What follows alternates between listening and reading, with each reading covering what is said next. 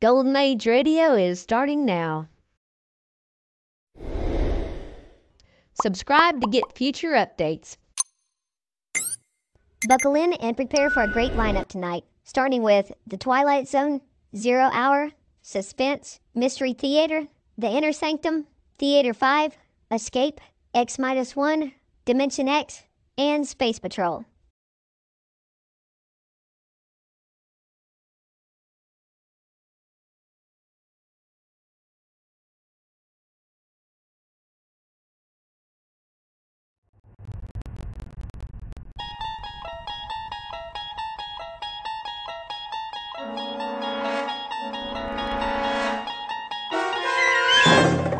You're traveling through another dimension. A dimension not only of sight and sound, but of mind. A journey into a wondrous land whose boundaries are those of imagination. Your next stop, the Twilight Zone.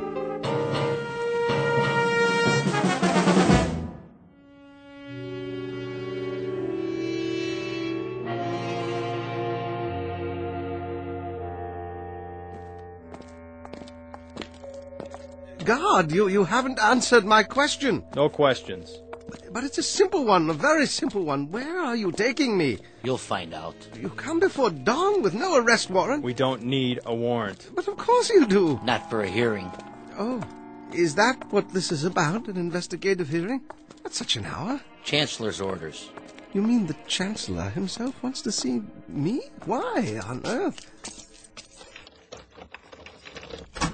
Inside. Is this the Chancellor's office? Inside.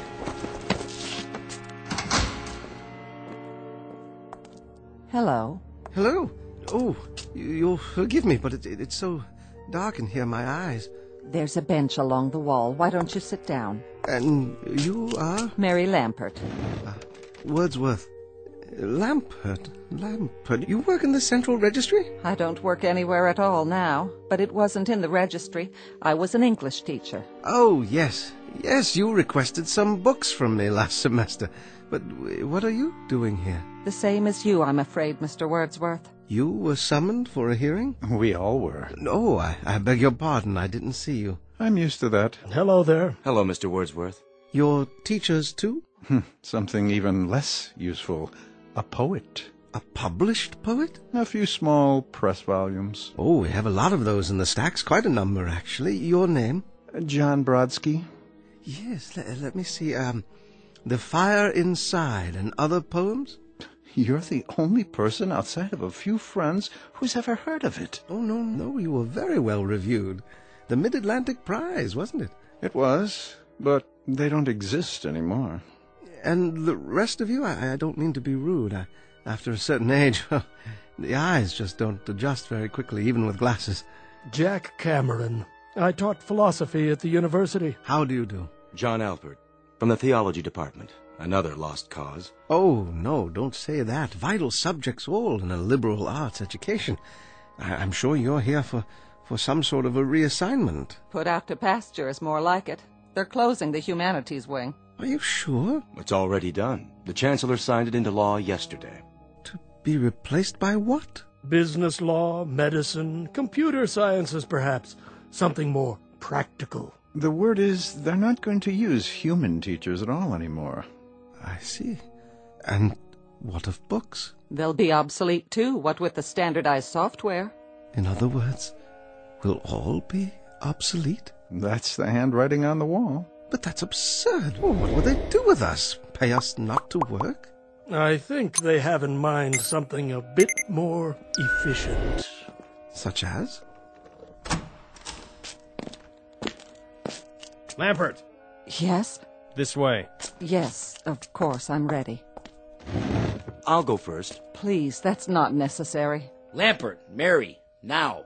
Now, wait a minute. Where are you taking her? Goodbye, Mr. Brodsky, Mr. Cameron, Mr. Alpert, and you, Mr. Wordsworth. I've enjoyed meeting you, however briefly. Well, we'll talk more later. When will I see you? Why, on television, perhaps. I'll hold a good thought for you. For all of you. Wait! Where are you taking her? You walk out of this room and into the next at your own risk, because it leads to the future. Not a future that will be, but one that might be. This is not a new world, brave or otherwise. It is simply an extension of what began in the old one. It has patterned itself after every dictator who ever planted the ripping imprint of a boot on the pages of history since the beginning of time. It has refinements, technological advances, and a more sophisticated approach to the destruction of human freedom. But like every one of the superstates that preceded it, it has one iron rule. Reason is an enemy and truth is a menace. This is Mr. Romney Wordsworth in his last 48 hours on Earth. He is a citizen of the state, but will soon have to be eliminated because he is built out of flesh and because he has a mind. Mr. Romney Wordsworth, who very shortly will draw his last breath in the Twilight Zone.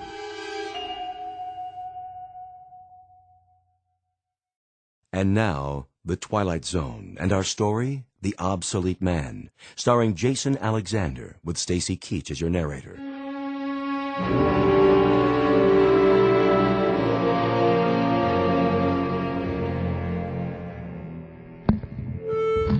Who's next? Wordsworth, Romney.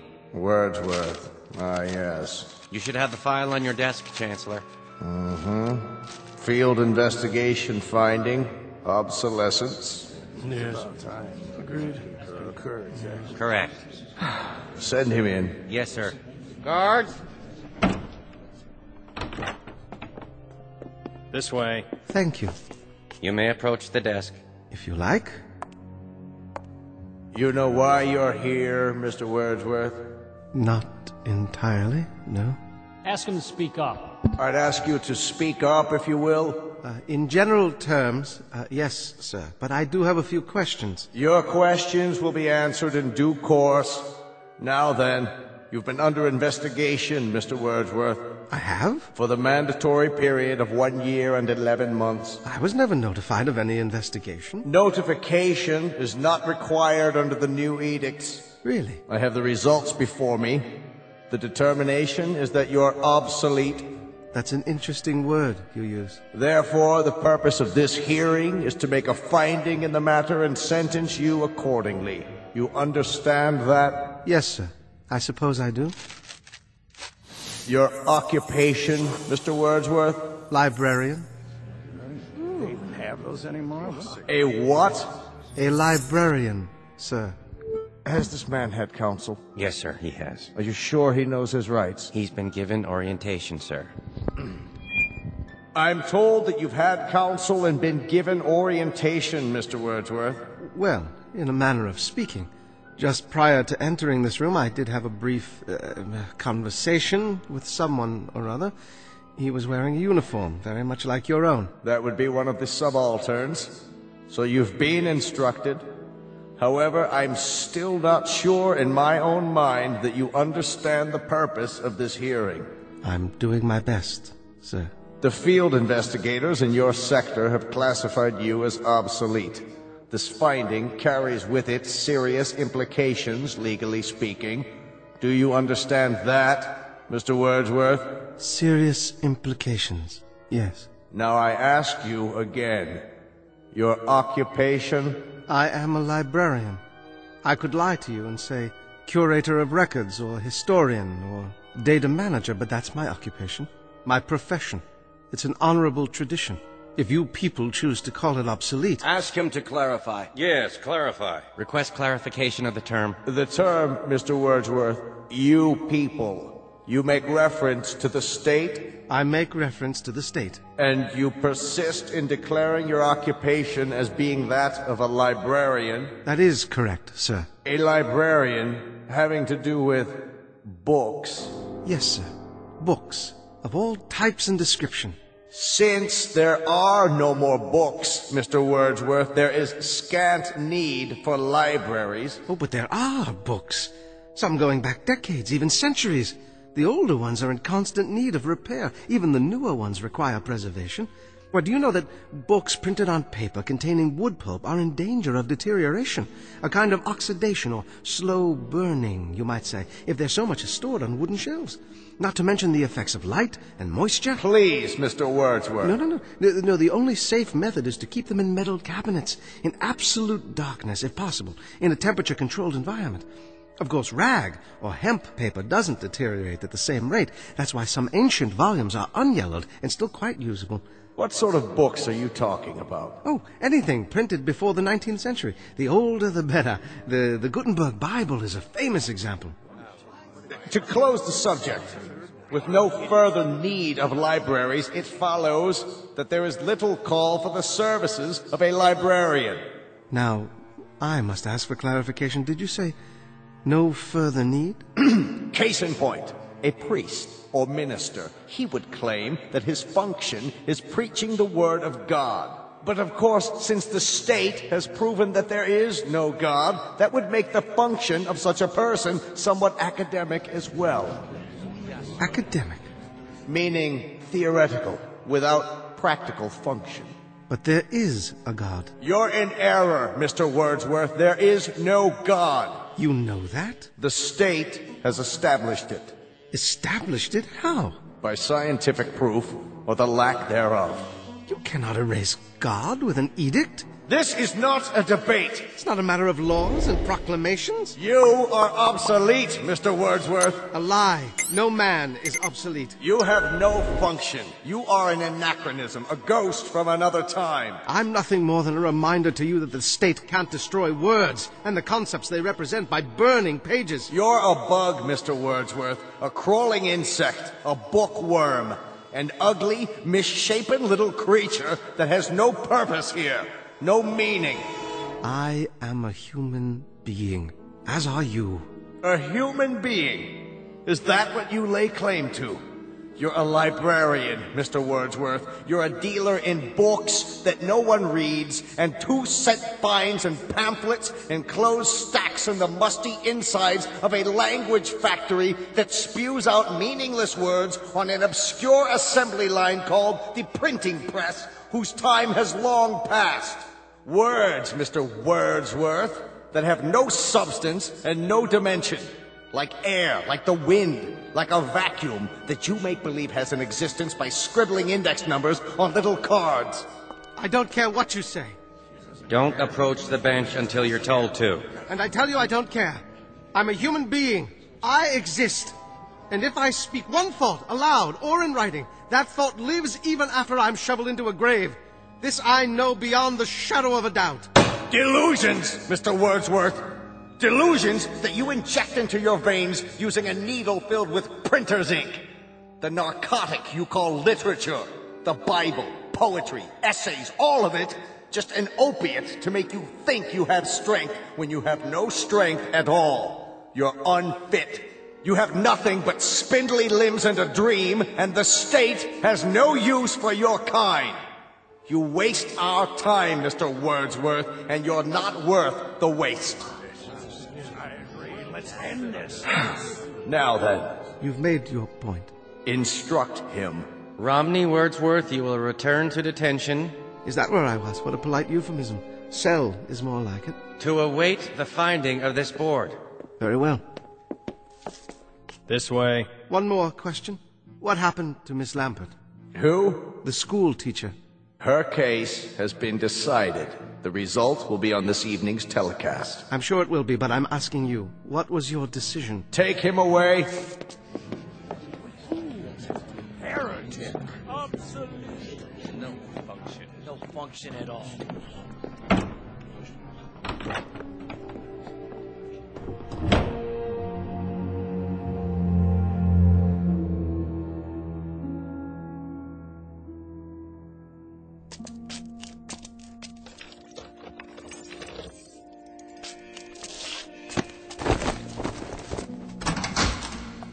Mr. Wordsworth, how did your hearing go? Well, I'm not honestly sure, but I have a pretty good idea. At least it hasn't been decided yet. Oh, no, not yet, but I don't think it will take them very long. Ambiguity, the devil's playground, and my stock in trade. Miss Lampert hasn't come back yet. That means her case has already been decided. That's what they said. Where would they take her in that case? Back to her living quarters, I imagine, to await the carrying out of the sentence. As for myself, I'd rather carry it out alone. Not thinking about hemlock, are you? Don't tell me you are. That's not what they use nowadays. Too hard to measure the dosage. Get me a bottle of good scotch. I'd like to go out on a bender. Just give me a pen and paper. But they'd only burn it. Not if it's televised. I can recite to the camera. A public reading at last. Some of it has to get through before they cut off the sound. They can't cut it off. It's an official edict. The equivalent of the condemned man's last words. No matter what those words are? Oh, they'll denounce the statement as soon as it hits the airwaves. But until then, for one shining, glorious moment, I'll have an audience. And someone somewhere may hear my words and understand. Gentlemen, you're dooming yourselves. As if you believe in the superiority of the system, in its right to exist at all. But it does, with or without moral justification. Do not go gentle into that good night. Dylan Thomas? But rage. Rage against the dying of the light. We can rage all we like. No one's going to hear it. No? Think about it. What are you driving at? I wonder if they've reached a decision yet.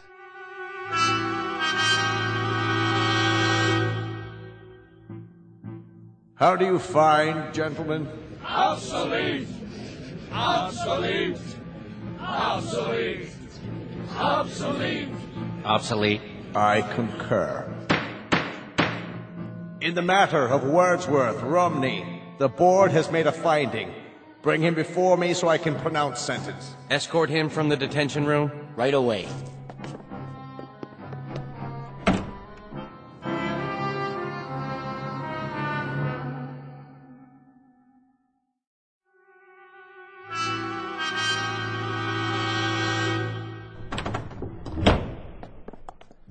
Approach the desk, Citizen Wordsworth. Yes, sir? In the matter of your finding, the board declares you obsolete. Mm-hmm. Your rights are as follows. A comment, Chancellor. The lights, it's my eyes. Can some of the lights be directed at the desk so that I can see who I'm addressing? Your rights are as follows, Mr. Wordsworth. You are to be liquidated within a period of 48 hours. They still use that word? Liquidated? But you have an option as to method and precise time. Could you be more specific? There are several prescribed methods, Mr. Wordsworth, including pills, gas, electrocution, lethal injection. It can be done immediately, or an hour from now, or any other time that you request. Are there any other options? The most popular, Mr. Wordsworth, assassination, at a time unknown. This way, the subject is not aware of either the method or the time. Psychologically, it is somewhat easier. In terms of one's mental state, it's the most humane. Then I'd have to say, I'm a very rich man. Louder, please, and step into the light. I was merely saying I'm a rich man. I have such a luxury of choices. A few lines come to mind, perhaps you'll indulge me. Cowards die many times before their deaths. The valiant never taste of death but once. Of all the wonders that I have yet heard, it seems to me most strange that men should fear, seeing that death, a necessary end, will come when it will come. That's from Shakespeare. Julius Caesar.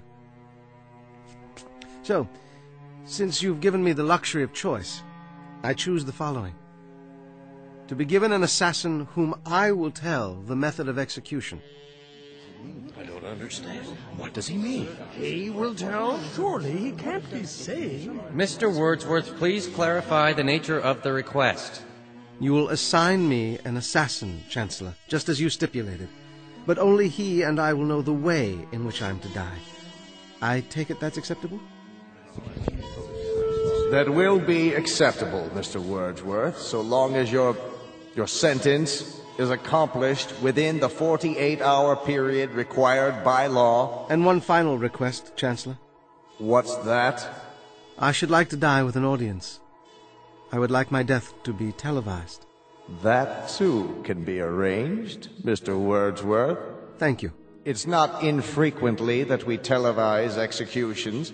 It has an educative effect on the population. I have no doubt. Now, as to the time of the liquidation, Mr. Wordsworth? Midnight, tomorrow. And the place? In my room. Gentlemen? Agreed, Mr. Wordsworth. We will choose your liquidator and send him over to you, and he will be duty-bound, just as you prescribed, not to divulge the method you've decided upon.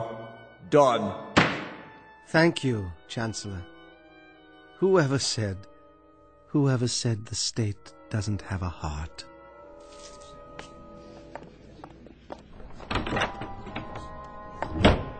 An odd one.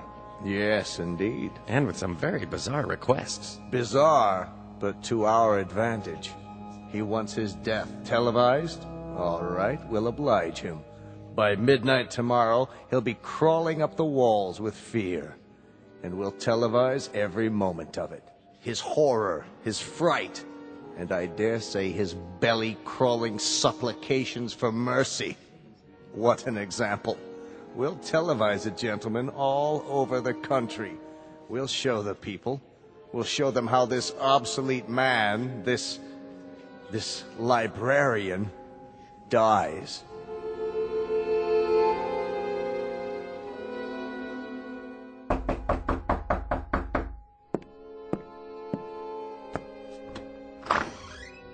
Yes? Wordsworth Romney? I am. I'm here to install a television camera. Oh, yes. Come in. Come in. Bring the equipment in, please, guard. Then wait outside. Yes, sir.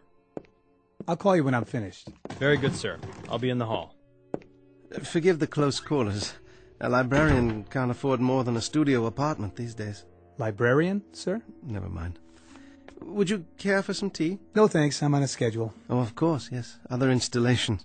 Alpert, is that one? How about Cameron? And the other, what was his name? Brodsky, the poet. I don't know. The guard has the manifest. Oh, yes, I see. Is this all the equipment you need? It's not very much. It doesn't need to be. It's miniaturized. See, all I do is mount this lens on the wall in the corner, and that's it. As long as it gets a wide angle of the whole room. Impressive, I must say. And what about sound? Sir? There'll be a microphone, won't there? Built right in. Full frequency. Broadcast quality. Splendid. Well, don't let me get in your way. Do whatever you have to do. Good idea. Not a lot of time left. Oh, a couple of hours more? I mean, you probably want some time to yourself for whatever. Yes. I'll be out of here in 20 minutes. Wonderful. I mean, very professional of you. Do you happen to know what happened to the school teacher? School teacher? A friend of yours? Not really. I hardly knew her. Not on my list. Oh. You ought to turn on the TV. That'll tell you. Why didn't I think of that? You know, I spend every evening reading. These things are your books, huh? You mean you haven't seen any before? I remember when I was a kid. They had pictures in them. Oh, they have much more than that. And with my collection grown so large, there hasn't been time for television in years. Even the state broadcasts? The state broadcast? Oh, you mean the Chancellor's speeches and so forth? And on the domestic front, the economy is on an upswing. With unemployment virtually nil, corporations are tightening their belts in preparation for higher productivity next quarter when the trade deficit reaches zero. The government is purging thousands of obsolete personnel with tens of thousands to go before year's end. Did he say tens of thousands? One example is Miss Mary Lamport, who was terminated early this evening. For those who missed the live broadcast, here is her final statement. I'd like to quote Saint-Exupéry. What is essential is invisible to the eye. And it was a Welshman named Dylan Thomas who wrote of the force that through the green fuse drives. Well, I've spent my best years nurturing that life force, helping it break through the concrete and steel that seal us away. And I now know that there is no force in the universe that can crush. That's the drugs kicking in. Drugs? Her choice. She wanted to go out painless. They gave her an injection. Sure kept talking for a while, though, didn't she? All those words. She almost made it. Made what? I've seen enough. Go on with your work. I don't mean to distract you. All done? Surely not. There. Go ahead, turn your TV back on. See? There's you. There's me. You're right. Isn't that amazing? Sharp and clear for all the world to see. Fiber optics. Some picture, huh? Yes. I don't know how to thank you. What's the cost? No charge. A tip, then. Consider it a kind of bonus. One of my books, perhaps. No, thanks. You can take your pick. Any one at all. They'll only be burned afterwards. I don't have time to read. Thanks anyway. Guard. Trouble? No trouble. I'm finished is all. Let's go.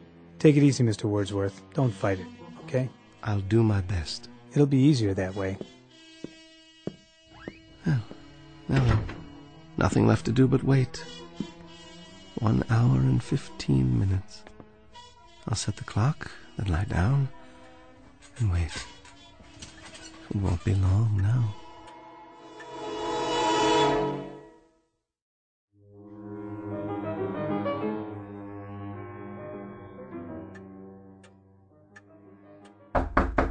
Mr. Wordsworth?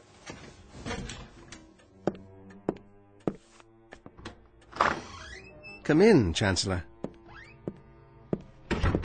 So, this is how a librarian lives. Have a seat, please. I'm sorry there's only the one chair, but with so many books. Thank you for coming. Very irregular, Mr. Wordsworth. Is it? Highly irregular. That you came at all? Do you know why I came? Do you? I invited you. By all means, you invited me. But why would I honor such an invitation? A cryptic note from a condemned man asking me to visit him during the last hour of his life. Not normal, I take it? Hardly the norm, Mr. Wordsworth. Hardly what I'm accustomed to. And somewhat suspect, too. How do I know I wasn't invited here for a last pitiful gesture of vengeance on the part of the condemned? Vengeance? After all, I'm more or less responsible for the finding in your case. Your demise in less than an hour. 45 minutes, actually. It can be attributed, at least in part, to my decision. Nonetheless, that was the finding. Do you mind if I smoke? No, not at all. You're my guest. I'll tell you why I came, Mr. Wordsworth. Please. Perhaps to prove something to you. And that is?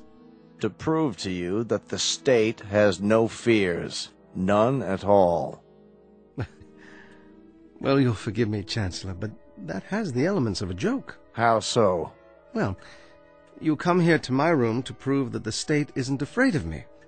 What an incredible burden that must be, to prove that an obsolete librarian could have any effect at all on the state. I'll tell you why you came, though. I'll tell you the reason that you won't even admit to yourself. And what might that be? I don't fit your formula. Somewhere along the line there's been a deviation from the norm. Your state has everything categorized, filed, and tagged. You are strength. People like me represent weakness.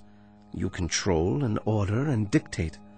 My kind merely follows and obeys. But something's gone wrong. I don't fit, do I? Oh, you fit, Mr. Wordsworth. In a few moments, you'll be cringing and pleading just like they all do. Yes, indeed, you fit. You've got a miserable, worthless little life, but you've also got an instinct for survival. And very soon now, when you know that life is slipping away, when your survival is just a question of minutes, we'll see which is stronger, the state or the librarian. All the country will see. Yes, they will. I take it you've had a discussion with whoever is assigned to your liquidation. Whomever. What? Whom. Object of the preposition. Midnight, isn't it? A mere 40 minutes from now. That's the camera lens up there on the wall. See it? They brought that in earlier this evening. Very efficient. One man set it up in less than 10 minutes. We're being televised now. That's not unusual. In the mass executions last year, we televised around the clock. 1,300 people were put to death in 6 hours. You never learn, do you? History teaches you nothing.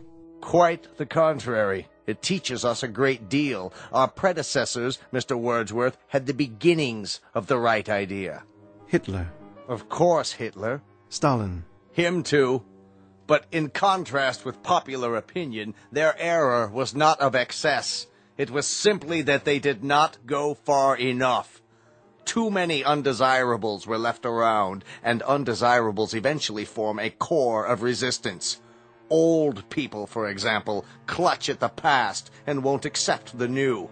The sick, the maimed and deformed, they fasten themselves on the healthy body and damage it. So, we eliminate them. Just like that. Or people like yourself.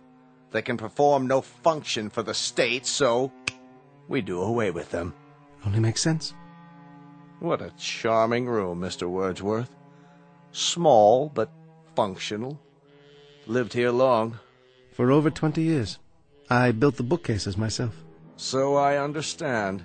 That, incidentally, has kept you alive, that particular talent. Carpentry is a skill, and the state provides considerable leeway for workers who possess certain skills. This chair, for example. You made it. I would have made more furniture, but there wasn't enough space with the books. Unfortunately, you went as far as you could go, which was insufficient. So in a little while, it will be the end of a rather fruitless life as Mr. Romney Wordsworth goes to his own private nirvana. That's what they call it in your books, isn't it? In some books. You're not facing the camera, Mr. Wordsworth. You're cheating the audience. They'll want to see how you die. Sorry? Please, Mr. Wordsworth, show the lens your best side. And don't stifle your emotions. If you feel like crying, go ahead and cry. Or if you want to plead, why don't you do so? Let it all out. Perhaps a high state official might take pity on you. You'd appreciate that, wouldn't you? A little chest-thumping, hand-wringing, some moaning, sobbing histrionics. Suit yourself. Unfortunately, I don't have the time to be enthralled when they do come. I have another appointment this evening. Chancellor. Make it brief, Mr. Wordsworth. You have plenty of time. Smoke as many more of your cigarettes as time allows. How's that? I haven't been entirely fair with you, Chancellor. I invited you here for a very special reason. Would you like to know the method I've chosen for my liquidation? I've had a bomb placed in this room. It has a time fuse set to go off at midnight, a few minutes from now. Thoughtful, Mr. Wordsworth. A relatively quick and painless death. Isn't it, though? And yet, knowing that you're going to be blown to smithereens is not the happiest of thoughts, is it? That depends on the individual. Yes, it does indeed. I'll bid you goodbye, then. What kind of idiocy is this? You've locked the door. Yes, I have. You're not going anywhere. You're staying here with me. Open this door at once! I'm not sure I remember where I hid the key. Question. How does a man react to such a situation? Answer. It depends on the individual. As for myself, I shall sit down and read my Bible. This is insane. Hidden for over 20 years, but the only possession I own that has any value at all to me now. And I intend to sit here and read it until the moment of my death. Let me out of here! Guards! Anyone! Don't waste your breath. There's no one out there. It's one of the rules. You isolate the person to be liquidated, so there's simply no one around. Why don't you face the camera, Chancellor? It's important, you know. You're cheating the audience. What are you talking about? You wanted the whole country to see the way a librarian dies. Why not let the whole country see how an official of the state dies, too? Will they see a contrast, Chancellor? Wordsworth! I order you, let me out of this room! Turn to the camera. Let the people see the strength of the state, the resilience, the courage. Let the people see how a man of steel faces death. I've underestimated you, Mr. Wordsworth. Sit down, Chancellor. You have a nirvana coming up, too. So, let's have a chat. Odd, isn't it? How equal we have become. Death is an exceptional equalizer. It takes a strong and handsome man like yourself, uniformed, bemedaled, and it places you alongside a skimpy thing like myself. But in the eyes of God, there's precious little to distinguish us. We are flesh, blood, muscle, limbs, and we are the same. Understand, Chancellor? We are the same. We are not the same. A man of the state dies with dignity. We shall see. That is, they will see. The Lord is my shepherd, I shall not want. He maketh me to lie down in green pastures. He leadeth me beside the still waters. He restoreth my soul.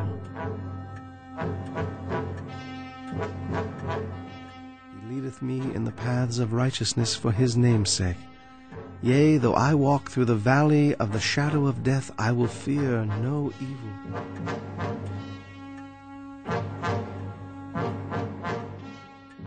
Thou art with me. Thy rod and thy staff, they comfort me. Thou preparest a table for me in the presence of mine enemies. Thou anointest my head with oil. My cup runneth over. Surely goodness and mercy shall follow me all the days of my life, and I will dwell in the house of the Lord forever. Please! Please! There's only 1 minute left! Let me out! In the name of God, let me out! Yes, Chancellor. In the name of God, I will let you out. Here's the key. Goodbye, Chancellor.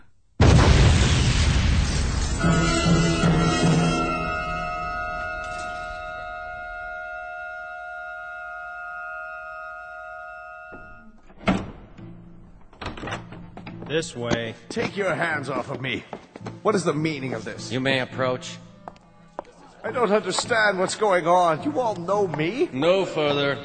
Stand where you are. There's been a misunderstanding. I've served the state for years. In fact, I'm the one who created the current edicts and passed them into law. I am the new Chancellor. You have been removed from office. But why? The field investigators have declared you obsolete. You have disgraced the state.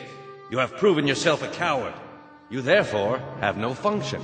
I must protest. Let me speak. Return the prisoner to the detention room while we determine his sentence.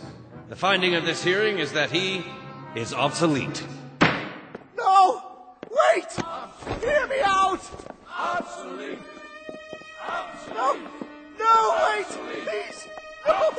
No! No! No!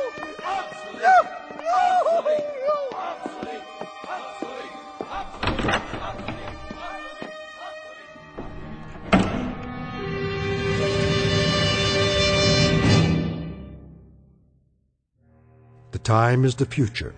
Not a future that will be, but one that might be. Not just this story's lesson, but a lesson for all time. So long as men would speak their mind, and so long as tyranny would seek to muzzle them. File this case under M for mankind in the Twilight Zone. More from the Twilight Zone after this. You are about to enter another dimension.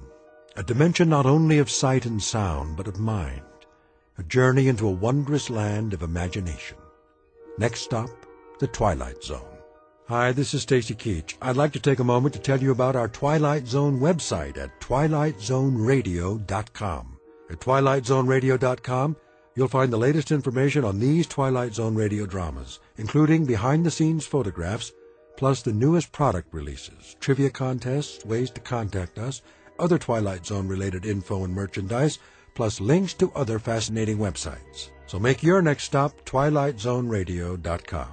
Visit twilightzoneradio.com to purchase these Twilight Zone radio dramas on cassette and CD, or call toll-free 1-866-989-ZONE. That's 1-866-989-9663.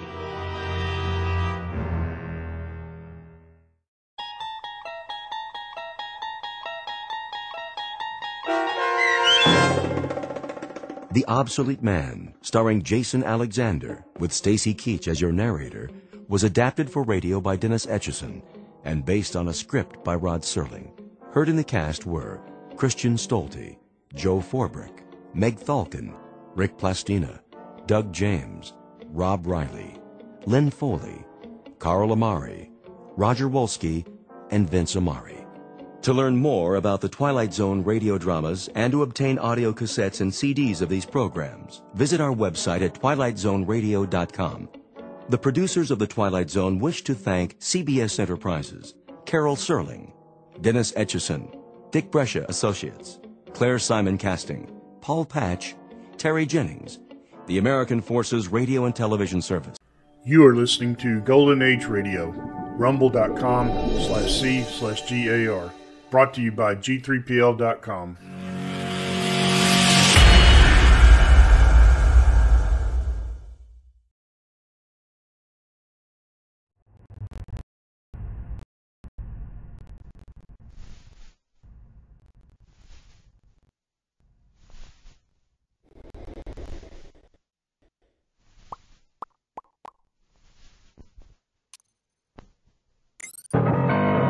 Exercise your imagination. This week, Ken Platt's Gymkhana Foul Play.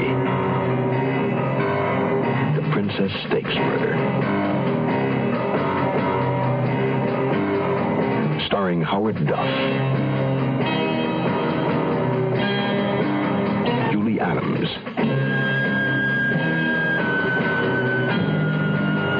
And Ray Danton.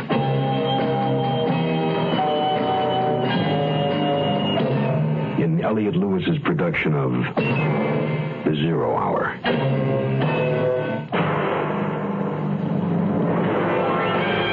The Mutual Broadcasting System presents The Zero Hour. Sponsored in part by the United States Brewers Association and the Ford Motor Company. This is The Zero Hour on Mutual Radio.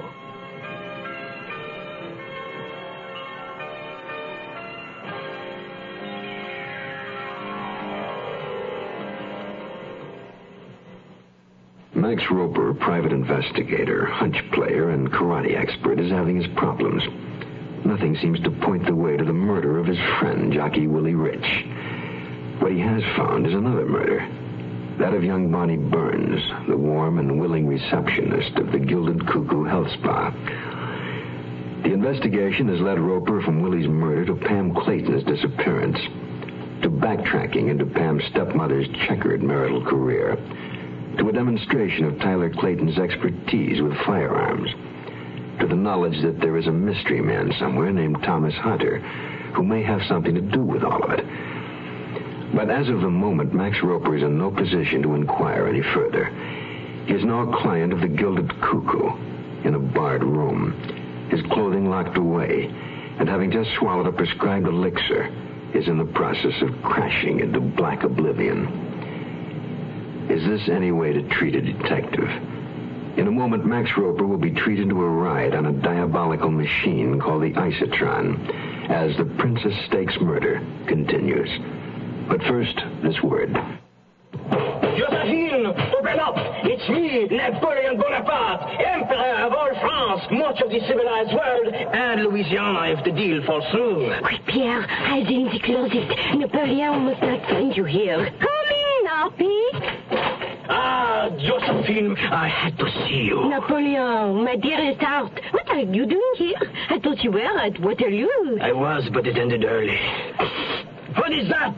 I smell cigarette smoke. You know I hate you to smoke. I didn't. I don't. I started again. Aha! The smoke coming from that closet.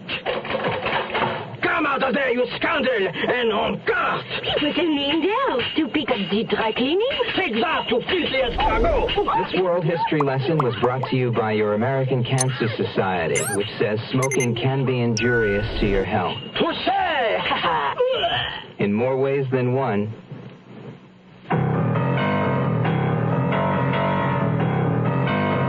I tried to raise my head, but couldn't. I heard a soft gushing of voices. My vision cleared temporarily, and I saw a chunky, light-haired man standing next to Glendon. He wore light-rimmed eyeglasses, and I knew I'd seen him before. I knew his name was Dorn, but I couldn't figure why he was looking down at me.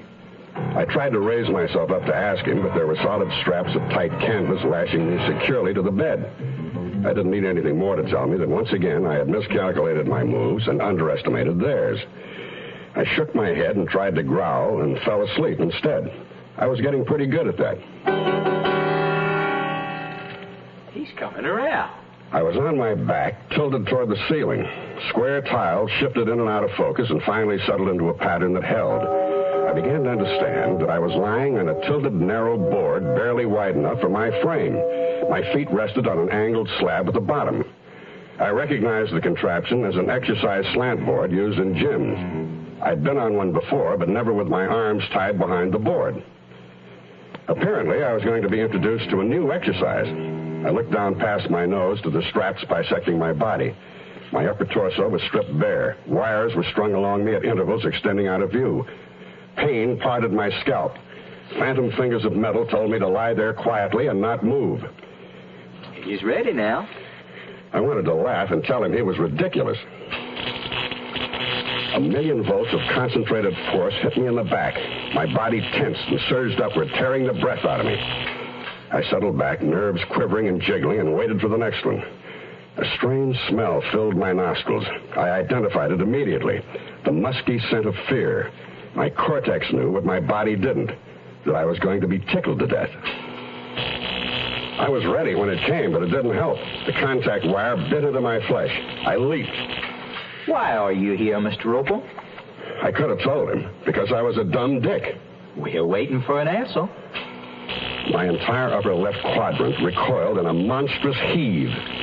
I'm sure you understand that your body of nerves will give out long before this machine.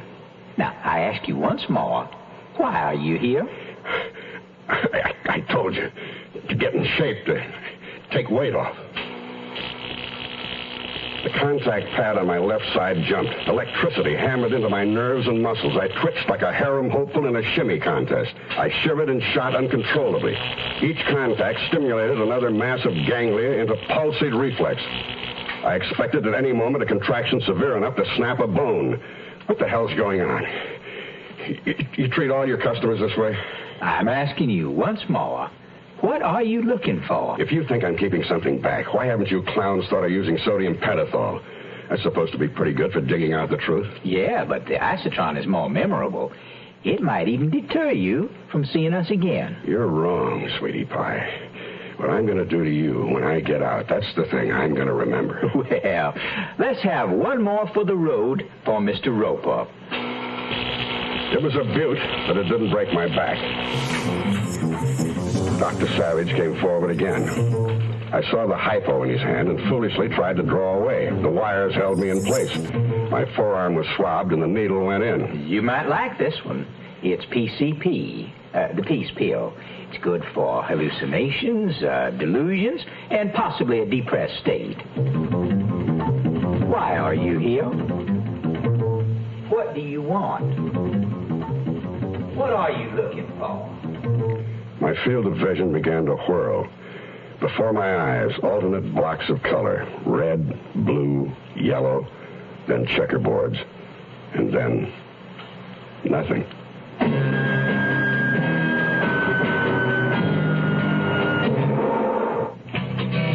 What do the City of Chicago, State of Georgia, Albertsons Incorporated of Colorado, Bottlers of Coca-Cola, the Atlanta Braves, State of West Virginia, Kansas City Power and Light Company, Kentucky State Fair, Goodyear, Logan International Airport, 24th Street Elementary School, Los Angeles, Keep Virginia Beautiful Incorporated, North Carolina Highway Department, 7-Eleven stores, Hines County 4-H Club, Mississippi, State of Delaware, Louisiana State Garden Club, Washington National Airport, Indianapolis Motor Speedway. What do all these have in common? They've all joined in and worked with the Pitch-In program to help clean up America. What can your club, community, or state do? What can you do? Right. United States Brewers Association, Post Office Box 2570, Washington, D.C., 20013. Let's all pitch in. Charleston, South Carolina. Garden Palms, Mississippi. Richmond, JC. Colorado Springs. We'll return to our story in a moment. This is Gene King for your Better Business Bureau.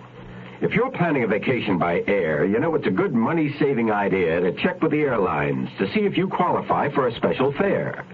You may be able to save yourself a sizable sum of money, but remember, you must comply exactly with the conditions or you'll be asked to pay the regular rate.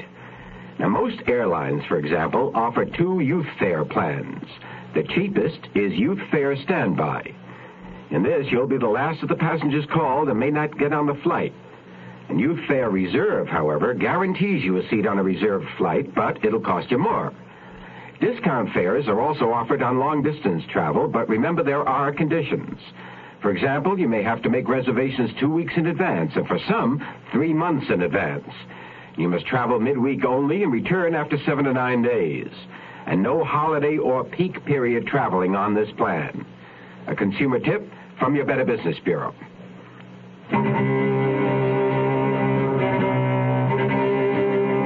I awoke to a million ants and grasshoppers doing a war dance across my body. I jerked as the contact pads fed me a massive jolt. My legs exploded. I lurched, then was aware that the last contraction had snapped the bands lashing my legs to the slant board. Gurgling noises rose from my throat. The white-coated Dr. Savage came over. I waited until he was close, hooked my right foot between his thighs, and drew him closer. Kicked out with my left foot, striking with the instep. Dr. Savage gasped. His head snapped back. He groaned and fell on me. Glendon came rushing over. I let the doctor drop and hooked him with my right foot. His mouth opened in surprise. I shut it with an ankle kick. Got both legs around him and squeezed until his eyes bulged. Cut me loose, Glendon, or I'll kick you. He looked at the inert Dr. Savage on the floor and believed me. My hands were still palsied when Glendon cut them free, but I gave him a wrist, palm, heel, and sword peak hand anyway. He went down like a sack. Ernie, the husky guard, walked in carrying another of those wicked little shot glasses. When he saw Glendon and the doctor on the floor, he came charging. I waited and timed it with a perfect high kick, catching him flush on the jaw with the ball of my foot. He buckled forward. I gave him the inverted fist strike to the spleen. He turned green, and I toppled him like a tree with a chop. Got to my feet, leaned over, and pulled Glendon up. Where's Pam Clayton? I don't know. She isn't here. We let her go. What's it all about? Why hold her and cover up her appointment? It wasn't my idea. I had to. Who's behind it? Who gave you the orders? Don't go away, Glendon. Ernie began to stir. I picked up the little shot glass and shoved it down his throat. He gurgled but swallowed it. I wouldn't have any further worry about him. Then I strapped Glendon onto the slant board. No, please, don't turn it on. Then talk. Before I blacked out of my room, I saw a man with you.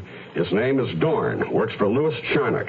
Does Dorn have a piece of your action here? No. He was here for a rubdown. Come off it. You admitted snatching Pam Clayton wasn't your idea. Now, who are you fronting for? Whose idea was it? Mr. Dorn suggested. He didn't explain his plan to me. I had to do it. Why? You've got yourself a good thing here. How come you take orders from Charnock and Dorn? They got something on you, is that it? Either you cooperate or they blow the whistle on you, something like that? Please. Or is it a blackmail ring? Your rich patrons, their hang-ups, booze, drugs, sex. As director here, you know all the dirt, and their financial ratings, too. Well, are you going to talk? Dorn, Mr. Dorn. You're saying Dorn. You mean Charnock, don't you? Please, let me up. Maybe I'll just plug you in for a while, loosen you up. No! No? There is no pain. Mr. Roper, I know nothing. You had the Clayton kid doped up. What then? A set of compromising pictures to make her old man cough up a lot of loot? No, it wasn't nothing like that. No, she was given sedation to keep her quiet. That's all. What did you give her? A shot like you gave me? Yeah. I told her that there was a personal phone call for her in my office, and while she waited, I gave her a cola with the drug. How did you explain it to her when she came to? Well, we had one of our staff handle it. He told her that she had fainted, that there was, some new mysterious virus going around. She believed us, and she left. Well, she hasn't returned yet. Did you know that? Was she driving her own car? Yeah, it's a green convertible. Now, I assumed that she'd be going straight home. You assume rotten. Pam Clayton wasn't your only client with money. Why was she picked, and why Labor Day? I don't know. I don't know. What about Tom Hunter? You're not going to answer, Mr. Glendon? All right, let's see. How do you turn this thing on? No. He is inside. It's the last room, ground floor, number 11. Your teeth are chattering, Glendon. After what you put me through, I ought to just... I'll tell you. I'm going to tell you everything. Now, see, Hunter suspected that we had Miss Clayton here. Well, he started to take the place apart. We had to jump him. We had to quiet him down. You let the girl go. Why not Hunter? Orders. They were afraid that he'd make trouble. Who the hell is this guy Hunter, anyway? I don't know. What did you do to him? Memory block. We were trying to erase his memory. With this keen little machine? No. Drugs and hypnosis. What we call conditioned regression. You're going to take me to him, Glendon, right now. I unbuckled the straps. Glendon's knees almost caved in as he stood up, but he led me back to my room. I locked him in the closet while I dressed. My bag had been searched, but they overlooked my gun and the false bottom. I nudged Glendon with it. He nodded politely and led me to the room at the far end of the corridor. He unlocked the door, and I waved him in. A man was lying on the bed, staring listlessly at the ceiling. He matched the description Joey Zale had given me, except his face was now pale and haggard, eyes rimmed with dark circles. A wide gauze bandage topped his skull. What's under the bandage? A small hole bored in his skull? Electrode implants for altering behavior? No, it's nothing like that. He put up a fight and banged his head falling. It was just a mild concussion at the worst. And he didn't respond to hypnosis at all. There are some like that, you know. Tough. So why is he so listless? Narcotics. He's in a stupor. It's going to wear off in a day or so. I assure you, he's going to be all right. Mr. Hunter? Mr. Hunter? Maybe you did better than you thought, Glendon. No, now see, he's coming around. Who are you? Friend of Willie's, Willie Rich. Willie Rich? Come on, Glendon. Help me get him dressed. No, not leaving, not without the kid. Pam Clayton's not here. Take my word for it. I'm Willie Rich's friend, Hunter. I wouldn't... Willie... Come on, Hunter. Up you go. Pam's probably home by now. You want to see Pam, don't you? Night shift will be coming on. We got to get out of here. Pam. See Pam. Okay, Glendon. You lead the way. It was a short walk down the hall to the side exit, but it seemed miles, burdened by Hunter's confused condition. As we hit the cool night air, Hunter's legs buckled and he went limp. Glendon helped me shove him into my car. I could see he was looking around, nervously. Don't worry, Glendon. I'll explain it all to Charnock and Dorn when I catch up with them. You've got a bigger worry. Something you should really be nervous about. Who killed Bonnie Burns? What? No, you're joking. A knife in the back's a bad joke. I found her up at Lake Tahoe. Did they tell you that was how she would spend her vacation? Dead? Well, You're being played for a patsy, Glendon. You can get 10 to 20 as an accessory. Who told you to let Bonnie off? I heard a rustle behind us in the dark shrubbery separating the parking lots. Something whistled, glinted in the night. It thudded heavily close to me. Glennon's mouth opened in a surprised scream that aborted suddenly as he coughed and fell against me. He sagged, pulling my arms down with him, and I couldn't find my gun. I judged the knife in his back to have at least a 6-inch blade. Glendon was coughing frothy red bubbles. His dead eyes stared at me accusingly, as if I'd asked him one question too many. You will? Why, Jerry, I'd love to. Great. I'll see you at 7. Bye-bye. I don't believe it! When you finally get a date with Cleopatra, you better have a special chariot, like the new Ford Grand Torino Brougham for $74. You got a solid car. The Ford Torino is a solid car. Restyled for $74 with a bold new front end, opera windows, luxurious interiors with optional split bench seats, deep cut-pile carpeting. This Torino's got spirit, looks, and it's built solid. What more could you want? Hi, Jerry. I'm glad you called. Yeah, me too. Riding down the road in style, smooth and quiet by the mile. The Post, you got a solid car. The solid mid-size Ford Torino. At your Ford dealers, the closer you look, the better we look. The Zero Hour continues after this. Hello, I'm Johnny Cash, and I've been around this great country of ours enough to know how important it is to get as much education as you can while you're young. If you want to start college or vocational school, this may be your chance. The government wants to give you some money if you have financial need. Can you believe that? Well, it's true. Look into a new program called Basic Grants to see if you qualify. Hurry on over to the county agent, post office, or nearest school for more information and an application form. A basic grant won't give you all the money you need to make it through college or vocational training, but it'll help you get on the road. It could be the most important road you'll ever walk in your entire life. And if you don't feel like walking, just write your name and address on the back of a postcard and mail it to Basic Grants, Post Office Box 84, Washington, D.C. 20044. That's Basic Grants, Post Office Box 84, Washington, D.C. 20044. Allie Regal opened his door, then followed me down his driveway and helped me carry Tom Hunter into his house. We bedded him down on the living room couch. Turning to leave, I knocked a magazine of local coming events off the coffee table. A lucky accident. It told me Charnock was in San Diego, a 10-minute ride away. I had questions for Charnock about Hunter. It took me longer than I'd expected to get to the theater. The lobby lights were out, cars were driving away. I stopped my car abruptly. Louis Charnock was getting into his long black car. Dorn wasn't with him. The car took off down the Embarcadero north along the riverfront. There were plenty of hotels in San Diego, but Charnock was heading out of the city. I tailed him up Highway 101. The limo swung off the causeway where a curving ramp led to a sumptuous bayside motor hotel, the Bahia Bay. He pulled into a parking stall at the far end, fronting a dark bungalow. I stopped, doused my lights, watched Charnock get out, say goodnight to his chauffeur, and go inside. The chauffeur lit a toke, leaned back against his seat, and enjoyed the quiet night. His hand, holding the butt, dangled outside the open car window when I came up.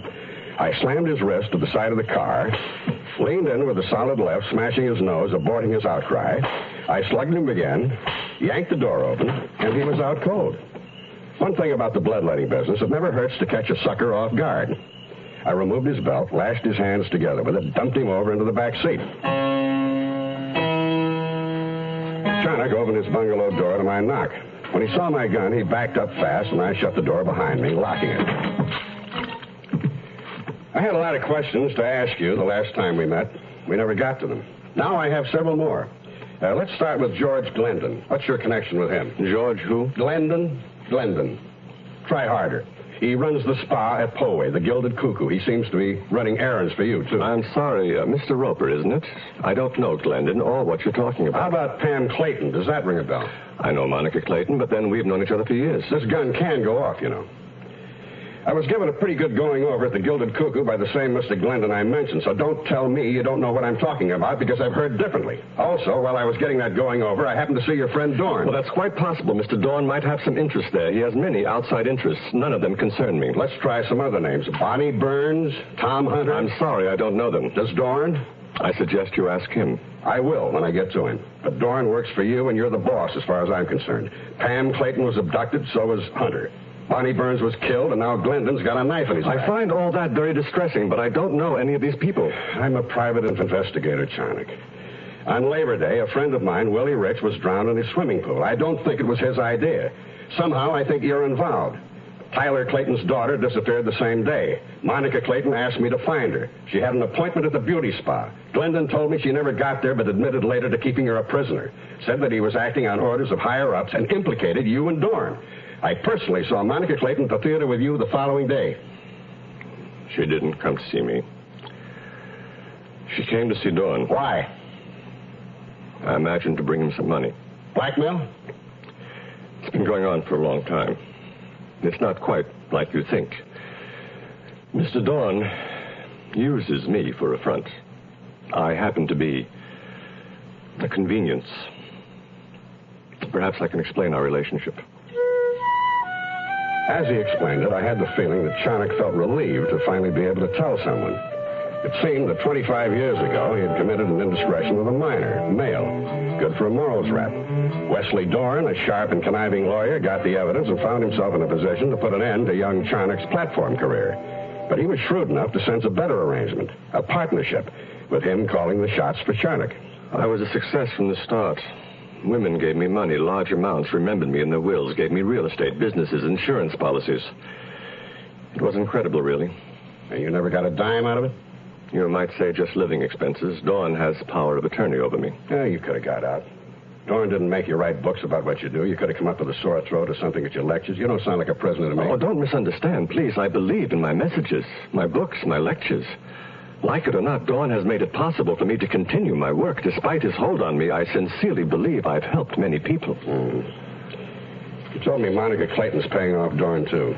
What's he got on her? Some porno films from a long time ago. She bought them back, then found out Dawn reproduced the negatives. He's had her on the hook all these years? Yes. Monica has been rather careless at different stages of her life. She's picked up some bad habits. I have nothing to fear from you, Mr. Roper. Apparently, Wesley Dorn has. Where is Dorn now? He has a houseboat in the cove, a short distance off the pier. It's called the Sea Serpent. You can't miss it even at night. It's positively unique.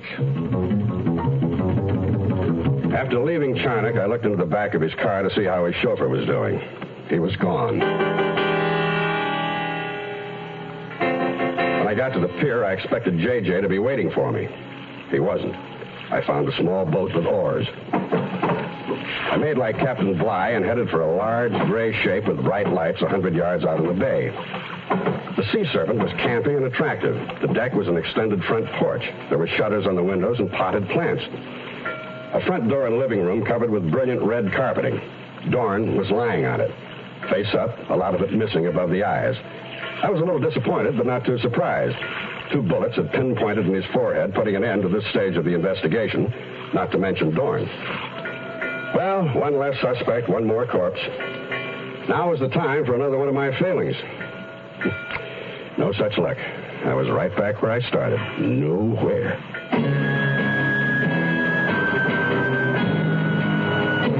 You are listening to Mutual's presentation of The Zero Hour. Once upon a time, there was a beautiful forest where everything was all lovely and green and peaceful.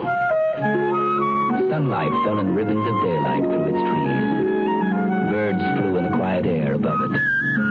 Deer and rabbits found secret hiding places to play, for it was truly a beautiful place. And then one day, into this beautiful emerald forest, a new creature came, a creature called man. And man brought with him fire to warm him against the night. Only with his fire, man did not bring caution, and the fire got away from him suddenly. And the beautiful forest was no more. And yet there might easily be a different ending. For if man is careful with his fire, he need never say, once upon a time, there was a beautiful forest.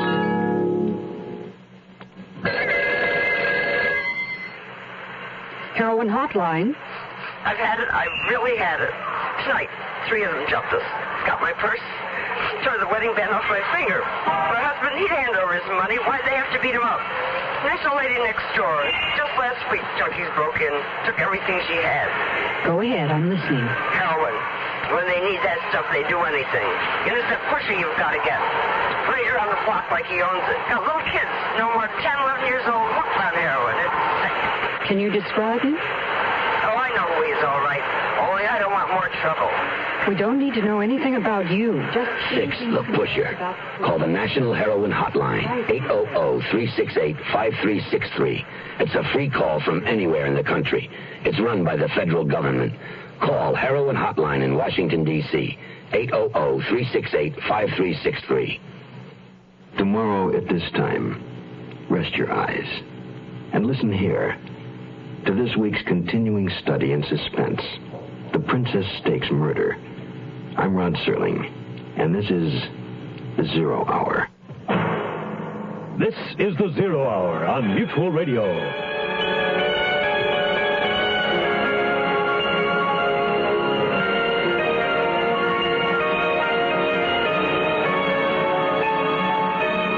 You have been listening to The Zero Hour, a presentation of the Mutual Broadcasting System in association with Hollywood Radio Theater. Heard every weekday at this time. Rod Serling is your host. Zero Hour is produced and directed by Elliott Lewis. The Hollywood Radio Theater theme was played by Ferranti and Teicher and is now available on United Artists Records and Tapes. Hugh Douglas speaking. Tune in tomorrow. And once again, rest your eyes and listen here to the Zero Hour.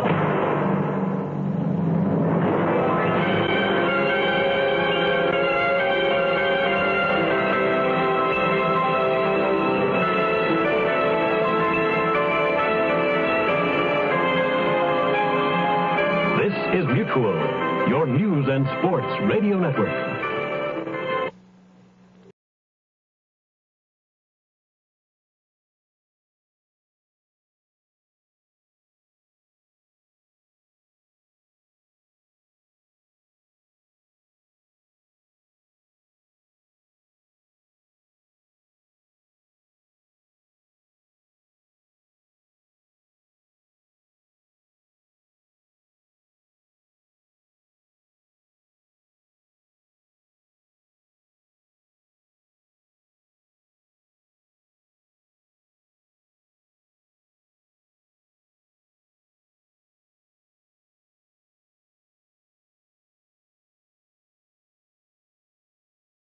You are listening to Golden Age Radio, rumble.com/C/GAR, brought to you by G3PL.com.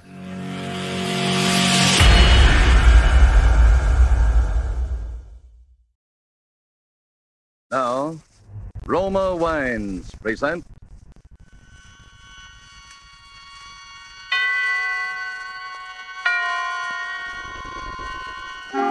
Suspense.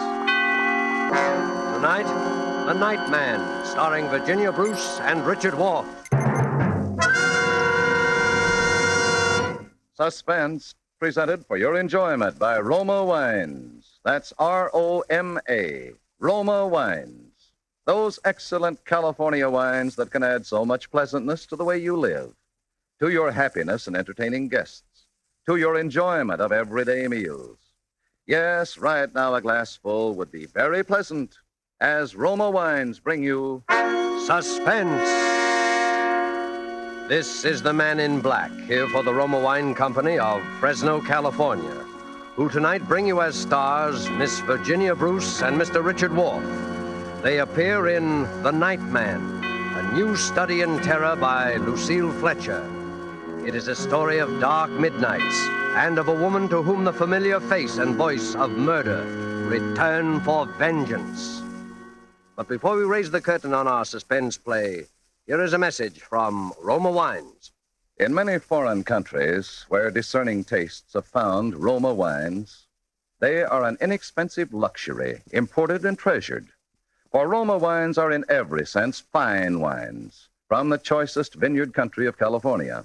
They are products of age-old winemaking skill, aided by modern quality controls and tests that assure unvarying excellence of taste and character. Yet, Roma wines cost you mere pennies a glassful. Such enjoyable flavor and constant quality, such low cost, such high wine value, have made Roma by far America's largest selling wines, enjoyed by millions with meals when entertaining any time. Try Roma wine yourself. Tomorrow at dinner, no matter what you are serving, place on the table a cool bottle of ruby red, hearty Roma California Burgundy. See how much new zest it adds to food, how it makes a real occasion of even the simplest meal. To enjoy this extra mealtime pleasure, just ask your dealer for R-O-M-A, Roma wine, made in California for enjoyment throughout the world. And now with the performances of Virginia Bruce as Stella Rhodes and of Richard Wolff as the Nightman, we again hope to keep you in suspense.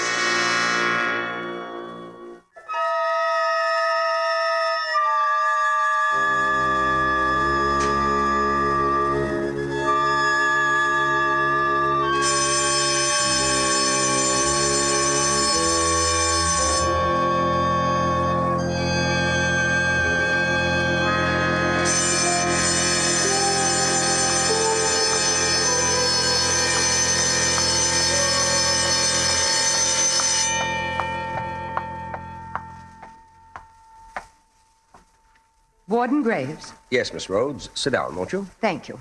I hate to disturb you like this, but I've traveled clear across the country. They wouldn't give me the information over the phone. I know. You know what this visit is all about, Warden. To some extent, yes. You think one of our prisoners, Tom Nixon, has escaped. He has escaped. I'm as sure of it as I'm sure of sitting here now. I saw him at Lodge in New York City 2 days ago. You knew Tom Nixon well, Miss Rhodes? Knew him? He was my mother's murderer. My mother was Mrs. George Rhodes of Huntington, Long Island. She ran a boarding house there. He killed her on September 18th, 1933. We have all the records of the crime, Miss Rhodes. Tom was Mother's chief boarder for 10 years. Know him? Why, I sat opposite him at dinner table from the time I was a girl of 15. I knew him as well as I knew Mother. I'd know him anyway. I see. And now he's at Lodge. He's free. He's escaped this place. Maybe you're not aware of it. Maybe even his fellow prisoners aren't aware of it. But he's wormed his way out. And he's after me. He's after me. Oh, now, my dear young lady. Warden Graves, 10 years ago, when Mother was found murdered, I knew it couldn't have been anyone but Tom. I testified against him. I was practically the only witness at the trial. And when they sentenced him here for life, he swore to kill me. He swore in the open court to get even with me. For 10 years, I've lived in deadly fear. I've watched the newspapers for prison breaks. I've moved from house to house, made few friends. He's hung over me like a shadow. Even though I told myself he was locked up here forever. And now it's come. And where exactly did you see the prisoner, Miss Rhodes? That's just the point. That's why I know he's after me. I saw him in my own apartment house. Well. He has a job there, running the elevator at night. That's what makes it so horrible. I've never married, Warden Graves. I live all alone in a small 3-room penthouse on the 18th floor of an office building. The other night, about a week ago, I came home alone from the movies after midnight. The big marble lobby of my building was deserted, except in a far corner near the elevator with his back toward me, there was a man down on his hands and knees, scrubbing the floor.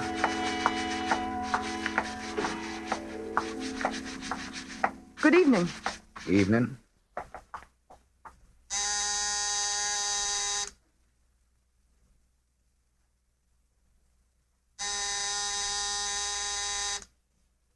Well, where is everybody?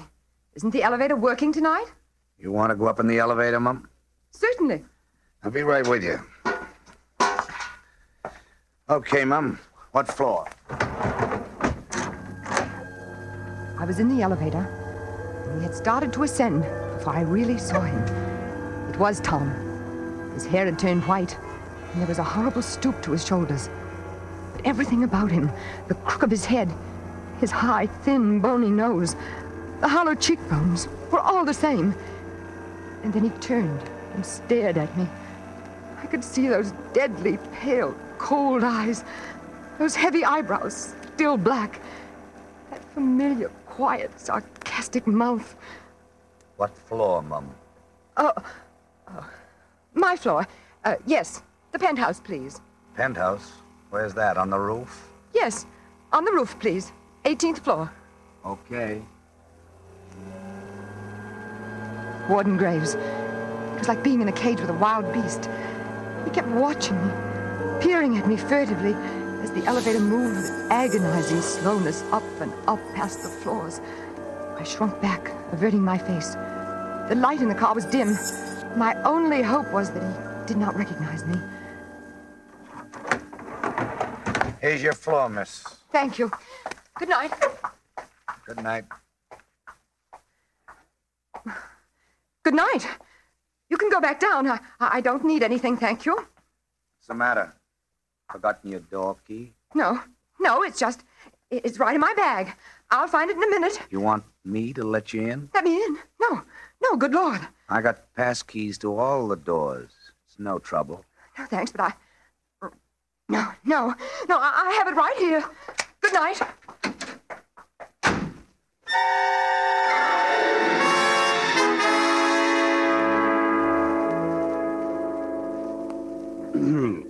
And that was the first time you saw him? Yes. Oh, I wanted to die. I didn't know where to turn. And that was all he did or said? Yes, but it wasn't so much what he said as the awful resemblance, the feeling that he was only playing with me, torturing me like a cat with a mouse. Warden Graves, I didn't even have a phone. I've always been afraid to be listed in the phone book. And the only way up to that penthouse was by that one elevator. I was trapped up there, at his mercy whenever he wanted to come. What did you do? I spent the night crouched against the wall with a flat iron in my hand, waiting for that key to click in my lock. And the next morning? The next day, I began to wonder if it all wasn't just a dream.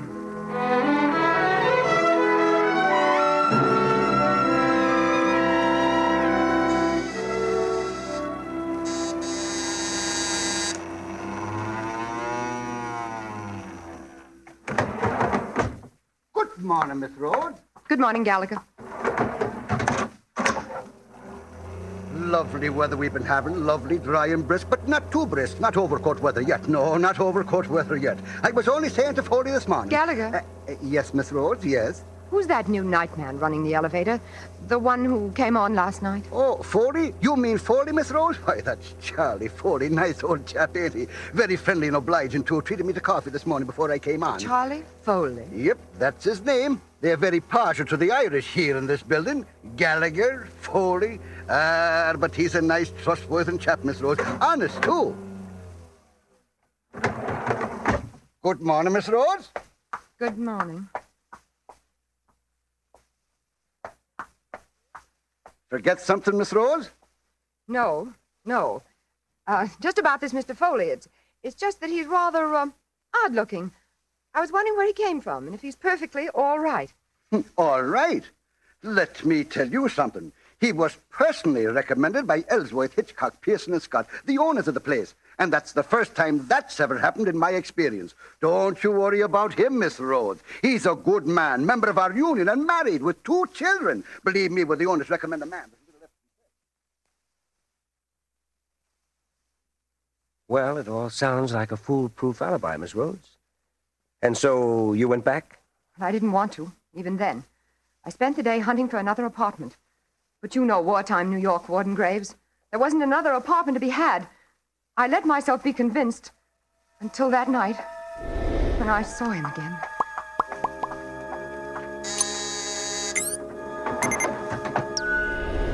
Good evening, Miss Rhodes. He called me Miss Rhodes.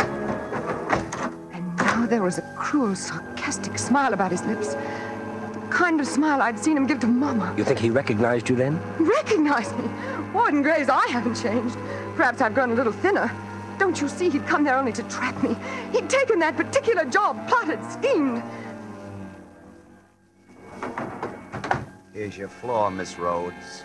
It was only a question of when. When he was going to do it. When the axe was going to fall. He kept grinning at me as I stepped out of the elevator. Good night, Miss Rhodes. Good night.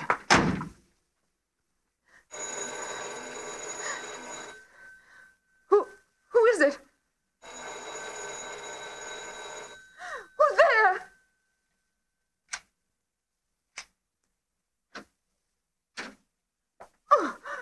Oh, excuse me, Miss Rhodes. There wasn't any answer to my ring. What do you want? What are you doing here? It's your laundry. They told me to put it inside the door in case you weren't home. My laundry? Oh, but you knew I was home. You just brought me up. That's right. Excuse me, I guess I must have been thinking of something else. Yes. I'm sorry, Miss Rhodes. Very sorry. That's all right. Good night. It was a crazy mistake. There I was thinking you could get up here some other way. But there isn't any other way, is there? No. Even the service elevator doesn't get up this far, does it? No. It's just like you're all alone here. Alone. On the roof. Yes. Tom, if you come any closer, I'll kill you to hear. I'll kill you with my bare... What was that, Mum? Get out! Get out! Get out! That's my buzzer. I better answer it.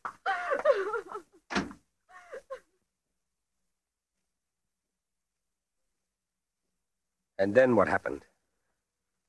Nothing. He came back again that night? No. I haven't seen him since. I barricaded myself in that night. Once it occurred to me that I might escape by running down 18 flights of fire stairs. The thought of meeting him back in the gloomy darkness kept me back. I didn't know where the fire stairs ended. Perhaps in the cellar, where I would be utterly defenseless. It's too bad you don't have a telephone. Oh, it's horrible. The next morning, I got down to the public phone and put through the call to here, but it wasn't any use. That was the day I was out of town. Yes, but Warden, I still don't see why they couldn't have told me. After all, I was giving them information. It's one of our strictest regulations at Osawatomie State Penitentiary never to discuss any of our prisoners over the telephone. That's what they said. So you came all the way out here in person? Yes. And now you wish me to send someone to apprehend this man? I want you to bring him back, that's all. Back where he belongs. Miss Rhodes, Tom Nixon doesn't need to be brought back. He's here. Oh, no, Warden Graves. Please, I've seen him with my own eyes. Talk to him face to face. Maybe there's someone here calling himself Tom Nixon, but he's escaped. He's free. I know it. Will you just step this way with me, Miss Rhodes? No, I don't want to see him. I don't want to see his cell or talk to anybody or... Tom Nixon's dead, Miss Rhodes. He's buried in the prison yard. I'd like you to see his grave.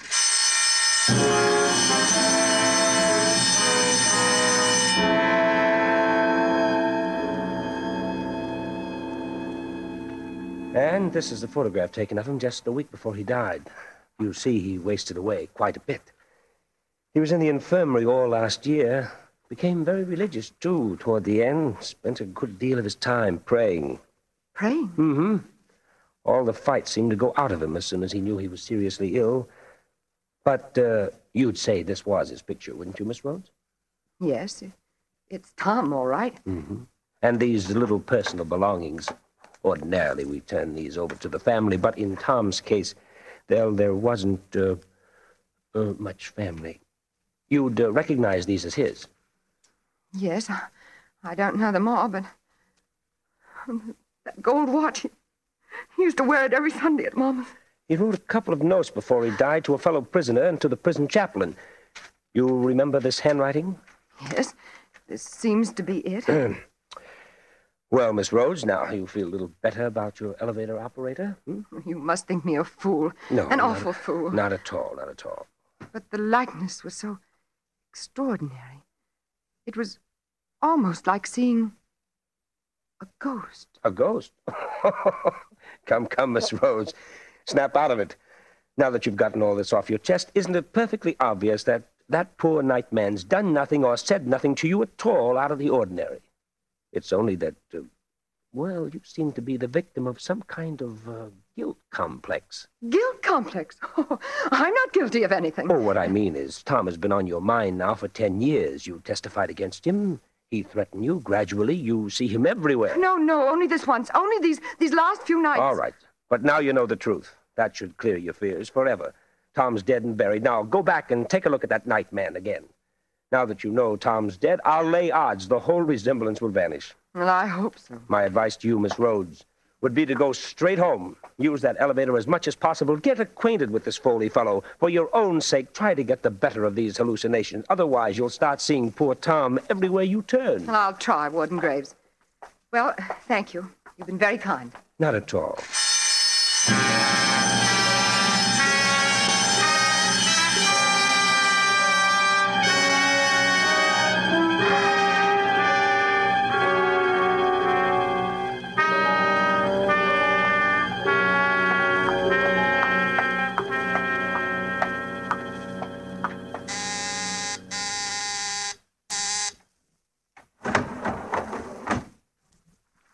Good evening, Charles. Evening, Mum. I have some bags here, Charles. Will you help me with them, please? Okay.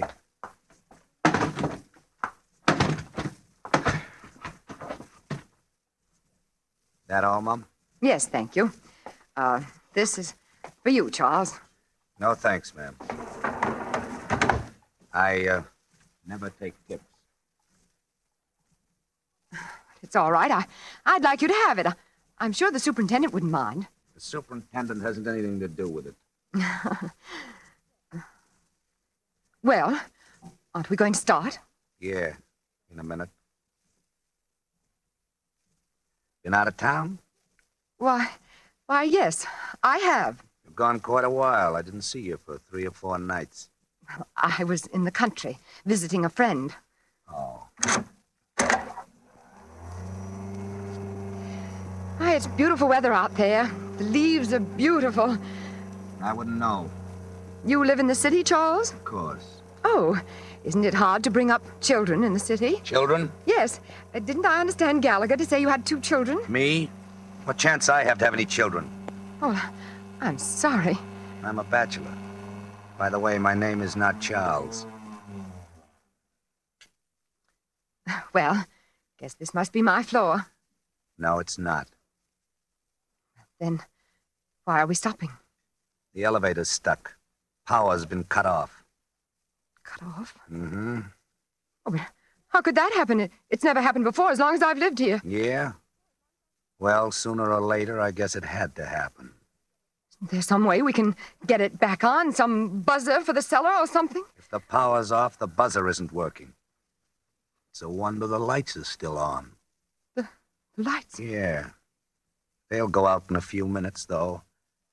Then it'll be black in here. Black as a grave.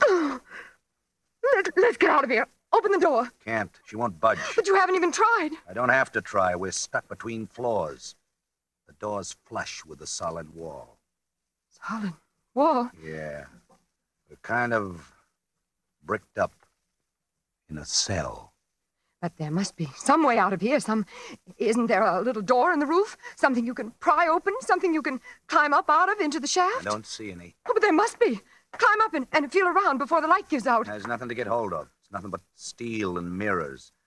And I'm not tall enough. Stand on my bags. That's a good idea. You'll never hold me. Oh, it's all right. Just hurry. Here. The Gladstone's strongest. No, never make it. Oh, but stand on your tiptoes. Stretch. No. Let me try. Oh, dear. No, I can't. I didn't think so. Oh, what are we going to do? What are we going to do? Wait. Wait. Wait until somebody comes along downstairs and finds the elevator stuck, and then rings up the superintendent. But that might be hours. Sure. No! Help! Help! Somebody help! Help! You're wasting your time. Everybody's left the building. I know because they've all signed out. This air shaft's thick, isolated. Nobody's down in the basement, and there won't be any passengers ringing for an elevator this time of night. You seem awfully sure about all that. Why not? Cigarette? No, thanks. Do you think it's safe to smoke in here? Sure. And supposing it isn't. What's the difference? Here, have one. It'll soothe your nerves. No, thanks. The air's so close. Jumpy, ain't you? No, I suppose really there's nothing to be afraid of. Sooner or later, they'll come. Oh, sure. Eventually. It's just that this waiting and all these mirrors and being stuck. You're not jumpy on account of me? You? Oh, no, of course not. But you were kind of jumpy with me the other night, weren't you? The other night? When I came into your apartment unexpectedly. That was a mistake. A mistake? Yes, I just thought you were someone else, a friend of mine, someone I've always been afraid of. Oh. But now I've learned it couldn't be you because this friend's dead. Dead and buried. Dead and buried? Yes. What was his name? Maybe I know him. Oh! What was that? Only the lights. I knew they'd give out sooner or later. Oh, no. No, they can't. I can't stay here alone in the dark with you. So you are jumpy with me? No. I thought you said this guy was dead and buried. He is. I saw his grave. Then why are you screaming like that? I'm not screaming. Only it's so dark in here. So close and creepy. What did you do to this friend that makes you so jumpy? Do to him? Nothing. I didn't do a thing. No. It was he. He threatened me. He was a murderer. He killed my mother in cold blood 10 years ago. He was our boarder for 10 years. And one afternoon... Don't move! Don't move! I'm not moving. Go on. One afternoon, I came home, and there was Mother lying on the floor with her throat. No, where are you? I can't... Go on. No, I can't stand it. I can't stand it, Tom! It's you, Tom, isn't it? I thought you said your friend was dead and buried. Stop playing with me. Stop torturing me. Tell me the truth. You escaped, didn't you? You didn't die, and it was someone else's grave, just as I thought. You escaped and found me here. Answer me, Tom. Where are you? I can't see you. I can't. Ah! Oh, no. No, stop. I didn't mean it. I didn't. I didn't mean to send you there. It was only because I loved you, Tom. Loved you so blindly, passionately for years. And hated Mama. And hated you for loving her. It was only to get revenge on you both that I killed her. And framed you. Mama was so cruel to me, Tom. She treated me like a slave. And all the time flaunting you in my face. Oh, if you'd spoken one kind word to me, Tom, at the trial. One word to let me know you loved me.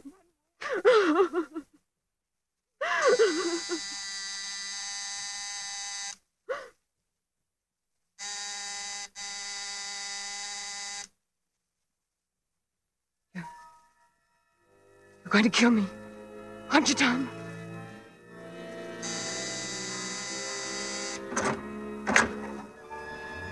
No, no, Tom! I don't want to die! I don't want to die! I don't want to die, Tom!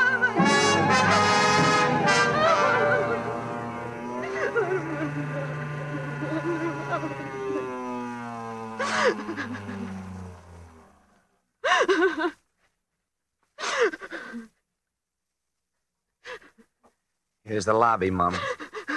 You can get out here, or I'll take you back up to the penthouse as soon as we've picked up the other passenger. What? The lobby? You brought me down to the lobby? Yes, Mum. Then you're not Tom? No, Mum. You're not going to kill me? I'm free? Yes. Then it was all just a crazy illusion. A nightmare because the power went off and you look so much like Tom Nixon. Oh, forgive me. Please forgive me for being so absurd. It's okay. And you'll forget about those silly things I said, won't you? I didn't mean them. It was just because I was beside myself. What silly things, Mom? Those silly things about my mother and Tom. And now, this is for you. No, I insist this time. I insist. I'm sorry, Mum.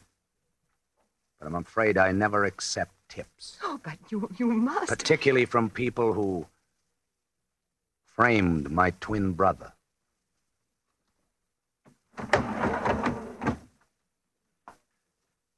Good evening, Warden Graves. Good evening, Lieutenant Nixon. Well done.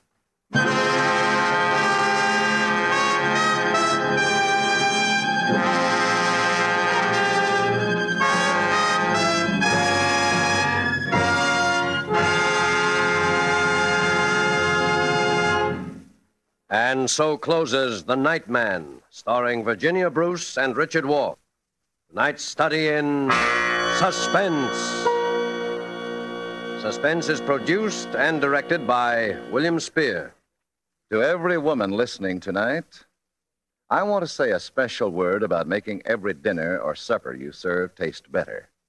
I want to urge you to start serving Roma wine with your meals. It's simple. The cost is very, very little, and it works magic in making food more enjoyable. You can serve Roma wine with any meal or any time in any kind of glass you wish. Serve it chilled. Try different kinds of Roma wine until you find those you enjoy most of all. Try hearty red Roma California Burgundy or the delicately delicious Roma California Sauterne. The cost is only pennies a glass, but you'll find even a pickup supper tastes like a banquet. Get Roma wines today. If your dealer is temporarily out of them, please try again soon. Just ask for R-O-M-A, Roma Wines, America's largest selling wines, made in California for enjoyment throughout the world. Richard Wolff appeared through the courtesy of Metro-Goldwyn-Mayer, producers of Mrs. Parkington. Next Thursday, same time, you will hear Mr. Van Johnson and Mr. Keenan Wynn as stars of Suspense. Presented by Roma Wines, R-O-M-A, made in California for enjoyment throughout the world. Remember this, the war is not over. For every reason, patriotic and personal, continue to buy and keep war bonds. Put as much of your money as possible where it will serve as a reserve to be used in the future. War bond dollars now can mean the realization of your long-range peacetime objectives.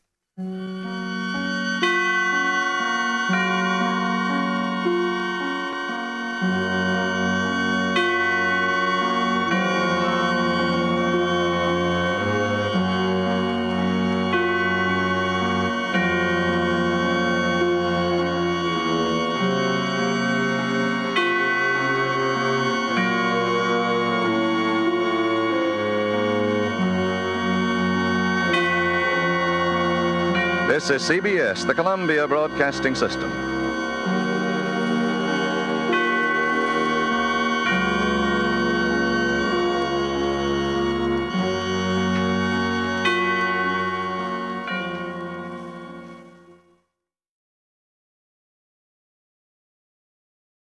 You are listening to Golden Age Radio, rumble.com/C/GAR. Brought to you by G3PL.com.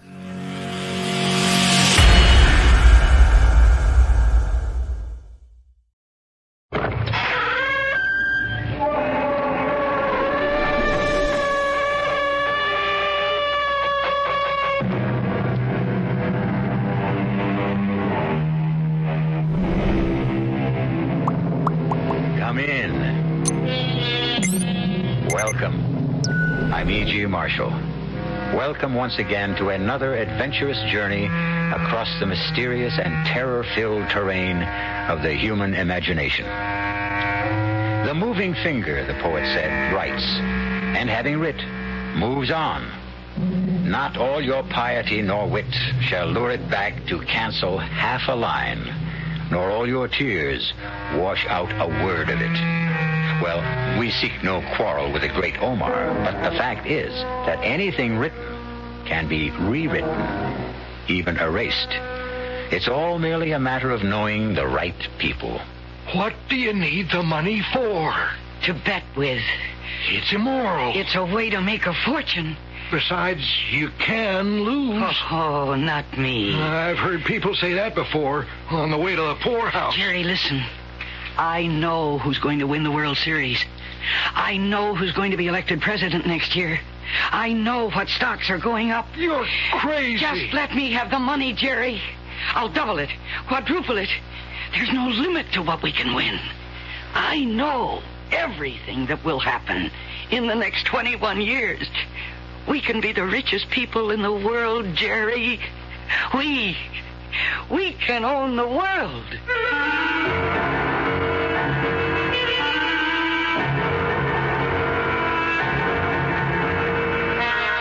Our mystery drama, Yesterday's Murder, was written especially for the Mystery Theater by Sam Dan and stars Mercedes McCambridge. It is sponsored in part by Contact, the 12-hour cold capsule, and Anheuser-Busch Incorporated, brewers of Budweiser.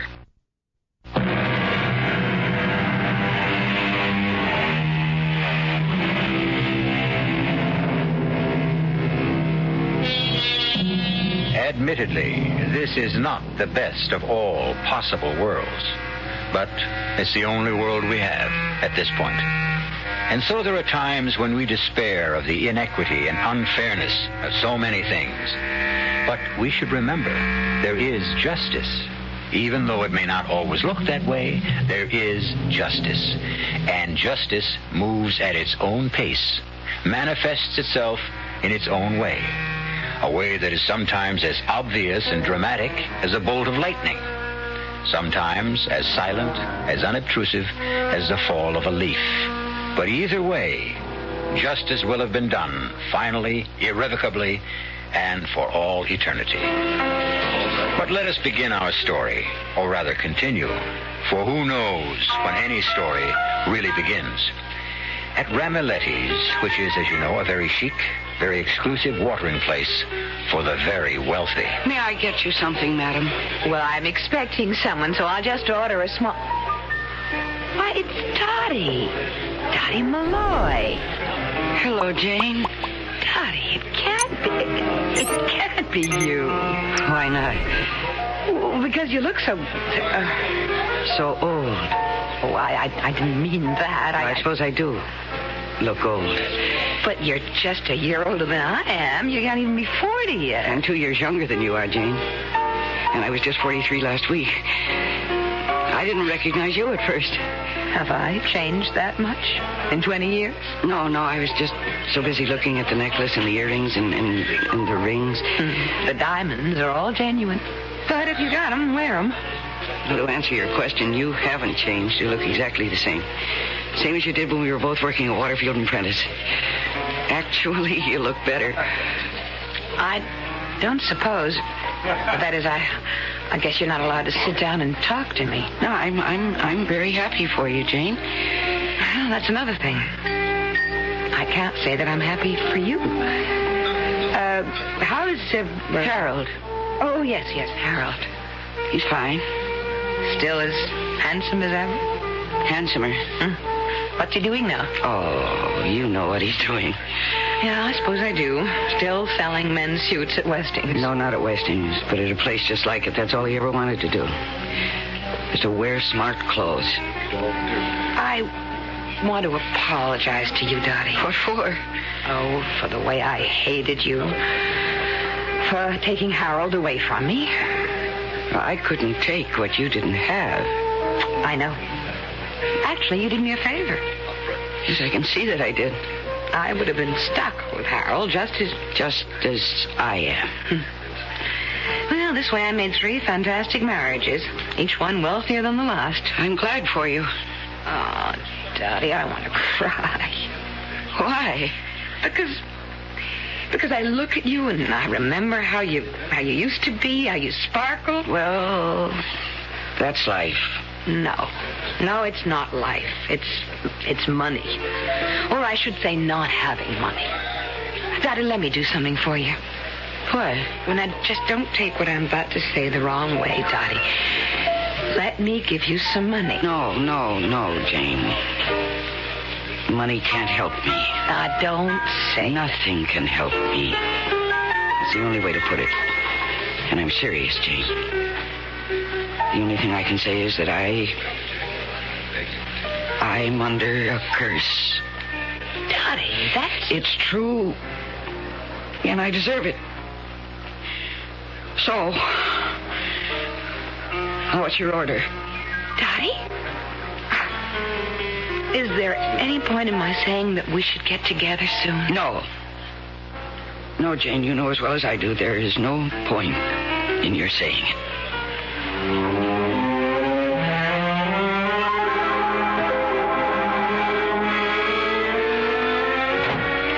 Hey, you're late. Yeah, I had to work dinner. Oh, it's okay. I made myself a sandwich. You eat? I'm not hungry. Well, should you be... No, maybe later.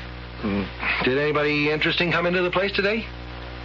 No, nobody. I kind of wish I worked in a place where you could meet celebrities. You don't meet them, Harold. You just wait on them. Well, it sure give you something to talk about, wouldn't it? Hey, I'm glad I had a chance to see you before I left. Where are you going? Where am I? You haven't changed a single little bit in 20 years. You're still the greatest little kidder in the whole wide world. I forgot. It's Tuesday night. Yes, indeedy, Dottie. It's Tuesday night. And old handsome Harold goes bowling for 17 years, man and boy, through rain and sleet and snow and hail. Yeah, well, I think I'll go lie down. Oh, sure, honey. Why don't you do that? You look tired. And good night, honey. Don't be too late. You always say that. Good night. I'll see you.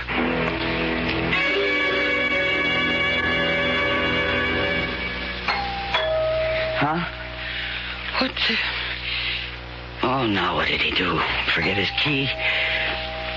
Look at me. I must have fallen asleep on the couch. All right. I'm coming. Honestly, Harold, the least you could do is take... Oh. Good evening. Did I waken you? Who are you? I'm Mr. Carpenter. And you are Mrs. Malloy. Yes. What do you want, Mr. Carpenter? I should say, what do you want, Mrs. Malloy? Well, you're the one who rang my bell. Yes, because you sent for me.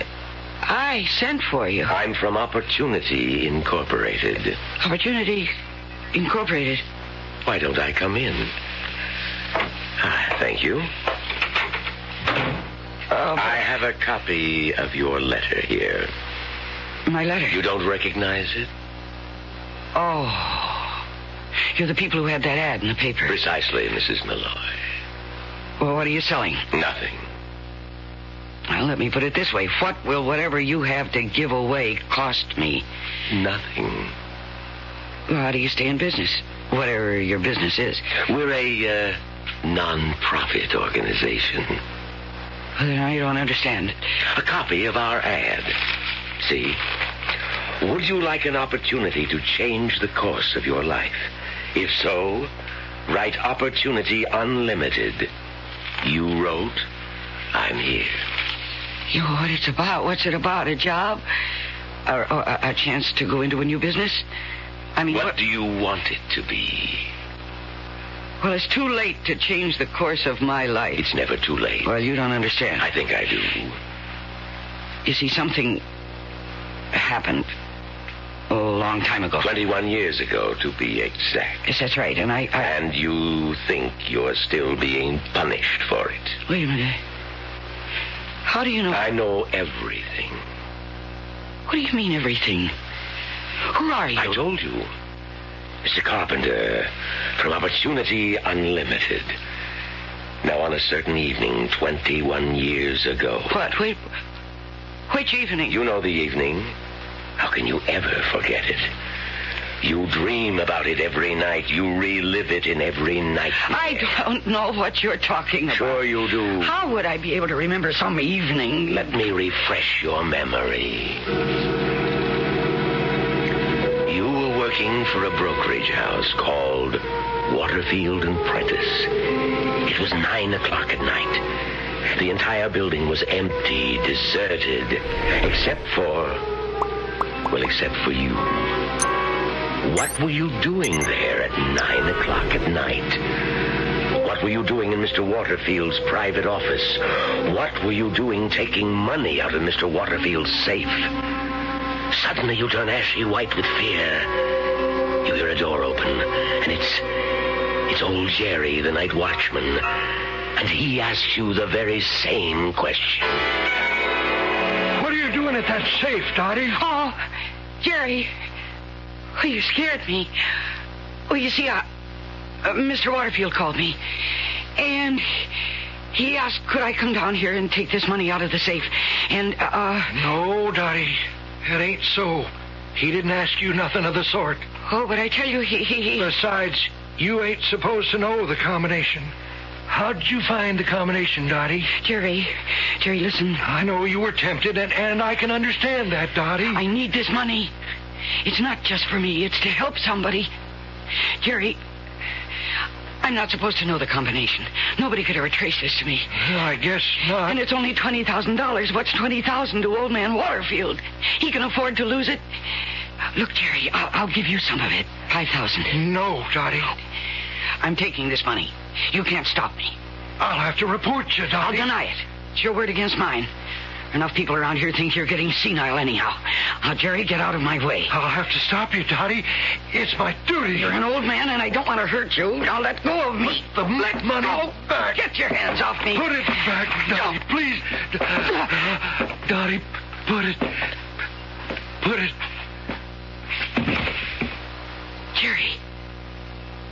Jerry, I didn't touch you. It's my heart. I have pills in my shirt pocket. Give me a... Jerry, don't. Jerry, please don't die. I'll put the money back, but please, Jerry. Oh.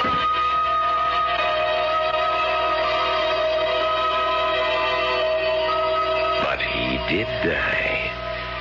And you didn't put the money back. What do you want? Did you come here to blackmail me? Tell me. Were you sincere? Would you really put the money back if you had another chance? Yes. It would have saved Jerry's life if I'd done it when he asked me. That's why I am here. To give you that opportunity to put the money back. put the money back. That money's been gone for years, $20,000. And I never had so much as a penny's worth of enjoyment out of it. How would you like the chance to put the money back? How can I put it back? I don't have it. Would you like to have the chance to put it back while he was still asking you to do it? What are you saying? What are you saying?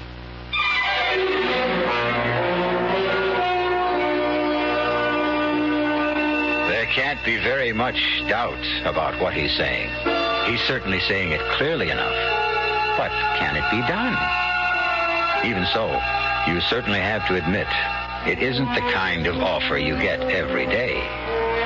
Should she take him up on it? Would you? I shall return shortly with Act 2.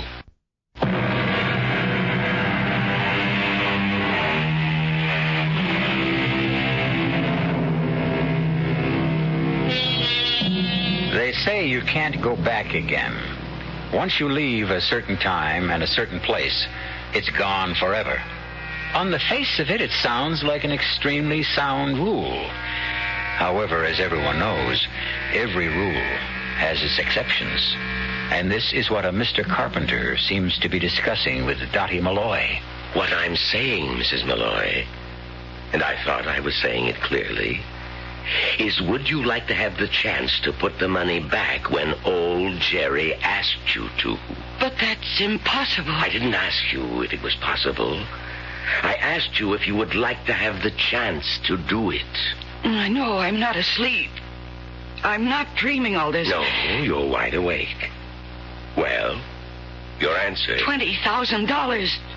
That was a fortune. A fortune. I thought it would change my whole life. And it did. It made me an old woman long before my time. I know. I had to hide that money. I had to lie about every nickel of it. When Harold needed $5,000 to go into business, I made up a story of an aunt who died and left me them. But what's the difference? He went bankrupt anyhow. I bought stocks that dropped out of sight. I bet on horses. Some of them never even finished. That's right. It was as if there was a curse on that money. Well, you seem to know everything. Was there? Well, let's say you should never have taken it. Would my life have been different? Yes. Tell me how. I don't know. What do you mean you don't know? Without that murder on your conscience. Don't call it murder. It was... What was it? You would have looked at things differently, had a different attitude. Unless, of course... Unless what? Unless you happen to be a thief in your heart, in which case, one way or another, you'd wind up just about the way you are now. A failure filled with remorse. I'm not a thief. I wasn't... I never stole anything in my life until... Well, you probably never had the opportunity. Don't say that. I have to say that because there's no point in giving you a chance to make amends if in the end you do the same thing all over again.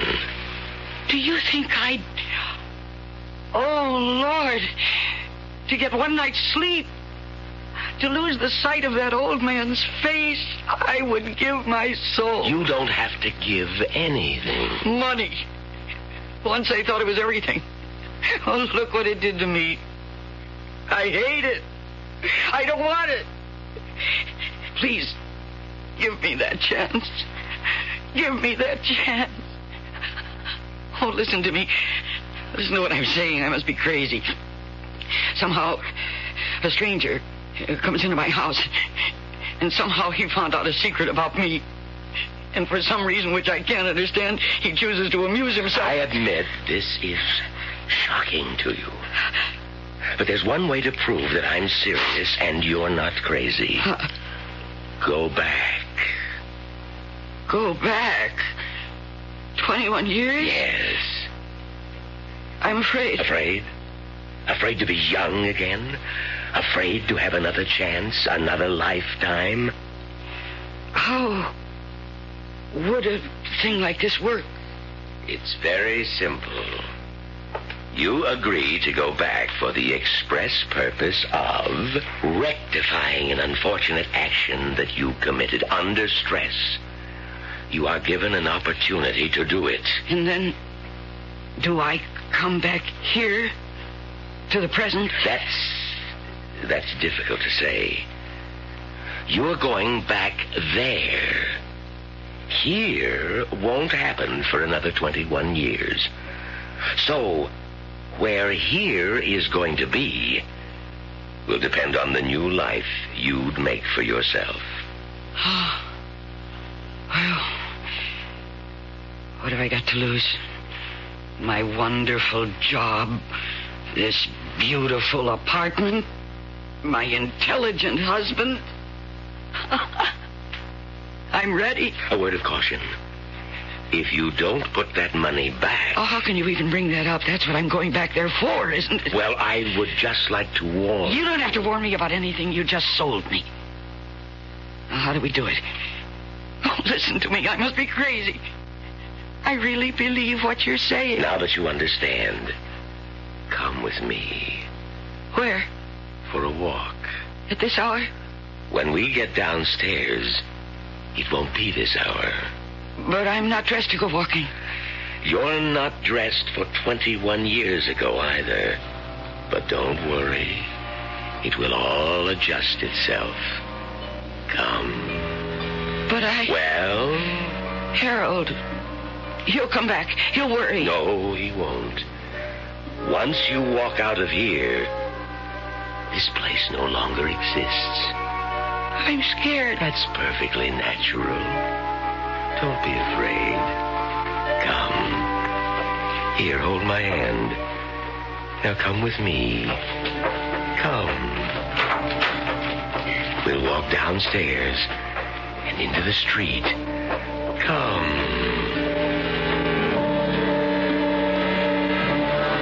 It's day.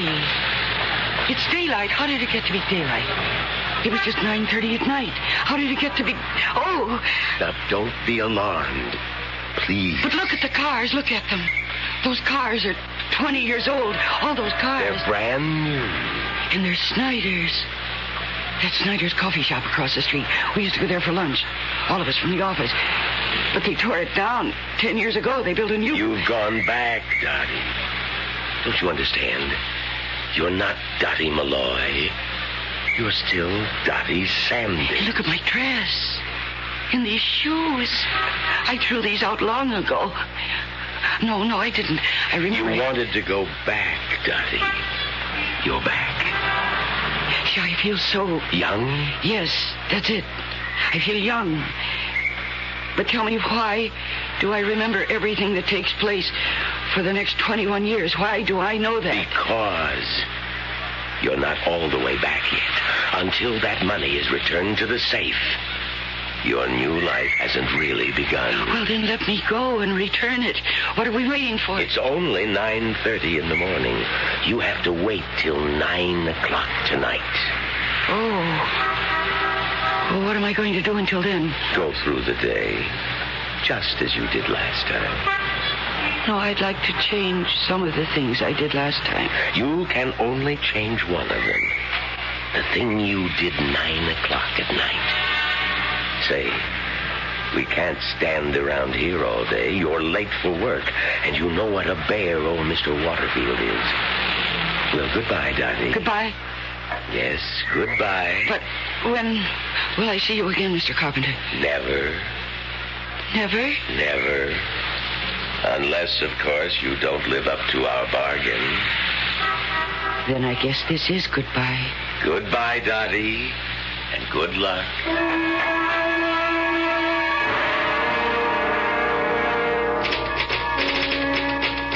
Dottie. Hi, Jane. You're 40 minutes late. I know. Old Waterfield is having a 14-carat fit. Honestly, he's given me such a headache. Oh, there he goes again. I'll get it.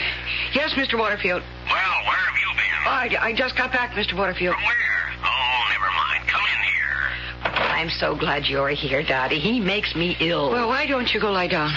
All right. If you don't feel any better, go on home. Oh, but Harold's taking me to dinner tonight. No, he isn't. What do you mean?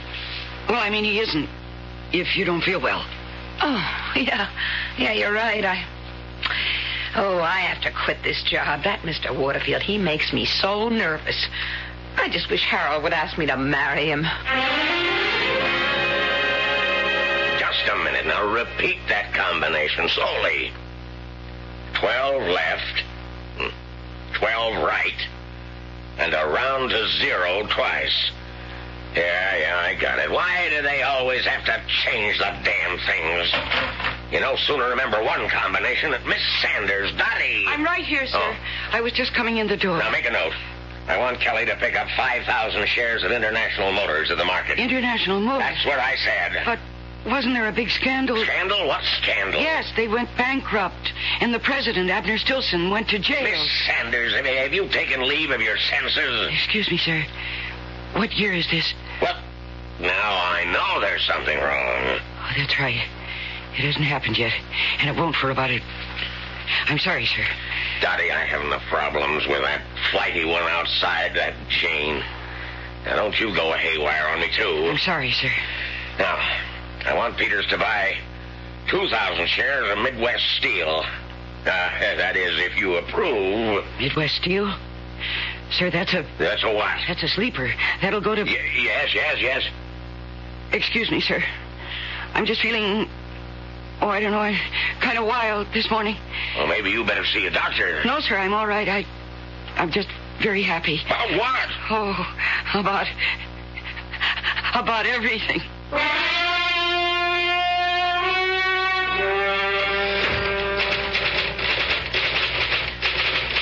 Hi, Dottie. Oh, hi, Harold. Jane isn't here. I know. She just wasn't feeling well, so she went home. I know. I didn't come to see Jane. Oh? I came to see you. Me? How about lunch? Oh, now look, Harold. You have to eat, don't you? And I have to eat, and I happen to be in the neighborhood.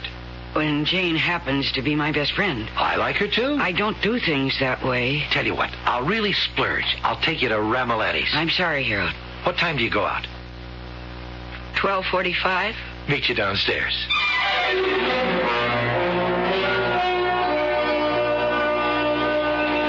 Yeah, I think I'll have the... Now, don't go looking for the cheapest thing on the menu.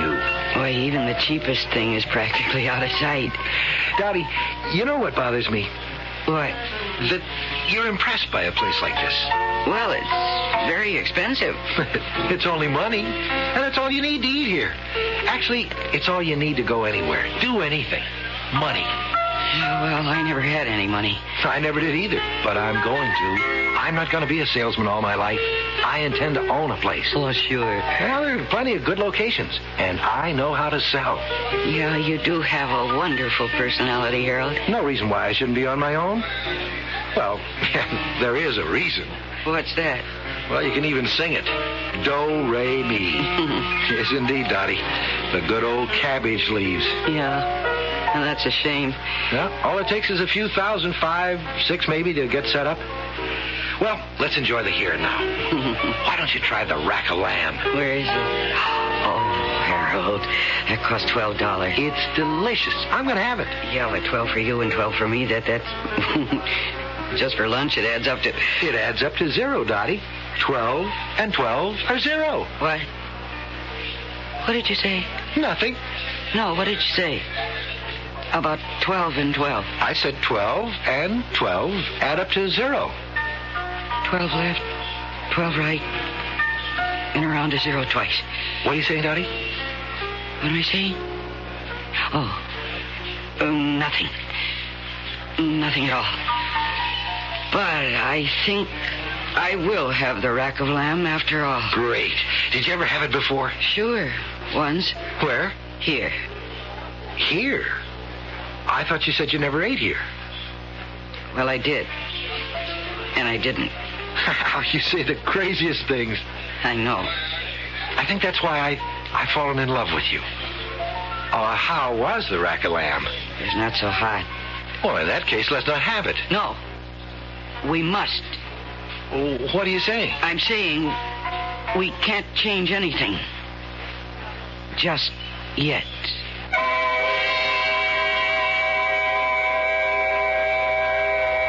So far, it's all on schedule. The day runs its course just as it did 21 years ago.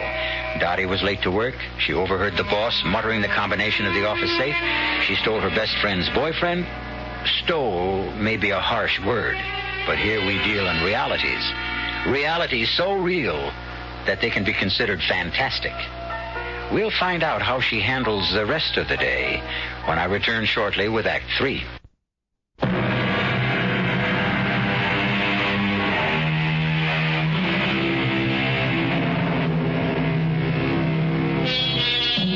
Sometimes you get a chance to do it all over again. Sometimes. And you know exactly how to handle the situation this time.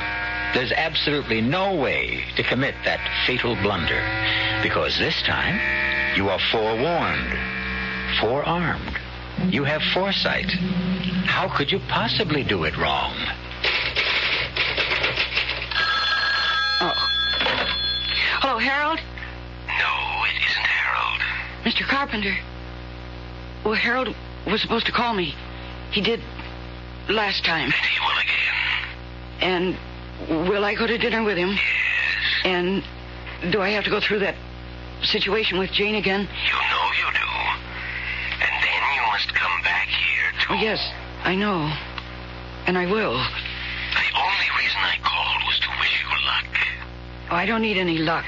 Remind you of what it is you have to do. And I have every intention of doing it. I'd better hang up, because even now Harold is dialing your number to ask you to dinner. Goodbye, Dottie.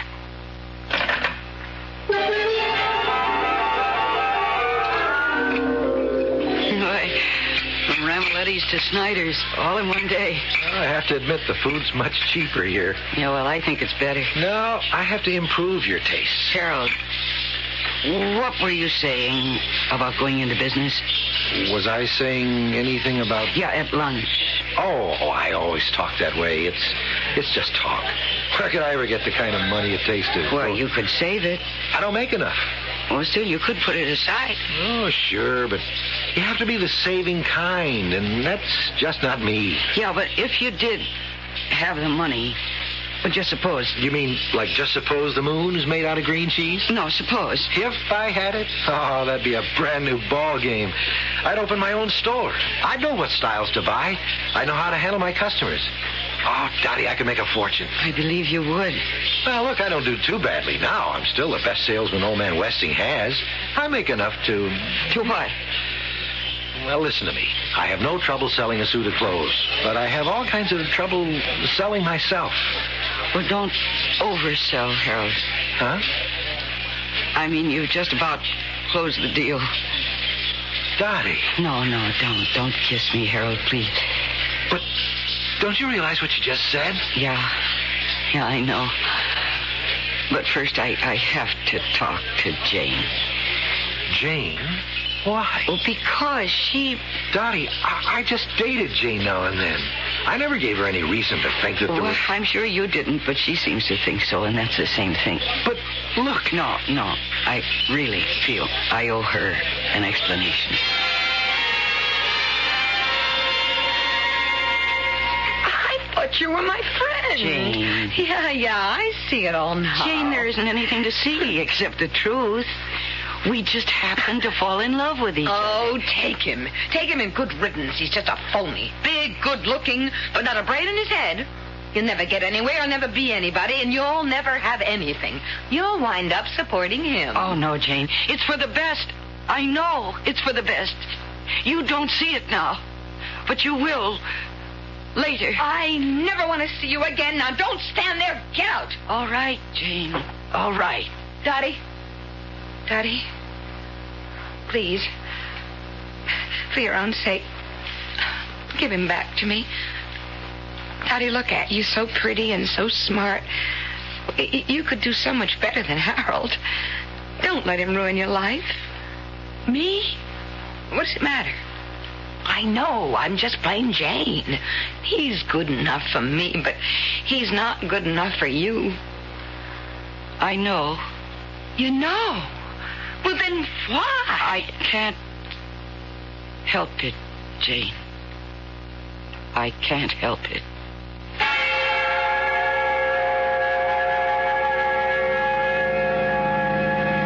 Did you tell her? Yes, I told her. Was it bad? Yeah, it was pretty bad. I'm sorry. Well, it's nobody's fault.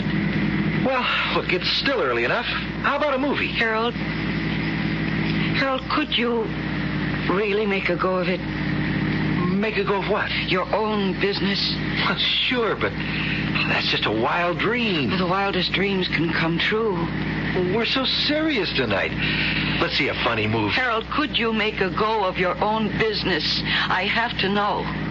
Well, the answer is sure. I could make $1 million. All I need is the chance. Now, how about that movie? No. I want to go home. I have a headache.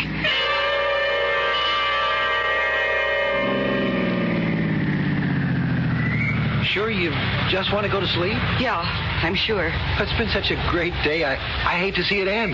Well, I guess I'm just overexcited. After all, a girl doesn't get a proposal every day. Why don't I come by for you in the morning?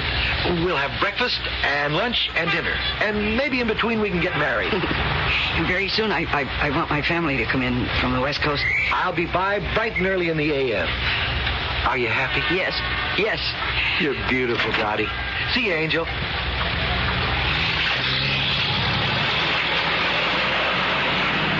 Taxi! Taxi!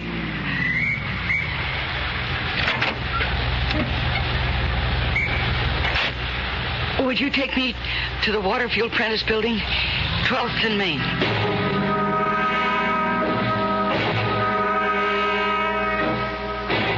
12 right, 12 left, and around to 0, twice, and I'm right. It opens. What are you doing at the safe, Dottie? Jerry? Oh, Jerry, you scared me. Well, you see, Mr. Waterfield called and asked me if I could take this money to... Now, that ain't so, Dottie.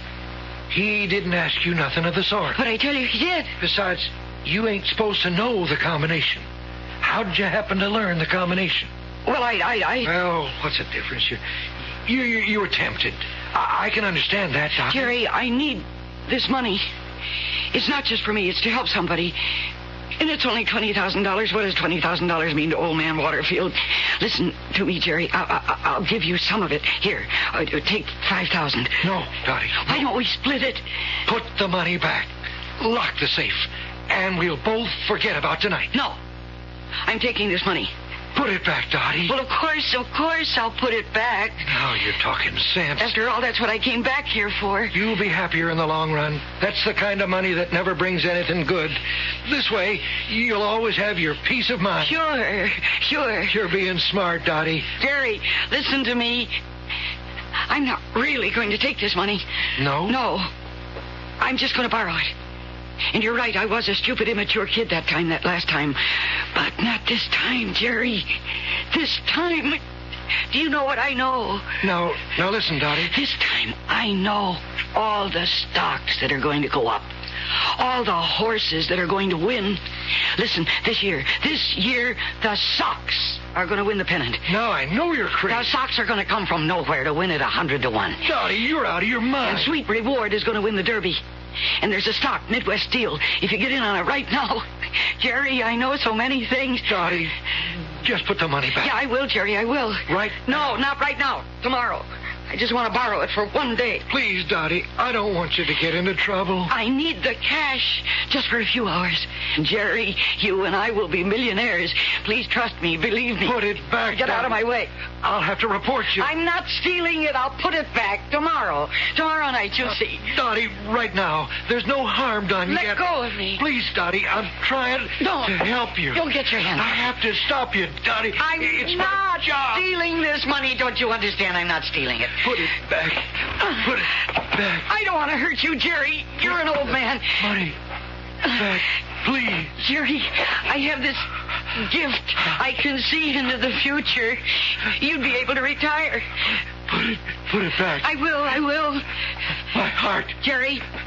In my pocket. Don't die. Jerry. I'm afraid he's dead. Mr. Carpenter. Yes, Mr. Carpenter. Well, I didn't kill him. He died of a heart attack. You saw it. Yes, I saw and I heard everything. Well, now we take a dim view of this sort of thing at Opportunities Unlimited. We do indeed. Well, don't you see what I was trying to do for him? Give him an opportunity to better himself. But that was not our agreement. You had agreed to put the money back. What? What are you going to do to me? I won't do anything to you. I'll put the money back right now. Where will you put it? In a safe on the wall. In which safe? On what wall? It's dark. How did it get so dark? What happened to the lights? No, you can keep the money. I can keep the money? Certainly. For all the good it will do you. Oh, it'll do me plenty of good now. Now I know how to use it. I can do things that... Where are the lights? The lights? Yes, where are the lights? Hey, what's that noise? The lights, as you know, they won't be invented for at least 1,000 years. What? The noise, well... Where am I? Where am I? I would say you're on the southern coast of England. The year is 874. How could I go back to 874? You're hiding in a tiny hut. The noise is that of a Viking raid. Oh. The village is burned, looted. There's quite a bit of murder, robbery, rape. Why, what are you saying? That's how things were in those days. Besides, why worry? You have money. Those pretty little pieces of green paper. Will they kill me? I don't know. Oh, please. Please, Mr. Carpenter. They don't kill everybody. And you've got $20,000 in good American money. Oh, please, please, please save me. They're right outside. Got $20,000, Dottie. Let's see you buy your way out of this trap.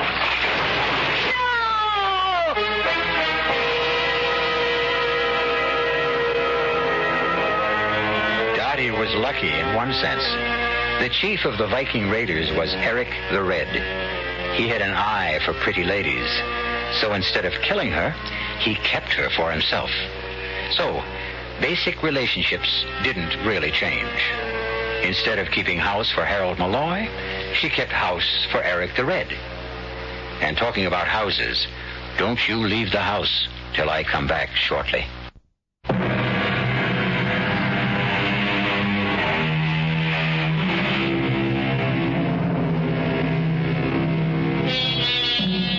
Can you go all the way back and forth in time? Before you answer no, consider. Practically all of you have already done it. How, you ask? Well, don't you set your clocks for daylight savings time? But that's only an hour, sure. But it's the principle. Remember, the greatest oak was once a tiny acorn. Our cast included Mercedes McCambridge, Patricia Wheel, Robert Maxwell, and Leon Janney. The entire production was under the direction of Hyman Brown. Now, a preview of our next tale. Raphael, why did you leave the stage after the showtime? I can't go on, Lottie. After performing a miracle, you can't go on. The entire audience is on its feet calling for you, and you can't go on. After what just happened? What did happen out there, Mr. Klein? It was as if... Oh, well, go on, tell me. What happened to you? Well, some force suddenly gripped my right arm. Began to pull my hand, my right hand, off the keyboard. I didn't know what was happening to me. I thought I was having some sort of seizure. I was going mad, or I don't know what. And then? My left hand kept playing. You mean you kept playing with your left hand? No, Lottie, no. My right arm. It was forced down to my side, and I was scared. I was so scared I couldn't have gone on playing with my left, and I didn't. It did. Radio Mystery Theater was sponsored in part by Buick Motor Division. This is E.G. Marshall inviting you to return to our Mystery Theater for another adventure in the macabre. Until next time, pleasant dreams.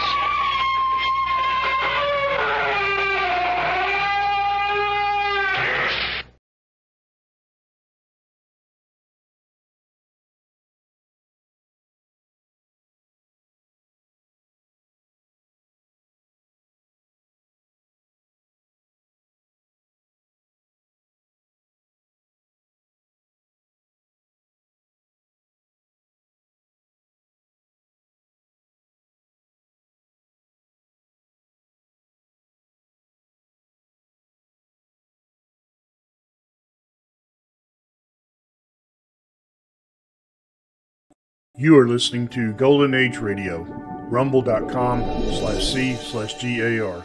Brought to you by G3PL.com.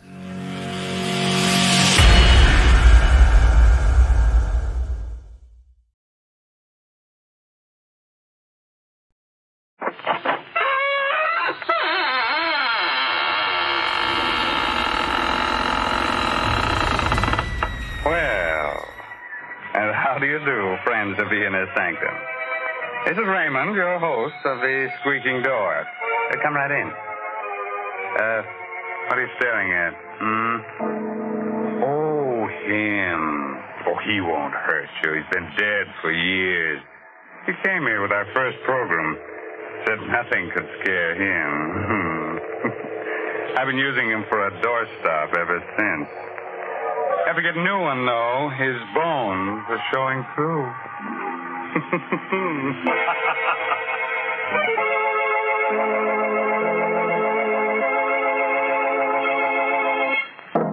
My friends, did you know that this is a bad winter for our ghost friends? Oh, my, yes. There aren't enough sheets to go around, and lots of them have horrible colds.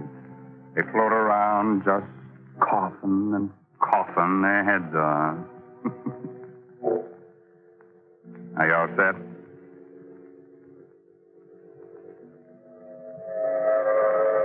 The Coast of Maine Express is already an hour out of Boston. It's noon of a windy November day as the New England landscape flashes past. On the train, the crowds of servicemen, doting mothers, babies, salesmen, and a man who was this day acquitted of murder because the police couldn't find the body. Richard Fenner sits alone, the suspicion of a smile tugging at thin lips that whisper what his eyes follow on the paper. Body of Ole Sventorg, color chemist of Satan's Point, Maine, still unfound. Sventorg was known to be developing a paint formula making it possible for colorblind people to see reds and greens as normal people see them. It is believed that the chemist had the final notes for his successful formula on his person. Richard Fenner, youthful assistant, on whom Sventorg tested his pigments, admitted he may have killed Sventorg in a fit of temporary insanity induced by the experiments. He was found in a dazed condition with blood on his hands on the day of the chemist's death. Hello, friend. Anybody sitting here? No? Good. Have a peanut? No, thank you. Best food in the world, peanuts. Always eat them. Name's Botts, friend. Jasper Botts. Travel for Goodman's Textile. Don't feel like talking, huh? Got some thinking to do? Well, that's all right. I'll just read a while. Idiot. I've done my thinking. So many things to think about. So much for Anna and me to remember. It had been hard to convince Anna at first. Easy enough for me to say, we have to get rid of Ole. But Ole was Anna's brother. We talked it over on the cliff near the land. We have to, Anna. We have to go through with it. Oh, Richard, there must be some other way. The way things are now, everything's hopeless. You know that. With the paint formula cleared, we can be married. Richard, I love you so much. I'd do anything for us. But this is... Murder? Huh. You needn't look at it that way, darling. So far as you're concerned, Ole will just disappear. But suppose something goes wrong. Suppose you're convicted. Not a chance. You can't convict a man for murder until you find the body. And they'll never find Ole. We must, Anna. We must. Very well, Richard. When? When will you... The moment Ole finishes the formula. It's almost ready now. I'll have to do it that instant to make my alibi hold. Today, tomorrow, soon, anyhow. Everything else is ready. I love you above everything else in the world, Richard. I love you enough for even... Have a peanut, friend? No. Oh, snoozing, huh? Traveling on trains makes some people sleepy. Not me. Been on trains all my life. Never get sleepy. Going far? Satan's Point, Maine. Satan's Point? Never heard of it. Must be a devil of a small place. What I said. Satan's Point. Devil of a small place. Good, huh? Have a peanut? Devil of a place. Devil of a place. Devil of a place. Devil of a place it was that day. We went over every detail again and again until our story was perfect. A lot depended on the story we constructed. A lot depended on telling it well. I told it well. To the police in Maine and to the alienists in Boston. I started the story with the morning of October 11th in Ole's laboratory. Hold on. This is my last mixture. It will be ready in a few minutes. I want your eyes to be well rested. Think you've got it this time, Ole? No, there's no longer any doubt. When these pigments are mixed, I will paint a square board. It will look like a dirty green to my eyes. And to mine? To yours, and those of millions of others who are colorblind. Red. Red that you have only imagined till now. Red of the rose, red of a sunset, red of fire, red of blood. I put the blindfold on. I could sense Ole's tenseness. He'd worked 15 years to make this moment arrive. This is from all I can see. A miracle is about to take place. But I confess to one great fear. What's that, Ole? I'm not afraid the formula is wrong. I'm afraid for you. For me? Yes. I have to warn you, Richard. I don't know. No one knows what mental reaction takes place when a person who's never seen color before suddenly does. You mean that I could be affected? You could be. You see, red excites even normal people. It vibrates in the brain. With you... Let's have a look, Ole. Now, Richard, when you take the blindfold off, look straight ahead of you. The board is right before your eyes. Look, Richard. When you do, start talking right away. I want your immediate reaction. Okay, here it goes. Look. See, Richard. Look, it's red. Look. Hey, talk, Richard, talk. Something I couldn't. It's hard enough to recall the little that I threw. I was staring straight ahead of me at a square board. Nothing happened for a brief instant. And then I caught my breath sharply. My eyes dried. They burned. I closed them, but the patch of exquisite color seared my brain. A single hot, flashing stab of pain pierced my head. And then I felt a surging power, a physical power grip me. And Ole's voice reached me, jabbed at me. My whole being seemed to focus on his voice. I had to choke it off. I vividly recall reaching for him across something and finding his throat. And then nothing more. Nothing but the breaking of glass and a sensation of violent action. Motion and action that lasted long after the voice stopped.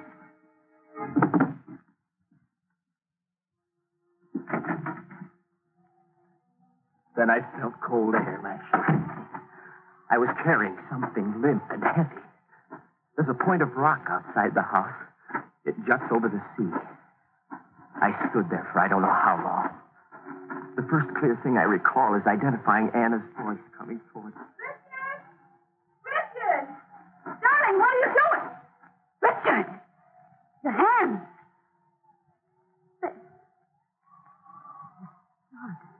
Something died in me. I sank to the ground, moaning. Anna. And I'm afraid. I'm afraid.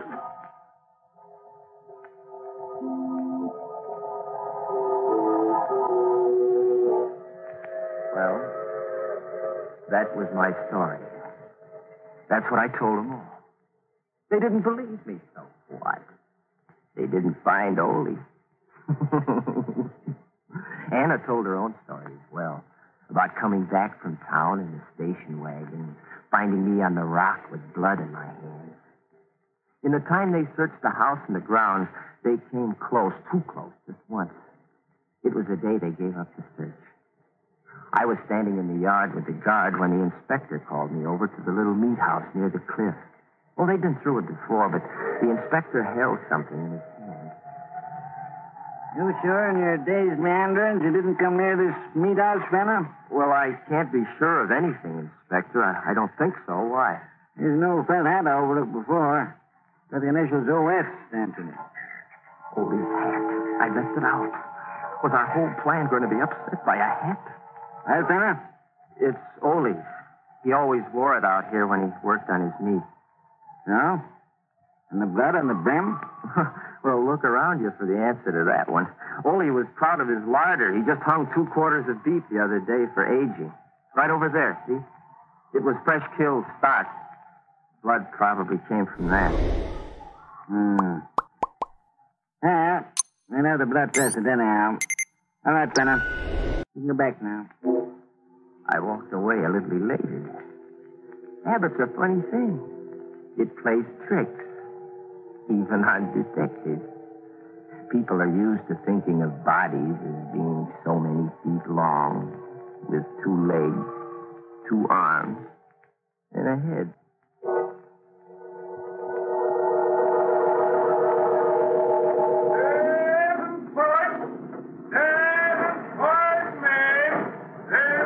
Well, friend, this is your stuff, I guess. Yes, this is it. I'm sorry I was such a poor traveling companion. Oh, that's all right. Feel that way myself sometimes. Have some peanuts? No, thanks. So long. Anna! Oh, darling. babe. Oh, I'm so glad to see you. Everything went just as you said it would, didn't it? And now you're free. Free, but not safe yet, baby. Don't talk here. Let's get in the station wagon first.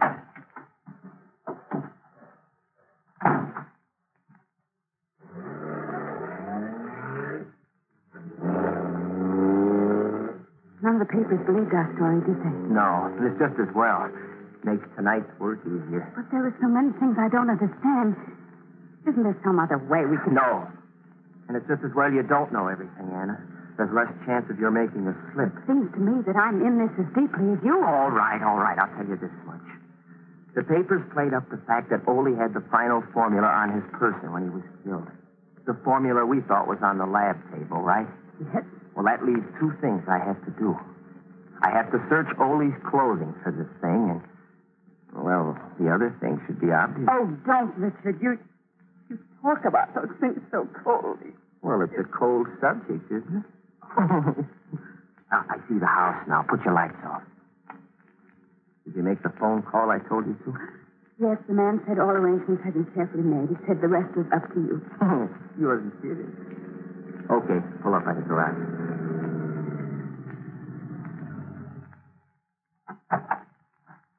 Don't look around you as we walk into the house. Oh, I'm not as calm as I thought I'd be. You've got nothing to be afraid of, darling.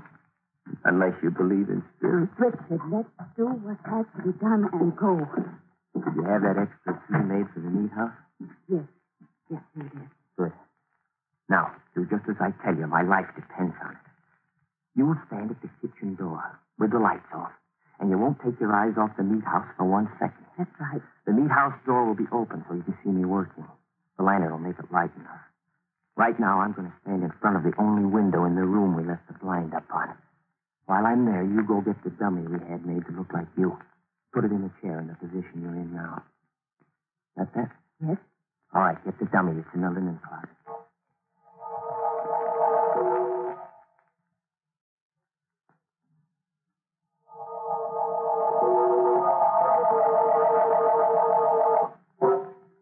Are you sure it's arranged naturally? It looks a lot more natural and comfortable than I am. Good.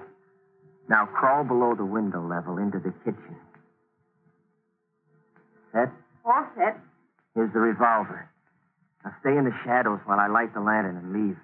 And then stand in the door as I told you to. And remember to watch the meat house. Scared? Yes, but I'll do my part. Don't worry. Just be careful and hurry. Well, this gruesome business will be over soon, baby, and it's worth it. What are a few days of this compared to what's in store for us? I know. But hurry.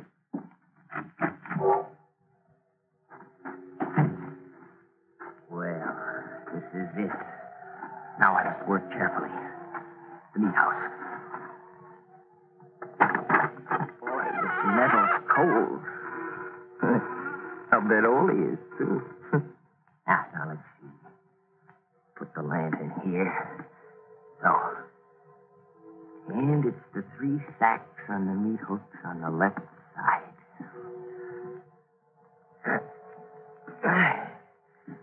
It's heavy. Seem heavier than when I put them up. I'll start on this one. My knife. Yeah, clothes are here. Now, let's see. It'd be the inside coat pocket. Yes, here it is. Here's the... You. Hello, friend.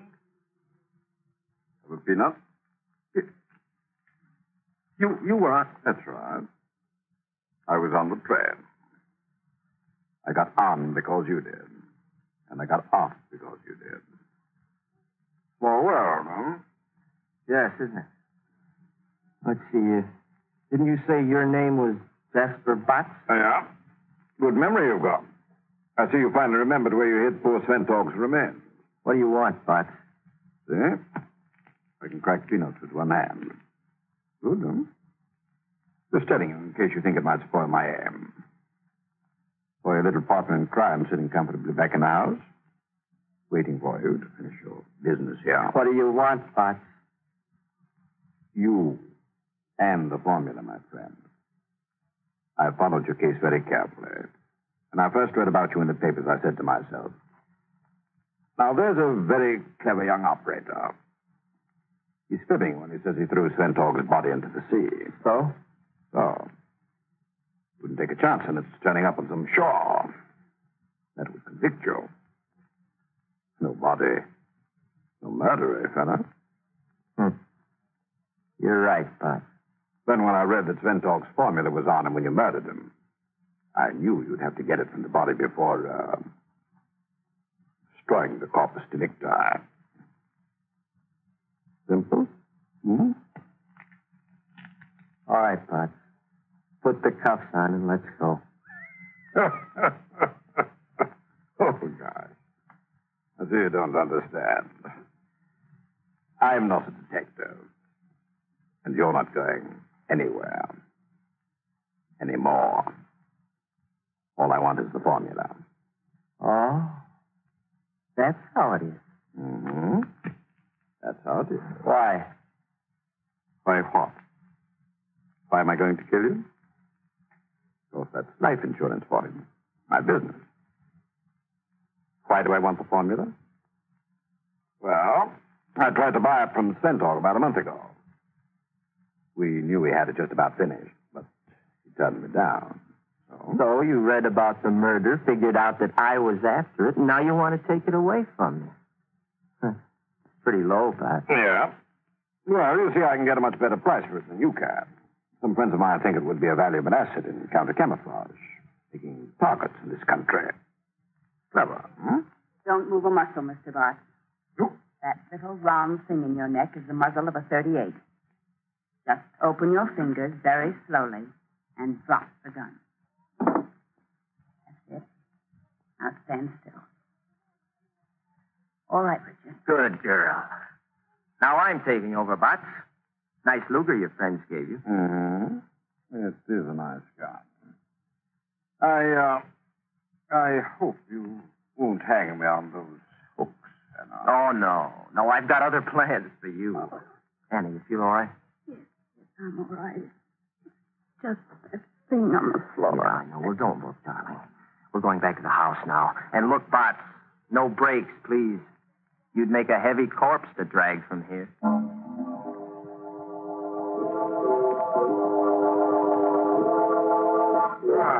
It's a very cozy little room. Tired and everything, huh? Okay, darling, make your phone call.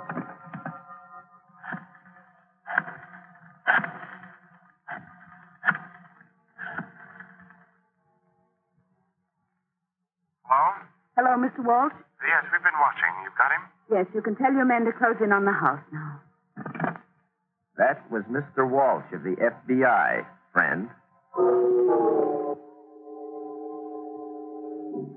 Smooth piece of work all the way through, Richard. Yes, sir. My first and last case, Walsh. Well, we don't usually call on outsiders for help, you know, but this is such a natural. The boss is apparently the man who's been dodging us so successfully. He's one of the Nazis' best men over here. Slippery fellow. Yeah. When you and Mr. Sventor came to us a month ago about the suspiciously high offer you'd had for the formula, it sounded like our man. He's got lots of dough to play with. But why the elaborate story of murder and intrigue? Well, making Richard here out to be a murderer took away the suspicion of a trap. We knew Richard would be released, no matter how phony the story he gave, because the police wouldn't find Mr. Sventork's body, of course. We knew the man we wanted would follow Richard here as soon as Richard was freed to get the formula. But we didn't have the slightest idea of what he looked like or who he was. Now, you know. Well, I admit that was clever. My friends will be disappointed. And the son of a gun sat next to me on the train for 8 hours. A dull trip, wasn't it? But what about the meat house angle? The sacks. That's beef. Just good prime beef. In sacks, it looks a little like... I planted Ole's clothes there. Oh, Richard, stop. I've had enough. By the way, where is Mr. Sventork? Oh, my gosh. He came up here from the hotel this afternoon. I'm so used to thinking of him as dead that I forgot all about him. He's probably lost in the...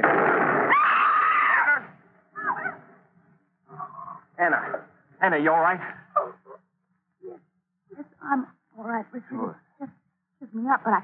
Richard! Richard, the laboratory! Oh! All right, you still have the box, Mr. Walsh. Hold on to him. I'll take a look in the lab. Go ahead, Tenant. Ole, where are you? Ole! Oh. Here, Richard. I'm all right. It's just my leg. Light a match so we can see. Yeah, sure. Hurry, Richard. I want to see what's wrong. Light a match. I'm holding a lit match, Ole. Oh. Oh. I see.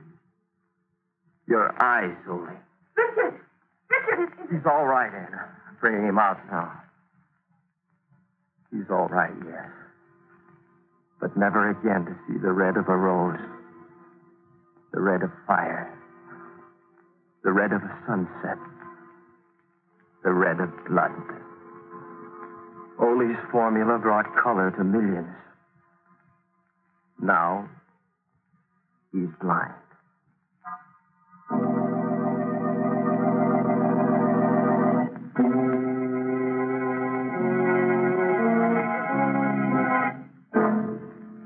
No corpse?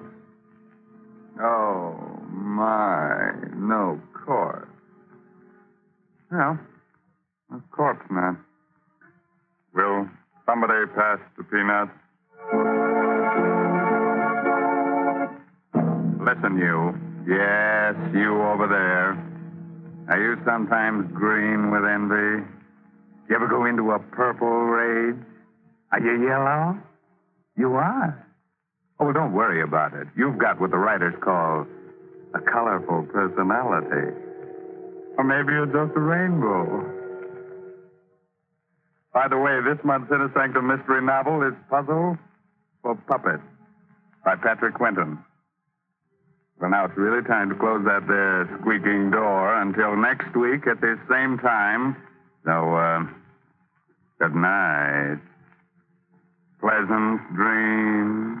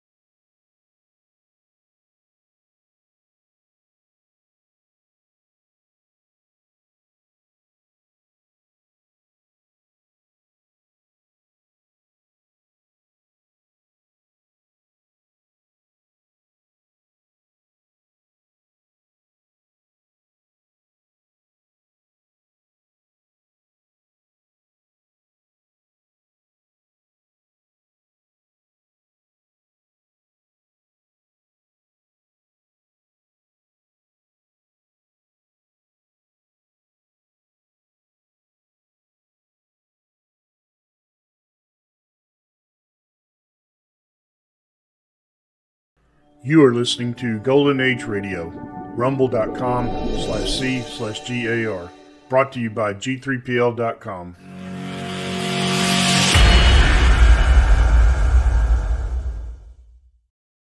Look, Colonel Schlag, I understand the need for some secrecy, but for more than 3 weeks an astronaut has been missing.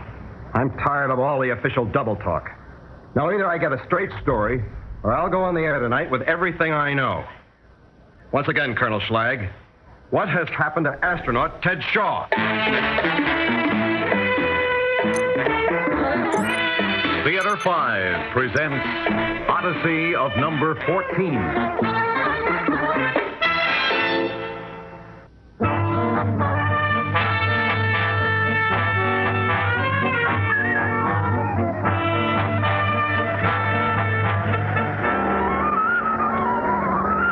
This is your radio correspondent, Ray Boudreau. I'm with the press corps assembled here on Cocoa Beach. Looking north, I can see the gantry row of Cape Kennedy. We've been barred by military order from the Pad 14 press site, barred from the Cape itself. The shroud of complete secrecy has been dropped over this launch. The gantry is pulling back. I can see a capsule sitting atop the stack. The capsule is similar in shape and size of those that have been used in previous manned orbital space flights. The rocket has stopped launching.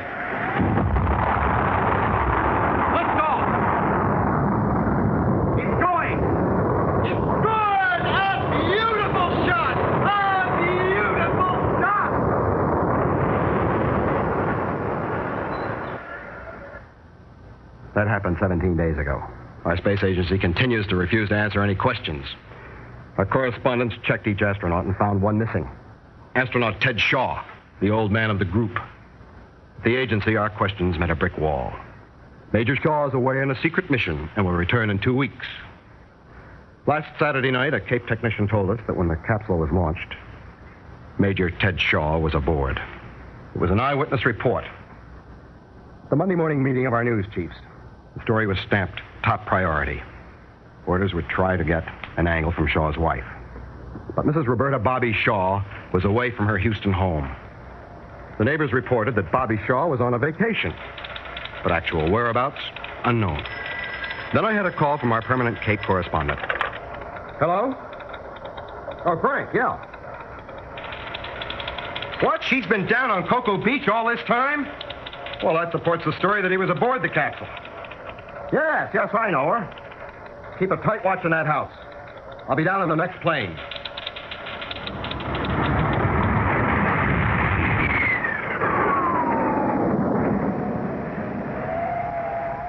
This morning, I stationed myself in the dunes just south of the beach house. At 2 minutes to 5, Bobby Shaw left the house and walked along the water's edge toward me. I let her pass, and then walked up behind her. Bobby Shaw. Why, Ray Boudreau. Bobby? What are you doing here? Bobby, tell me, where's Ted? I don't know, Ray. You'll have to get the story from the agency. Well, how long since you've seen him? 24 days. You don't know where he is? Honestly, Ray, I don't. It's all hush-hush. What are you doing in this place? Ted thought that there might be a lot of reporters buzzing around. So, to avoid the questions, he sent me here. Are you under any special security instructions? No, but then I don't know anything. Only that he's on a secret mission. But you haven't seen him for 24 days. Aren't you worried? I wasn't at first. But last week I began to worry when he didn't remember our day of beginning. Your what? Day of beginning. It's something very special to us. Ray, did you know that when Ted came back from Korea, he couldn't walk? No, I didn't. I guess it's something he'd rather keep out of the biography. Well, I was his physiotherapist at Walter Reed. That's where we met. Ted had been in this crash, and I'd exercise him, trying to get him to walk. He was a quiet one. You know how quiet he can be. Yes. But he'd talk to me all about Korea, the missions there, a lot about the men under him who were hurt or killed. He never said so, but I knew he blamed himself for anything that went wrong. And then one day, after one of those talks, he took his first step. And it was then he said he was going to marry me. He called it the day of the beginning. Every year since then, he sent me some remembrance of it, a gold charm, something. But last week, for the first time, nothing. He would have made some arrangement for it if he didn't expect to be back. And then 2 days ago, this terrible letter came. I've been carrying it around with me ever since. I've been unfaithful. Divorce me. Is this his handwriting? I'm not sure. Now, Bobby, do you think he was in that capsule 17 days ago? Yes. Why?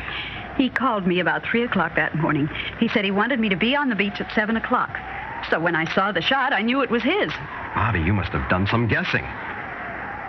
What do you think was Ted's mission? The only thing that's come to my mind is that it has something to do with the Pliskin muck. Ted and I discussed it, even joked about it. That was until the Project X secrecy. Then Ted stopped talking about it, and I got the Pliskin muck, or Pliskin radiation field, is an electromagnetic field that is located and concentrated over the northern regions of the Soviet Union. It was nicknamed after its discoverer, the Russian scientist, Dr. I.K. Pliskin. I knew of its existence because I attended an international scientific conference in Stockholm last year and interviewed Dr. Pliskin after he defected to the West. In fact, we recorded a taped interview. Bobby, that letter from Ted, where was it postmarked? Houston. Bobby, there's an explanation for it. And I think the explanation is in Houston. I'm going there this morning, and I think you should be on the flight with me. Yes. Yes, I want to come.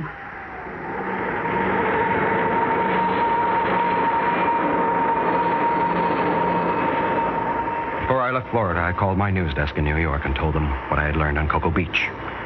Also, I asked them to fly the Pliskin tape to me in Houston. When Bobby and I arrived, I didn't want her to go to her home. I didn't want her to talk to anyone, at least for the rest of the day. So she agreed to register in a Houston motel under a fictitious name. I picked the Pliskin tape off the New York flight and then called Lieutenant Colonel Thomas Schlag, the Space Agency Chief of Astronautical Operations.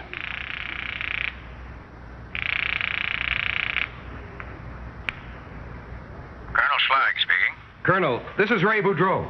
Oh, yes, Boudreau. Colonel, where is Major Ted Shaw? Astronaut Shaw's on a secret mission. He'll be involved with it for the next several weeks. Now, that's all I can tell you, so... Colonel Schlag, I have an eyewitness report that puts Ted Shaw aboard the capsule that was launched 17 days ago. I also have a recording of Roberta Shaw, who is a very worried girl because of a letter she received from him 2 days ago. A letter to Shaw's wife? I thought she was on vacation. No longer. She's with me. A letter? Then, Colonel, I have a tape of a Dr. I.K. Pliskin. What does he have to do with this? A great deal. I'd like to come in and play this tape for you. I don't think that's necessary. All right, Colonel. But I'm going on the air tonight with everything I've got, including the Pliskin tape. But first, I'd like to talk to you about the implications of such a broadcast. All right. Come in if you like. I'll see you at 3:30. Goodbye. 3 hours later, I played the tape I'd made last spring of Dr. I.K. Pliskin for Colonel Schlag. Here is that tape. Dr. Pliskin, we have rumors that a Russian cosmonaut has been lost in space. Is this true? Yes. The orbital paths of Russian flights were different from yours. One Russian flight went through a radiation field of such a destructive nature that the cosmonaut was unable to return to Earth. Oh, what happened to him? I can tell you no more now. I must talk to your agency officials first. I understand they are planning flights through my radiation field. It is very dangerous there, and they must be warned. Well, that's the tape, Colonel Schlag. First, let me say, Mr. Boudreau, that I've been authorized to answer all of your questions. But let me also emphasize that this is classified a secret. We expect you to keep it so. Now, that's a cute way of gagging me. Then Major Ted Shaw was in that capsule. Yes. Did the Pliskin muck hurt him? Yes. How? 17 days ago, after having been exposed to the strange effects of the Pliskin radiation field, astronaut Ted Shaw, well, to put it in non-technical language, he went insane.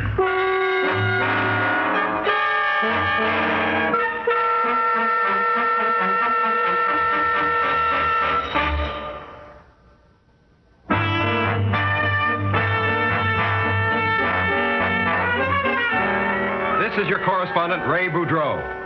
A few minutes ago, here at the Space Agency in Houston, Colonel Thomas Schlag revealed to me that 17 days ago, astronaut Ted Shaw was launched into space.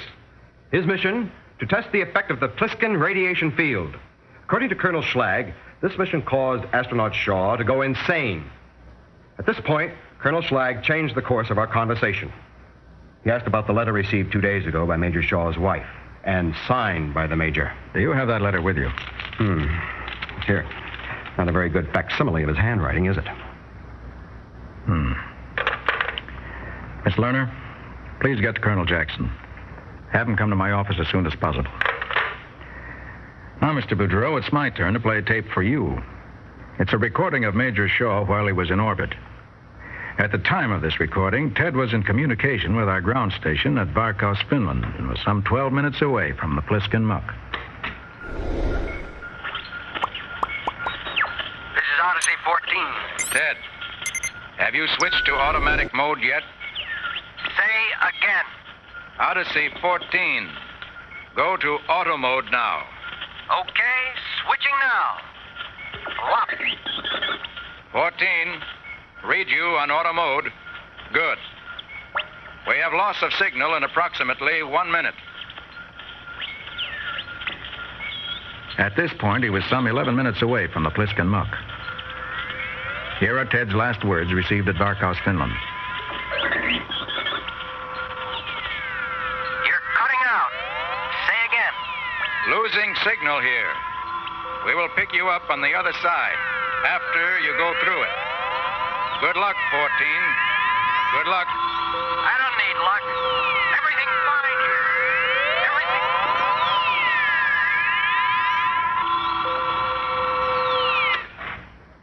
But what does the Pliskin muck do to a man? Come in. Oh, hello, Colonel. Howdy. Mr. Boudreau, this is Colonel Jackson, who is the chief surgeon of the Odyssey mission. How do you do, sir? How do you do? Why don't you ask the colonel that question? Very well. What effect does the Pliskin radiation have on an astronaut? Well, after they've had a taste of it, or perhaps I should say the sound of it, they just don't want to come down. I don't understand. Well, the simplest way I could describe it would be as an acute case of audio hypnosis. You see, when the capsule entered the Pliskin field, the radiation there created a sound phenomenon within the capsule. For lack of a better term, we label it space singing. Once a man is exposed to this space singing, he evidently goes into a deep hypnotic state and will do anything to stay in it. The siren song of space. Is that it? Well, the Russian cosmonaut wanted to stay in that world so desperately that he sabotaged all efforts to bring him down. The purpose of our mission was to send the kind of man who, by our most scientific judgment, was able to resist the field's hypnotic attraction. We thought the cosmonaut's breakdown might be an individual personal thing. We gave all the astronauts a battery of psychological tests, and Shaw measured strongest in resisting hypnotic influence. Yes. He certainly believed he could do better than any Russian cosmonaut. After talking with Dr. Pliskin, he was so convinced that it wouldn't happen to him that I must confess he had me believing him. So what happened? I'll play you the tape made after Major Shaw had gone through the Pliskin muck. We were in communication with the capsule through our tracking station on Okashiri Island, Japan.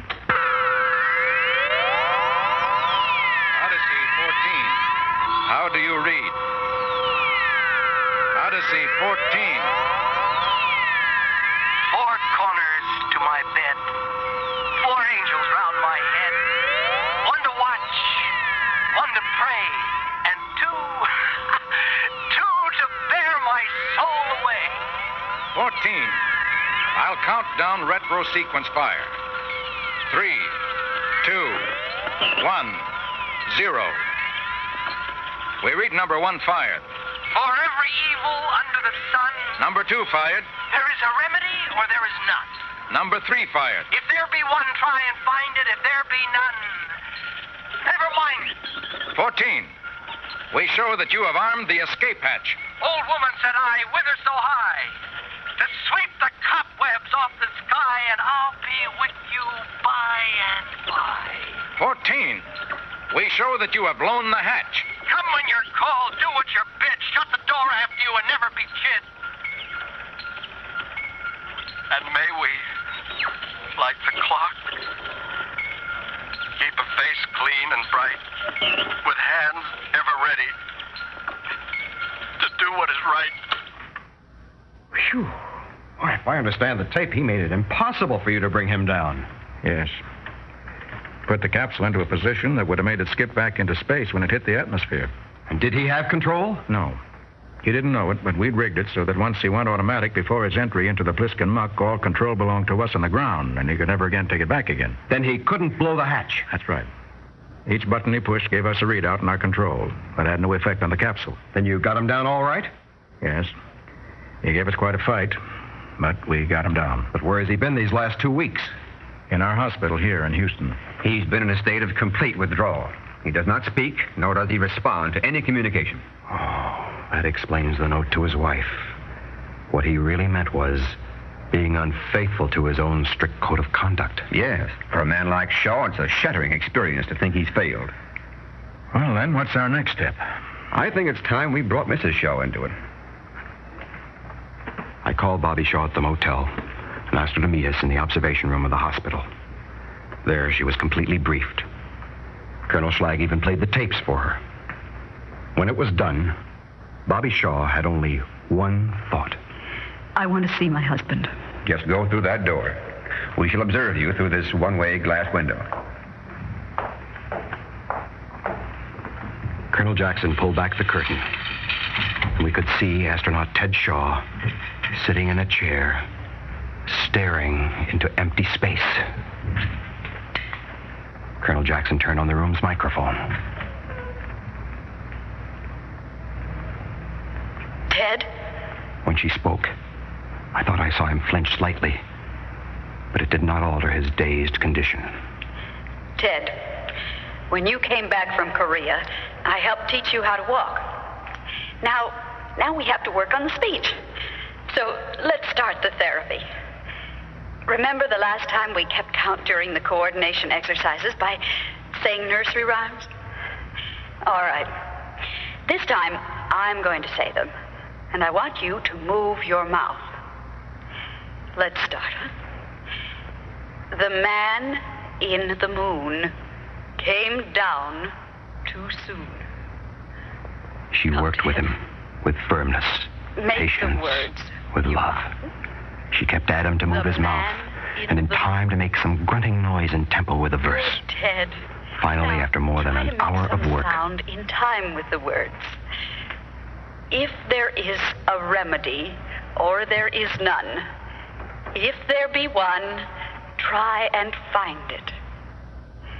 Now, Ted, say the last line yourself. If there be none. Ted, say it. If there be one, try and find it. If there be none. Never mind it. Good, Ted. She did it. Yes, she did it. She brought him back. You're going to be all right, Ted. You're home again. You're home.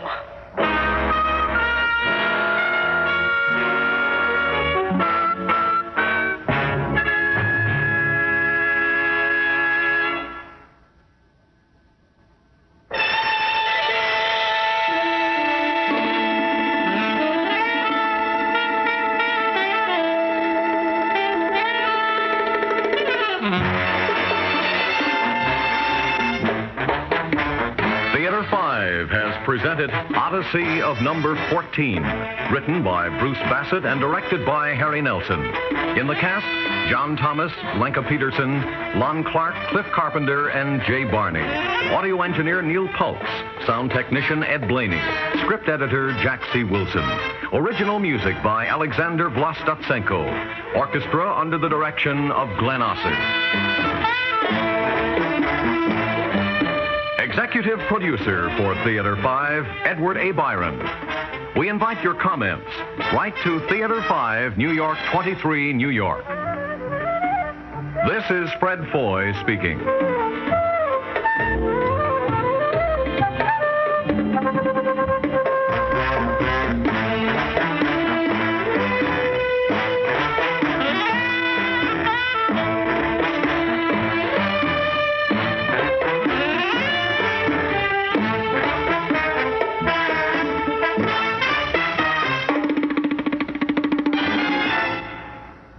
This has...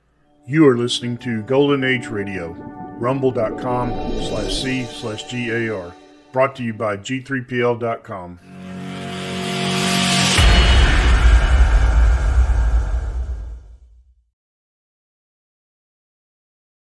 Tired of the everyday routine? Ever dream of a life of romantic adventure? Want to get away from it all? We offer you Escape. Escape, designed to free you from the four walls of today for a half hour of high adventure. Escape, brought to you by your Richfield gasoline dealer and the Richfield Oil Corporation of New York. Marketers of Richfield gasolines with Xylene, Rich Lube all-weather motor oil, and other famous petroleum products. Look for the Richfield Eagle on the cream and blue pumps.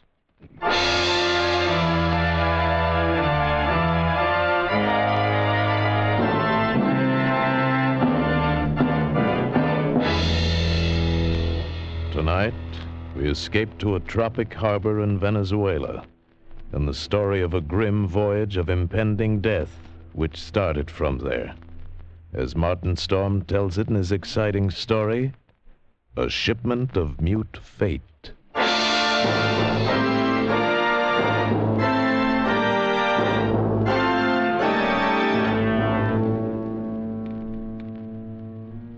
I stopped on the wharf at La Guaira, looked up at the gangplank, toward the liner Chankay, standing there quietly at our moorings. The day was warm under a bright tropic sun, and the harbor beyond the ship lay drowsy and silent. But all at once, in the midst of those peaceful surroundings, a cold chill gripped me, and I shivered with sudden dread of the thing I was doing and was about to do.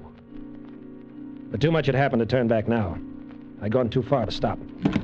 I set the box down on the edge of the wharf, placed it carefully so as to be in plain sight, and within gunshot of the captain's bridge. Then I turned and started up the gangplank. I knew what I was going to do, but I couldn't forget that a certain pair of beady eyes were watching every move I made. Eyes that never blinked and never closed, just watched and made it. Oh, pardon me. You startled me, sir. I didn't hear... Oh, why, it's Mr. Warner. Hello, Mother Willis. How's the best-looking stewardess on the Seven Seas? Oh, I'm fine, Mr. Warner. It's nice to see you again. Wait a minute. That's a fine greeting after 2 months. Well, it's just that I'm so busy. Oh, don't believe a word of it. Sailing day's tomorrow. You're simply avoiding me, that's all. Oh, no, really, I'm and not. And on the trip down from New York, you said I was your favorite passenger. But I'm on... Here, what's that you're carrying in your apron? Oh, it's nothing. It's just supplies. Supplies, huh? Let's have a look. Oh, no, please, Why, it's a cat. It's Clara, Mr. Warner. Mr. Bowman said I had to leave her ashore, but I just couldn't. Oh, who's Mr. Bowman? The new chief steward. Clara's been aboard with me for 2 years, and I just can't leave her here in a foreign country, especially with her condition so delicate and all. Yes, I see what you mean. Well, I hope you get away with it. You won't tell anyone, huh? Not a soul. As a matter of fact, Mother Willis, if I don't get my way with the captain, you and I may both end up smuggling.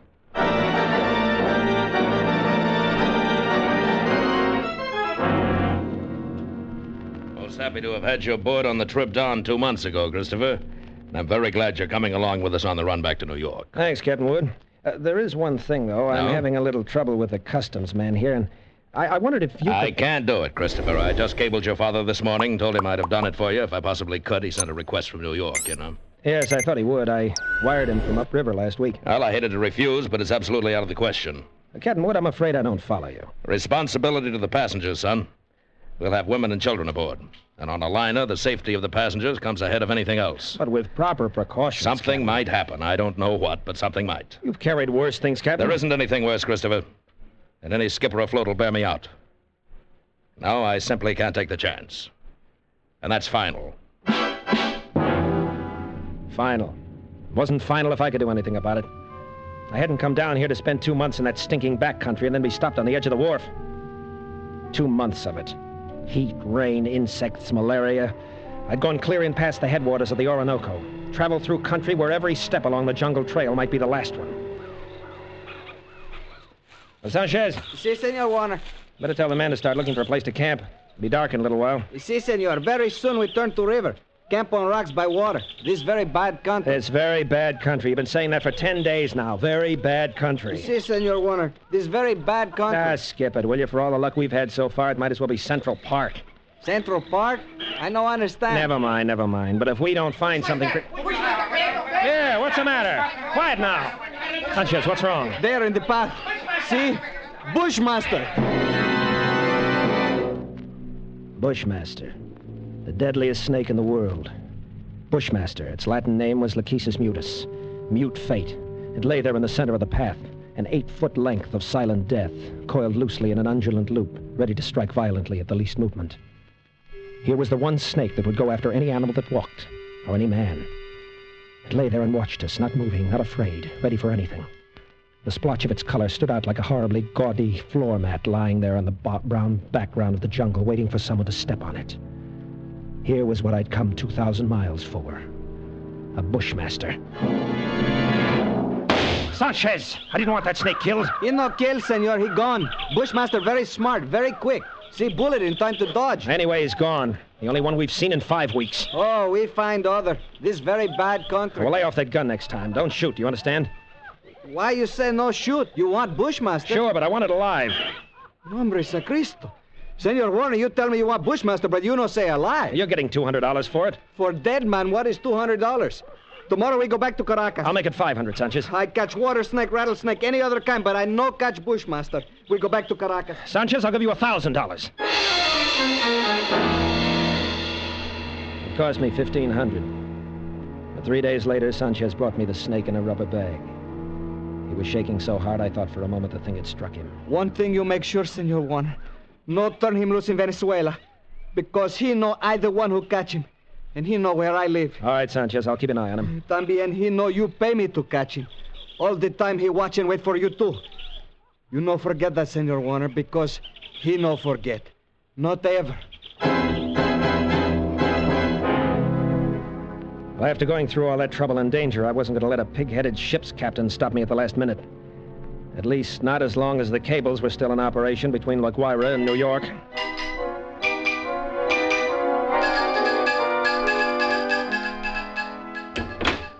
Morning, Captain Wood. Boy at the hotel said you wanted to see me. Yes, that's right, Christopher. Now, sit down. Thanks. Well, it seems you weren't willing to let matters stand the way we left them yesterday. I was sorry to go over your head, Captain, but I had to. The museum sent me all the way down here for it, and I'm not going to be stopped by red tape. Don't you realize this will be the only live Bushmaster ever brought to the United States? Well, if I had my way... orders are orders. I got a cable from the head office this morning. All right, suppose we talk about precautions. I'll handle it any way you say. Now, it's got to have a stronger box. That crate's too flimsy. Stronger than it looks, Captain. That wire screen on top would hold a wildcat. But anyway, I bought a heavy sea chest this morning. We'll put the crate inside of that. Oh? Well, that sounds all right. It got a lock on it? Heavy padlock. It's fixed so the lid can be propped open a crack without unlocking it. The snake's got to have air, you know. But in dirty weather, that lid stays shut. I'll take no chances. Fair enough. We'll keep the thing in my inside cabin where I sleep. Can't have it in the baggage room. And nobody on board's to know about it, understand? Whatever you say, Captain. But we won't have any trouble. After all, it's only a snake. Doesn't have any magical powers. Yeah. You know, Christopher, I saw a Bushmaster in the zoo at Caracas once. I didn't catch you as long as you were in sight. Give a man the creeps. I didn't know they had a Bushmaster at the Caracas Zoo. They don't now. Found the glass broken one morning and the snake gone. The night watchman was dead. They never found out what happened. Well, the watchman must have broken the glass by accident some way. The way they figured it, the glass was broken from the inside. We sail in 4 hours. Into the Caribbean, with perfect weather and a sea as smooth as an inland lake. The barometer dropped a little on the 3rd day, but cleared up overnight and left nothing worse than a heavy swell. But in spite of the calm seas and the pleasant weather, I was becoming possessed with an ominous anxiety. I was developing an obsessive fear of that snake. I stayed clear of the passengers pretty much. Got the habit of dropping into Captain Wood's quarters several times a day. He kept the heavy box underneath his berth. I'd approach it quietly and shine my flashlight through the open crack. Never once could I catch that 8-foot devil asleep or even excited. He'd be lying there half-coiled, his head raised a little, staring at me with those beady black eyes, waiting. He'd still be like that when I turned away to leave. Maybe that's what bothered me. That horrible and constant watchful waiting. What in the name of heaven was he waiting for? Well, hello there, Mr. Warner. Oh, how are you, Mother Willis? My, but you and the captain spend an awful lot of time around this cabin. I'm beginning to think the two of you must have some guilty secret. Nah, nothing like that, Mother Willis. I don't know about Captain Wood, but I certainly don't have any guilty secret.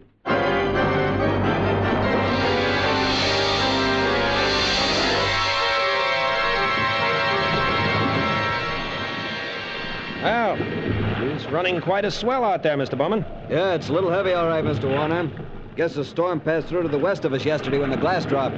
Think it missed us then, huh? Yeah, that's what the mate figures. Sure stirred up some water, though. This'll put half the passengers in their bunks. Makes it great for my department. 2/3 of them want a steward to hold their heads. They'll keep Mother Willis so busy Hey, look at the size of that wave. What? Great Jehoshaphat, we're going to take it on the port bow. Hang on. That was a freak if there ever was one. Not another wave that size in sight. You see them like that sometimes, even in a calm sea. I got to get topside, Mr. Warner. That water probably did some damage on the officer's deck. Yeah, I suppose... Hey, wait a minute. Yeah? What did you say? The wheel companionway was open on the port side. Bridge cabins must have taken a pretty bad smashing. They're right below... Something wrong, Mr. Warner? No. No, nothing at all, Mr. Bowman. At least I hope not.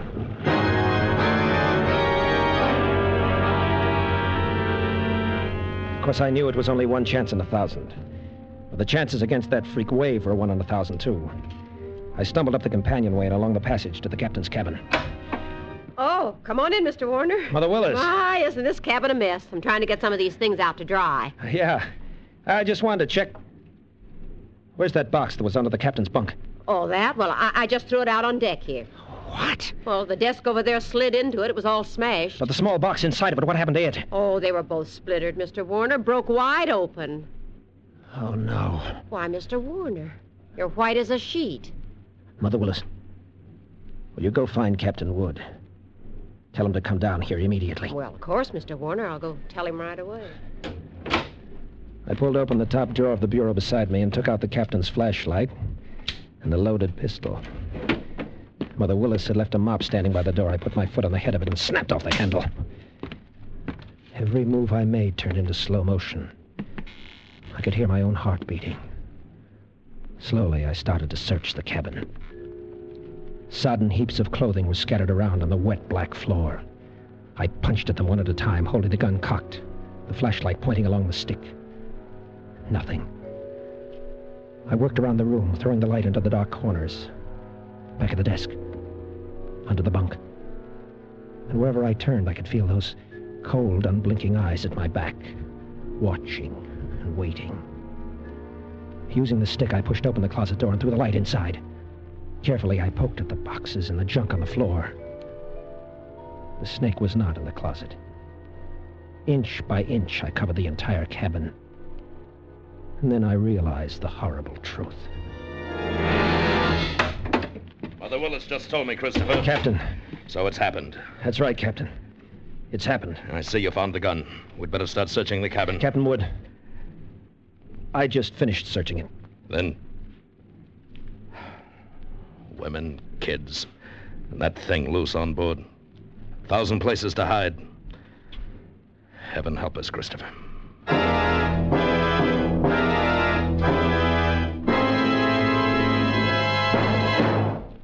Can you guess what this is?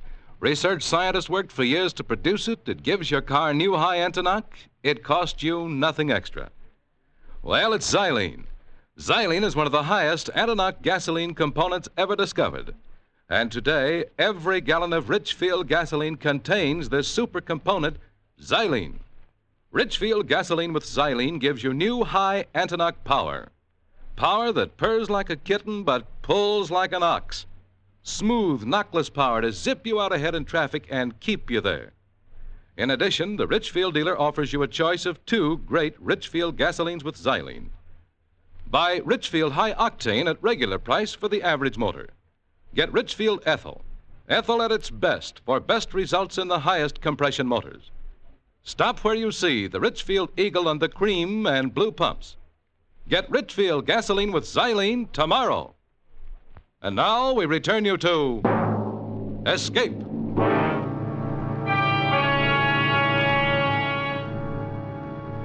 There's no use starting to blame anybody now, gentlemen. I didn't call you officers in here to pass judgment. The thing's done, and that's that. You're right there, Captain. What we have got to do is make up our minds how we're going to handle it. It'd be easier if we didn't have to tell the passengers and crew, sir.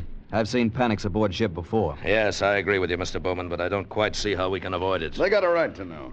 As long as that snake's loose, everybody on board's in the same danger. And they all ought to know about it. Captain Wood, that thing is 8 feet long. It can't simply crawl into a crack. Why don't we make a quick search of the whole ship before we spread any alarm? Yes, I've thought of that, Christopher. As far as I can see, the only place it couldn't be is in the boilers or on top of the galley stove. It might have crawled overboard. We can't count on that. We've got to assume it's on the ship somewhere. Yeah, well, that could be anywhere. In a coil of rope or in a pile of clothes. Yes, or under some woman's berth.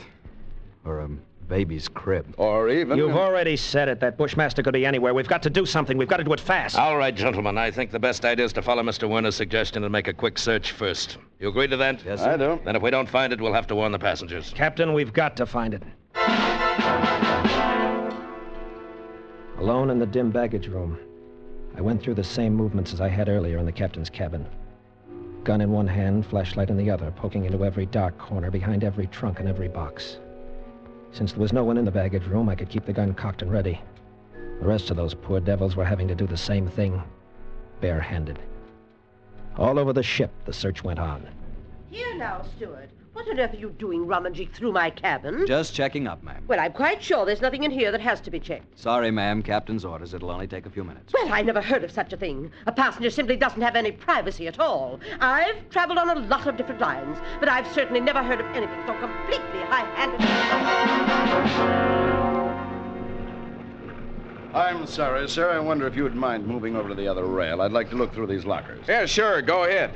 What's the matter? You lost something? No, just looking things over. Nothing in there but life preservers. Yeah, that's right. Must be getting ready to sink the boat, huh? Gonna collect all the insurance, eh? Gonna send us all to the bottom, huh? But not one of us could find that deadly shape. Perhaps coiled in some dark corner or outstretched along a window seat. Not one of us caught a glimpse of that horrid head with its beady black watchful eyes. It was nearly dark when we met again together in the chart room. Well, gentlemen, there's no other way around it. We've risked all the time we can. We've got to warn the passengers. But how'll we do it, Captain? Call them all together in the lounge? No. If we did anything like that, we'd be asking for a panic. We'll get one whether we ask for it or not. Pick a few men and go through the cabin decks. Tell them individually, inside their cabins. Watch for any that act like they might cause trouble, and we'll keep an eye on them. Handle the crew the same way. Yes, That's it. Now, as soon as you're finished, arm all the deck officers and start searching again. Our only chance of preventing a panic is to find that snake. The slow nightmare that followed grew worse by the hour. None of us slept. All the ship's officers not on duty kept on with that endless search. Passengers locked themselves in their cabins or huddled together in the lounges, knowing all the time that no spot on board could be called safe. Fear was a heavy fog in the lungs of us all, and every light on the vessel burned throughout the night. Morning came and brought no relief. Terror and tension mounted by the hour. There now, Mrs. Crane, go back to your cabin. The horrid thing's probably crawled overboard in it. No, you're just saying that. You're paid to say it. You don't know. Nobody knows. Now, everything's going to be all right. Oh, if we could only get off the ship, they could fumigate it. Yes, that's what we've got to do. We've got to get off the ship. Mr. Bowman, she's going to jump. No, you don't. Let me go. Let me go. Nice work, Mr. Bowman. Nice work. Now get her down to her cabin. And whatever you do, don't turn her loose.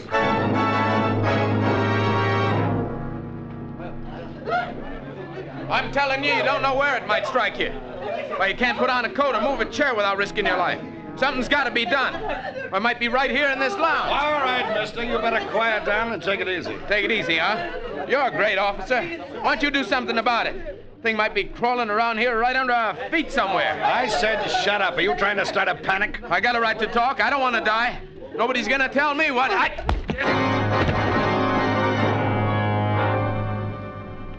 The second night passed, and morning came around again. A gray and rainy day that dragged by with leaden hours. And then night came down again, third night of the terror. Again, every light burned, and the whole ship seethed in the throes of incipient panic. Faced by a horror they'd never met on the sea before, crew and officers alike were on the verge of revolt. Passengers huddled in a trance-like stupor, ready to scream at the slightest unknown sound. At 7 bells, I made my way forward to the chart room and found Captain Wood bent over a desk. Oh, hello, Christopher. Come on in. Sit down. It's got to be somewhere, Captain Wood. It's got to be. Well, I don't know. You could search this ship for 6 months and never touch all the hiding places aboard. Yeah, if we can only hold out for 2 more days, we'll be in port. What's your home office say? Here's the latest wireless from them. Keep quiet and keep coming. What else can we do? You want a cigarette? Yeah, thanks. Yeah. How's it below, Christopher? That's pretty bad. Anything could happen. Yeah. That's why I took the guns away from the men. 1 pistol shot and we'd have a riot on our hands. The whole thing's my fault, Captain Wood. That's what I can't forget. Oh, take it There was easy, only son. one way I could pay for it myself alone. Oh, now, I know how you feel, but it's no more your fault than mine or the man who asked you to bring that snake back alive. Nobody planned this. Now, look, Christopher, I think you'd better try to get a little sleep. Oh, sleep. Mr. Bowman made some coffee down in the steward's galley a while ago. You better go down and get yourself a cup and then rest for a couple of hours. Rest? I can't Christopher, rest. it's not going to help any if you stumble through a hatch half asleep and break your neck. Now, go on and get some coffee. One way or another, we've got to hold out for 2 more days.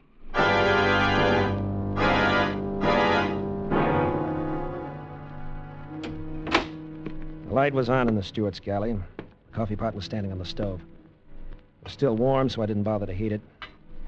Poured out a cup, carried it over, and set it on the porcelain tabletop in the center of the room.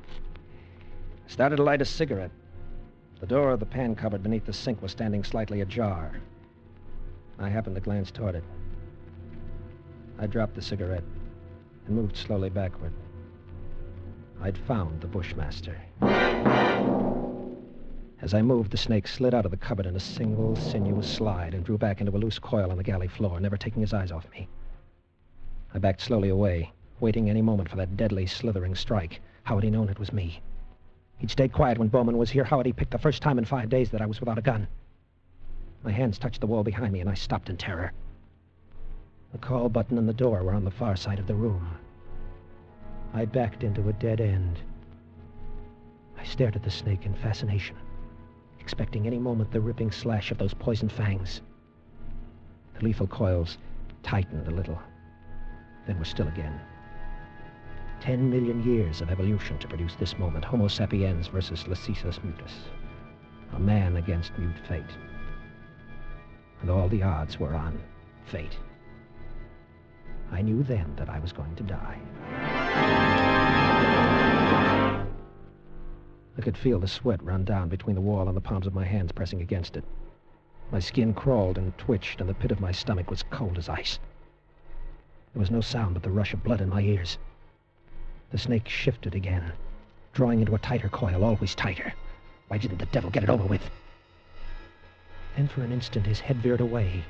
Something moved by the stove. I didn't dare turn to look at it. Slowly it entered my line of vision. It was a cat.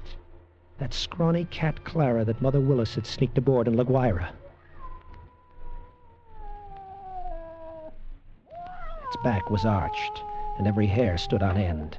It moved stiff-legged now, walking in a half-circle around the snake. The Bushmaster moved slowly and kept watching the cat. He tightened. He was going to strike at any second. He struck and missed. The cat was barely out of reach. Now she was walking back and forth again. She was asking to die. Missed again by a fraction of an inch. He was striking now without even going into full coil. Missed again and again, always missing by the barest margin.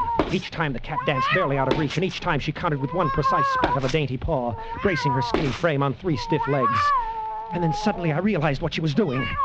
The Bushmaster was tiring, and one strike was just an instant slow, but in that split second, sharp claws raked across the evil head and ripped out both the lidless eyes. The cat has deliberately blinded the snake.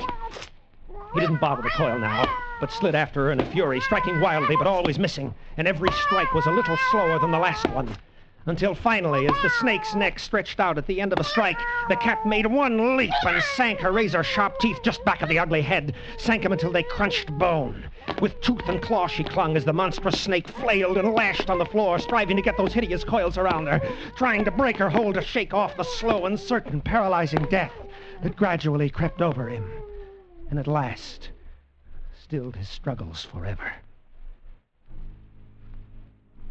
I took a deep breath. The first in minutes. The cat lay on her side on the floor, panting, resting from the fight just over. Well, she had a right to rest. That mangy, brave, beautiful alley cat had just saved my life, and maybe others as well. But as I turned toward the stove, I suddenly became very humble, and I knew all at once what a small thing a human being really is. There were 3 reasons why that cat had fought and killed the world's deadliest snake. And those 3 reasons came tottering out from under the stove on shaky little legs. 3 kittens with their eyes bright with wonder, and their tails stiff as pokers. Up on the decks, hundreds of passengers were waiting for the news that the days and nights of terror were ended. Well, they could wait a little longer. I pulled open the doors of the cabinet and found a can of milk in a saucer. Then I dropped down on my knees on the floor of the galley.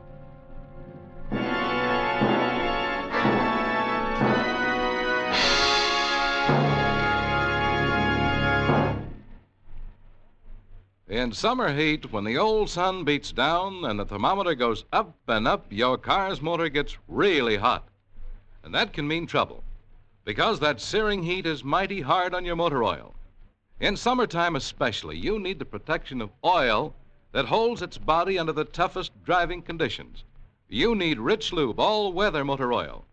Rich Lube is refined 100% from the costliest Pennsylvania crude obtainable. Rich Lube is tough. It protects your motor by drawing excess heat away from moving parts and by its great lubricating qualities. Moreover, it contains special chemicals that combat carbon and harmful deposits. It cleans your motor as you drive. So get real motor protection this summer. Ask the Richfield gasoline dealer to change your oil to Rich Lube, all-weather motor oil. Keep your motor clean. Keep your motor young.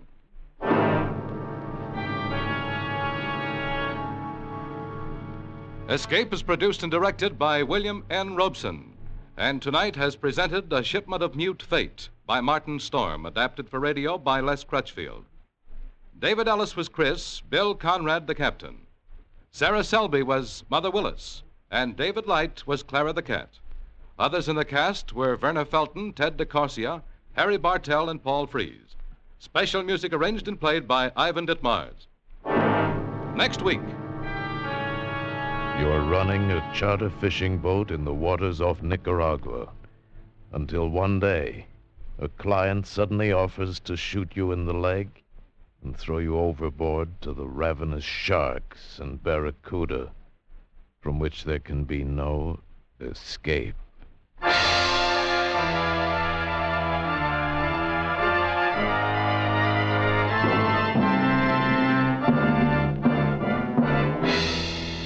Next week at this time, the Richfield Oil Corporation of New York invites you to escape to Central America with a story of murderous intrigue along the tropic coast, as Anthony Ellis tells it in his exciting story, Sharkbait. Be listening. Goodbye then until this same time next week, when once again we offer you Escape. Tom Hanlon speaking over CBS, the Columbia Broadcasting System.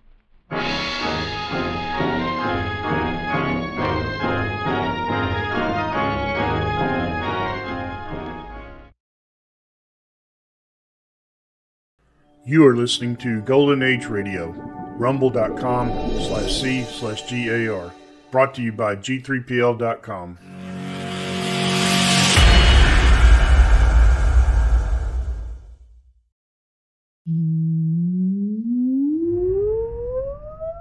Countdown for blastoff. X -5, -4, -3, -2, X -1, fire.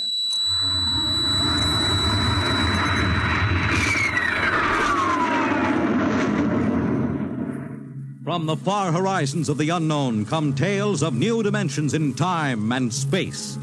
These are stories of the future. Adventures in which you'll live in 1,000,000 could-be years on 1,000 would-be worlds. The National Broadcasting Company presents X minus 1.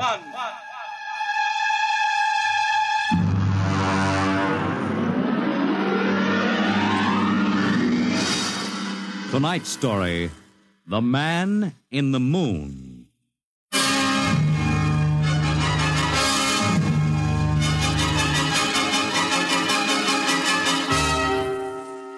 Attention, attention.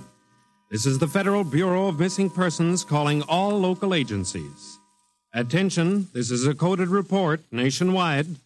Missing since 9 o'clock this morning the following persons: Smigley Jonathan, 5 feet 8 inches tall, brown hair, brown eyes, mastoid scar behind right ear, last seen wearing blue top coat and tan cap, wanted by Los Angeles. Hello, get off this wavelength. This is a restricted band. Hello, Earth. Whoever you are, you're on a coded wavelength. Tune out. This frequency is reserved for the Federal Bureau of Missing Persons. Hello, Earth.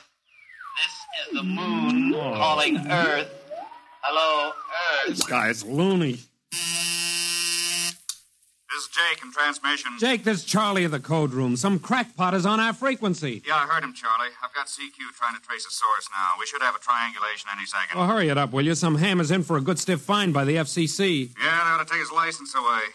Oh, here comes Lenny with the directional fix. Right. Thanks, Lenny. Hey, what's this? This is impossible. What's going on down there? How about it? Get that ham out of my kilocycles. Oh, listen, Charlie, unless this is a gag, that interference is being beamed from 240,000 miles away. Oh, now, Jake, you know there ain't no such thing as 240,000 miles away. Yes, there is, Charlie, straight up. Oh, now, wait a minute. Charlie, that signal is coming from the moon. Are you nuts? Well, somebody might be bouncing it like a radar signal. Radar on this frequency? Where'd you study basic radio? Now, listen, Flathead, you asked for a fix. I gave the best fix our instruments can find. Take it or leave it. Somebody on the moon is calling the Bureau of Missing Persons.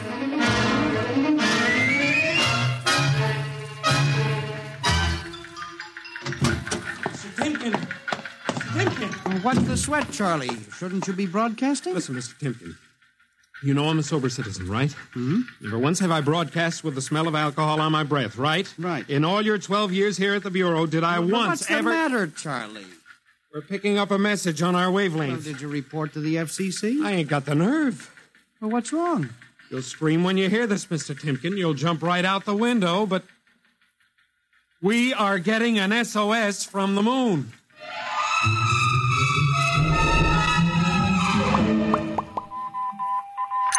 Well, that's it. He started on voice and switched to Morse. The way the signal repeats sounds like a phonograph record or automatic sender of some sort. Well, what's it say? Let's see here.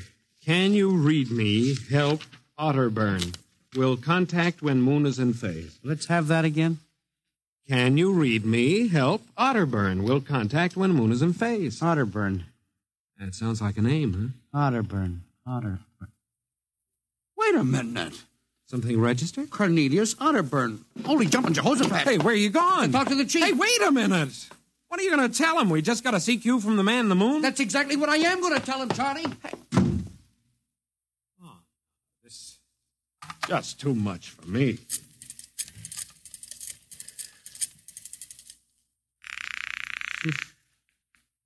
Washington Star Ledger. Let me have O'Brien on city desk. A moment. O'Brien? Seamus, Yeah? Charlie Starbuck down at the Missing Persons Bureau. You want a hot one? No kidding. This'll cost you a beer, okay? All right, shoot, Noodle Brain. I'll stay on your wavelength for 30 seconds. Okay. We just got a radio message from the moon. Yep. What? From the moon. Call me back when you're sober. Okay, Seamus, if you don't know a story when you see one, I'll send you the name of a good psychiatrist. So long, Orson Welles. How do you like that? You don't believe me.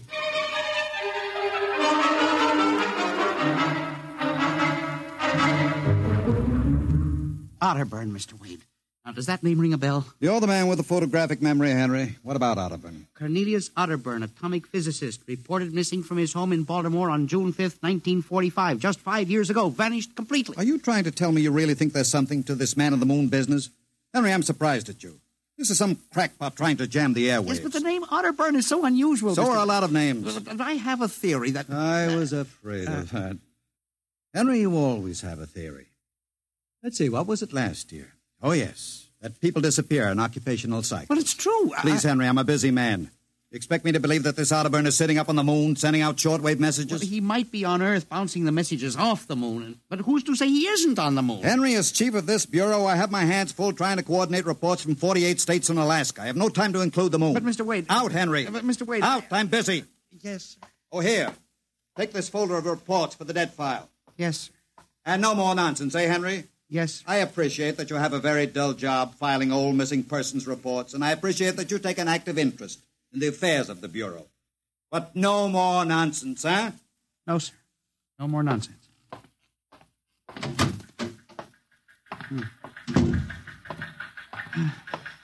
Pardon me.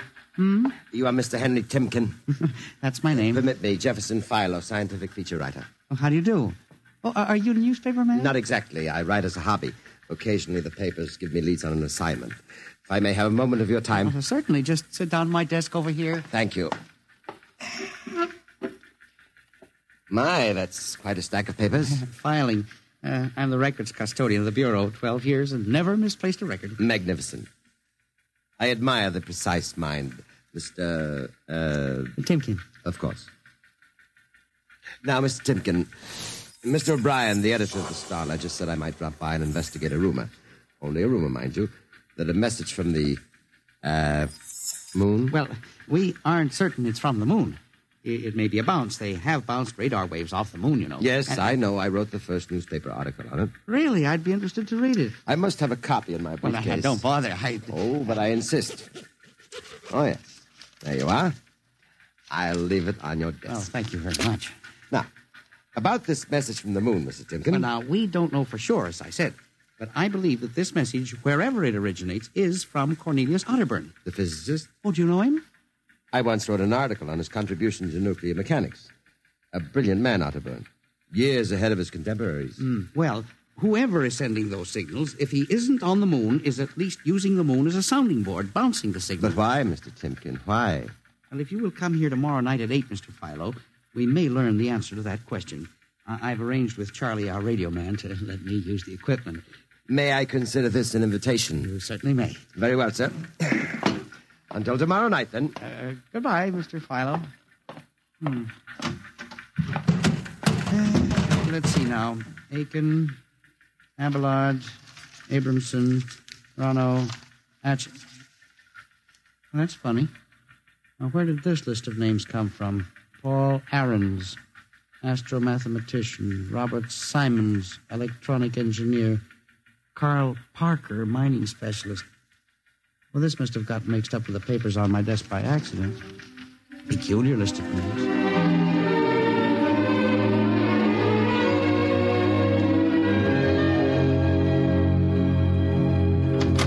Oh, good morning, Charlie. Oh, hi, Mr. Timken. See, we made the papers. Oh? And how? And as the chief steamed up about it, he really gave me what for. What did the paper say? Oh, mostly ha-ha. Here's the Herald. Listen.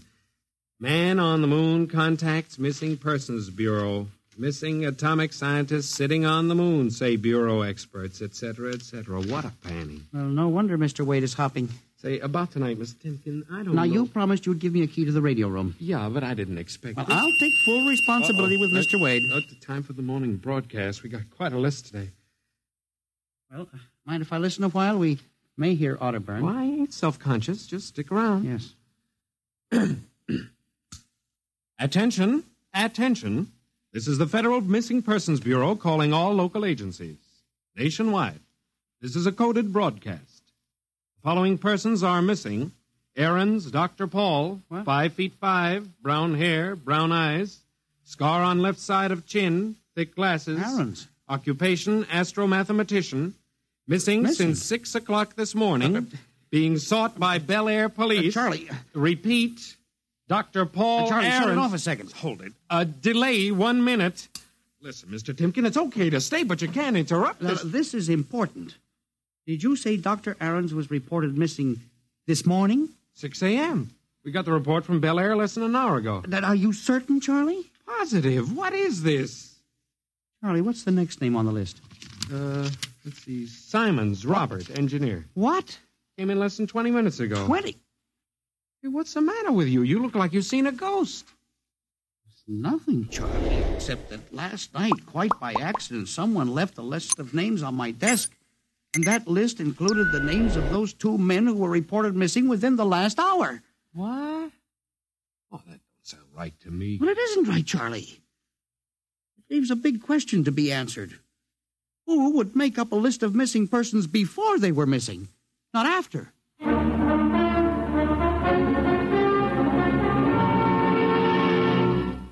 And you say this list of names was left on your desk accidentally? Well, I believe so, Mr. Wade. Do you have any ideas, Henry? Well, it's hard to say. Mr. Philo left some papers from his briefcase. Mr. Philo? Well, a science feature writer. I see.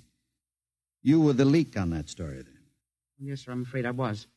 I didn't think it would be treated as a laughing matter. Well, we'll deal with that later. Yes, sir. What's this Philo like? Well, he's a strange old duck, bald, thick glasses, tall. He walks stooped over. Seems to know a great deal about scientific data, but, of course, being a science writer, Is there any other possibility? I believe that this is all hooked up with the broadcast from Otterburn. That seems to be a very remote possibility. Well, the Missing Persons Bureau deals in remote possibilities, Mr. Wade. I do not require a statement of policy. Yes, sir. What's the theory? Well, for some time now, it has been my contention that in a country like ours, where even the cleverest criminal can be ferreted out and located eventually, there is no such thing as a missing person. I was afraid of that. Now, for 12 years now, I have kept the central files, where information from all over the country is channeled and recorded. I have made a private study. This is beginning to sound familiar, Henry. And I have discovered that each year, literally thousands of persons vanish, leaving no trace. They are never located. Where do they go? Nobody knows. And they disappear in interesting cycles. What sort of cycles? Occupations, for example. 1 year we'll have a run on, well, say, coal miners. Next year, the proportion of engineers increases. And then scientists. And what do you think happens, Henry? I don't know, Mr. Wade, but I'm beginning to suspect that somebody else has discovered the same phenomenon, even to the point, perhaps, of being able to predict who will turn up among the missing next. Philo? Well, I don't know. But I would like to find out. And you think Otterburn may be a part of this picture? Mr. Wade, I definitely do. Henry, do you honestly expect me to buy an idea like that? It is more than an idea. The 2 top men on this list are missing, and... Maybe so, but the rest of them aren't. Parker, Watson, Gibbs. Why, I saw Parker in the restaurant where I had lunch today. Yes, but and if you think Wade, I'm going to make myself a laughingstock by accepting such a crack-brained theory... Well, Excuse me. Yes. Hello, Wade speaking. Yes? Yes? I see. What name? Just a moment. Henry, let me see that list again. Here you are, sir. Go ahead. I see. I'll get back to you. I guess I owe you an apology, Henry. Sir? Carl Parker was just reported missing. Parker? 3rd man on your list. Holy mackerel. Exactly. Henry, for a good many years now, I've ridiculed these theories of yours. I don't know. Perhaps I've underestimated you. Maybe this time you've really stumbled onto something. What do you intend to do, Mr. Wade? I don't know. I haven't thought it out yet. I was planning to listen for another broadcast tonight in the hope that Otterburn might try to contact us again. Good idea. I believe I'll join you. I also invited Mr. Philo, the feature writer. Oh? I'll be glad to meet him. I'm beginning to get interested in you, Mr. Philo. Wait, you don't think... That he's mixed up in this? Yes, sir. I don't know, Henry. But it suddenly strikes me that we don't know very much about him, really. We ought to contact the police. No, Henry. I think we're better off keeping this between ourselves for the moment. We're dealing with the unknown. And in solving an equation for the X factor, it's often easier to limit the number of terms. Follow me? I don't know, Mr. Wade. There may be more danger in what you have discovered than you are aware of. Let's keep it quiet. You agree? Maybe you're right, Mr. Wade. I hadn't thought of the danger involved.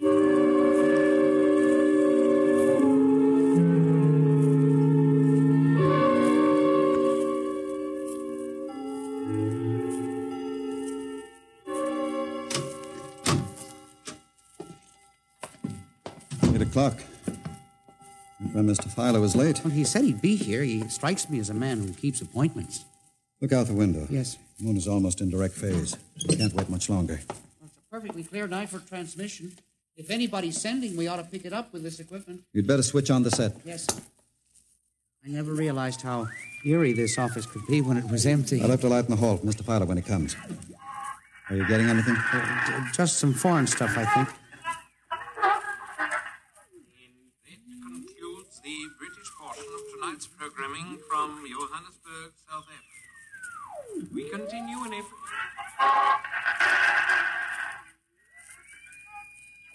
That's a peculiar transmission sound. Earth. Now, that sounds like something. See if I can work the selector. The moon is in phase. Yes. Hello, Earth. Can you hear me? I'll try to return. Hello? Hello? Hello, Earth. Hello, do you hear me? Oh, I get you now. Thank God. Who are you? Can you hear me? Who are you? This is Professor Cornelius Otterburn. Hello? Go on, I hear you. Not much time. They're on to me. They've located my sending point. You hear me? Go ahead, keep talking. I've only enough oxygen for a few minutes more. Well, where are you? I'm on the Earth side of the moon. You get that? The Earth side of the moon. A volcanic crater. Good. Start that recorder, Mr. Wade. Go on. Explain, please. Explain, please. Now listen closely. There is an Earth colony on the moon. There is an Earth colony on the far side of the moon, made up of renegade scientists and criminals. Professor Ernst Halsman... Halsman? He died in an insane asylum in 1938. Professor Ernst Halsman discovered nuclear rocket power in 1935. Turned his plans over to escaped inmates of the asylum. They took off and set up a colony on the far side of the moon in 1938. Go ahead, we're recording you. Each year, they recruit new colonists from Earth. Slave labor, mostly. I was kidnapped in 1945. Yes, I know. Keep talking. They wanted me to work on atomic drive for their flying disc. Hello? Still getting you. Go on. Last month, 6 others and I escaped. Speak louder. You got to stop them. Stop them. Stop who? The moon colony. Planning to take over the Earth invasion. Oh. Hang on. No oxygen. Hard to breathe. Listen. They have agents on Earth. You hear me? Agents on Earth? Where? Who? Hello? Hello? Hello? Agents in... Henry, look out. Lights. Someone at the window. Get down. Henry, are you all right? I think so. His shot smashed the transmitter. And the lights. Strike a match. Careful. It was close. I got a look at him. From the description, it was your Mr. Philo. We got a recording anyway, but not the most important part of the message. Poor Otterburn, suffocating to death. Henry, we've got to get you out of here. He said they have agents. Philo is probably one of them. He'll be looking for you now, trying to kill you. But the police... Do you think the police would believe a fantastic story like this? People being kidnapped to the moon as slave labor? Moon colony planning an invasion of the Earth? But Henry, believe me, they'd trap us into straitjackets before we could finish. We've got to do something. We need time. Time to get through. You don't think my theory was bunk then? I know it wasn't, Henry. Right now, my only concern is for your safety. But we can't walk out of here. Philo's probably waiting. Listen, there's a service elevator that leads to the basement garage. Yeah? We can get down there. There are some delivery trucks parked there all night. We can probably get one started. The garage door's off the ramp, work from the inside. We'll start the mechanism and make a run for it. I don't know. I think if we call the police... By the time the police get here, we'll be dead. You think Philo will wait outside all night? Come on. That's an order. Okay. But what about the recording of Otterburn's notes? We'll leave that here in the safe in my office. They'll never get into that. Let's go. You buzz the elevator while I hide the recording.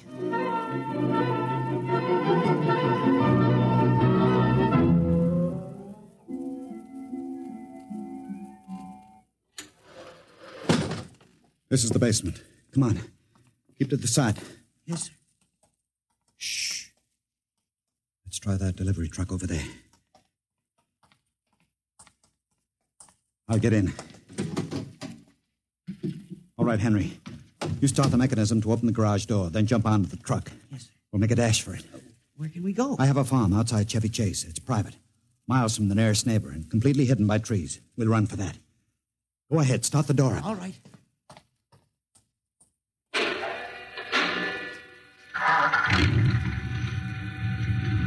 Quick, jump in. There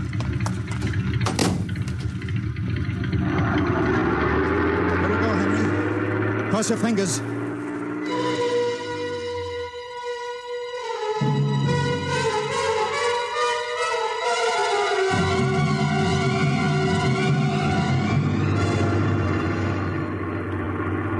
We made it out all right. Anything doing? There's a blue coupe behind us, Mr. Wade. It's easily following. I'll cut up Pennsylvania Avenue. Now Route 1, toward Baltimore. It is following.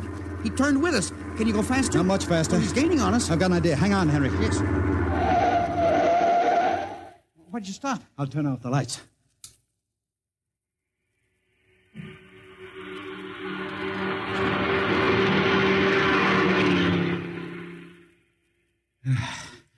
It worked. He shot right past us. Now we'll double back and go out another route.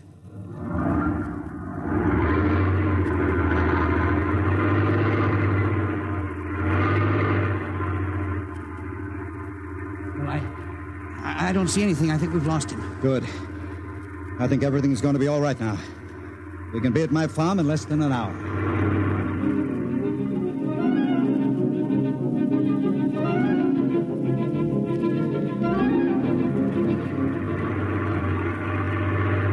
Not much longer now. Is anyone behind us? I thought I saw the blue coupe again, but I was mistaken. Whew. This place is really hot in the wilderness. We can stay here indefinitely till we figure out the next move. Now, just up this dirt road now. There's the house up ahead. You're not going toward it. No, I have a better idea. There's a big abandoned wheat silo on my grounds. It's down a hollow where it can't be seen except from the air. And even then, the oak trees shield it. We'll hide you out there. Now, we leave the truck here. It'll never be seen. Come on. Yes. How did you ever find this place, Mr. Wade? I've always liked seclusion. I bought it about 12 years ago. Come up here in the summertime to get away from it all. There's the silo. It's certainly well hidden. There's a small door around the side. Come on. Be careful of those bushes. Yes. It's hard to see them in the dark. Do you suppose Philo will find us? I assure you, Henry, Mr. Fowler will never find us here. Not in a million years. Here's the door.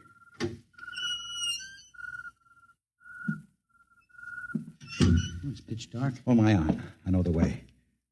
Just a few steps up, and another door. Steel. This is an unusual silo. Double-walled, wood outside and steel inside. Completely fireproof. An army couldn't wreck it. We're inside the inner shell. Careful.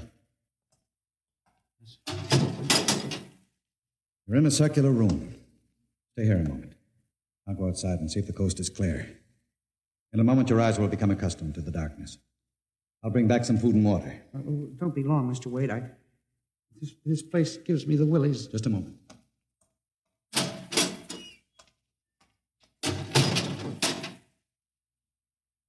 Mr. Wade. I swear I hear something. Mr. Wade. What's that? There is something. Good Lord. There's someone in here. It's locked. Oh, no. Mr. Wade! Mr. Wade, let me out! I'm not alone in here! Mr. Wade! This must be a light switch. Thank God. Oh, no. People. 10, 15, 20. Mr. Wade, help! Help! It will do you no good to shout, Henry. Mr. Wade, where are you? Outside. Speaking over the intercom. Mr. Wade, there are people in here. 15 or 20 of them. They're sitting like statues, just staring at me. They won't hurt you, Henry. What? They've all been drugged. They're even more helpless than you. But who are they? Permit me to introduce them, Henry, since they're currently unable to introduce themselves. The gentleman seated before you, the one with the scar, is Dr. Paul Ahrens, the astro-mathematician. Next to him is Mr. Robert Simons, electronic engineer. Names on the list. Yes, you're familiar with the rest. They've all been, shall we say, recruited to work with Professor Halsman's group on the moon. Moon? Then you're one of them. Of course. Oh, yes. There's one whose name was not on our list. If you'll turn around, Henry, you'll recognize the drugged form of your old friend, Mr. Philo. Philo? But I thought... That he was part of the conspiracy? No. On the contrary. His snooping made it necessary for us to include Yes, but the man in the window, the one who fired the shot. an agent of mine, the pilot of this ship. Ship? What ship? This silo is camouflage for a rocket launching platform. In a moment, the roof will slide back for the rocket's takeoff. A rocket ship? In exactly 70 hours, you and your companions will join Professor Otterburn on the moon. But you can't do this to me. We have done it, Henry. No! You see, there was another name omitted in that list, which I carelessly mixed up with your papers. That of Henry Timken. No! Bon voyage. I won't let you do this! You can't! Please let me out! Let me out, please! This can't happen! Let me out! Let me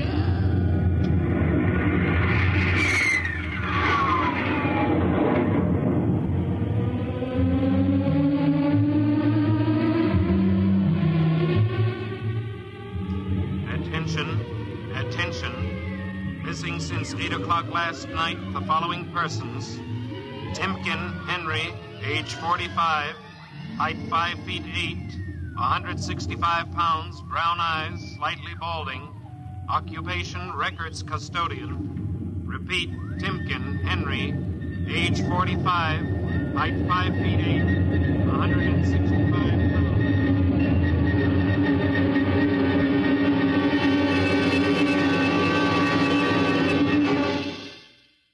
In just a moment, a word about next week's adventure. Tonight, by transcription, X-1 has brought you The Man in the Moon, an original radio drama written by George Lefferts. Featured in the cast were Louis Van Rooten as Henry, Santos Ortega as the Chief, Ross Martin as Charlie, Sidney Smith as Otterburn, Bob Haig as Jake, Joe DeSantis as Philo, and Ed Latimer as O'Brien. Your announcer, Fred Collins. X-1 was directed by Fred Way and is an NBC Radio Network production.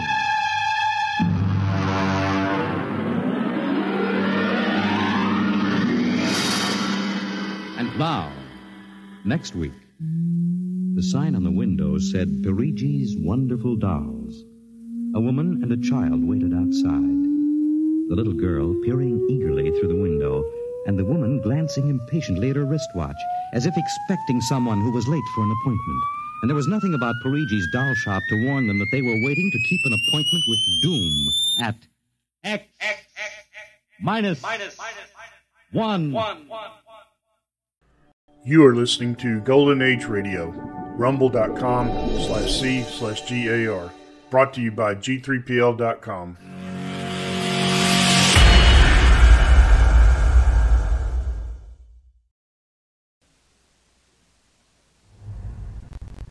Adventures in time and space, told in future tense.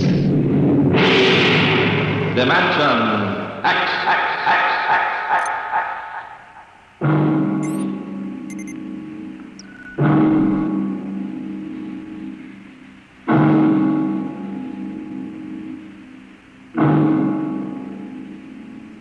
Have you heard of the new science called cybernetics?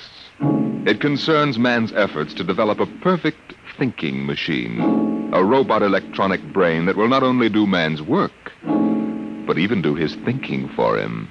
A robot that is almost human. No, it's not impossible at all. In fact, one day something like this may happen. A tall, suave gentleman in a black raincoat will walk down the street until he reaches a shuttered, isolated house. Then he will slowly mount the front steps and push the doorbell.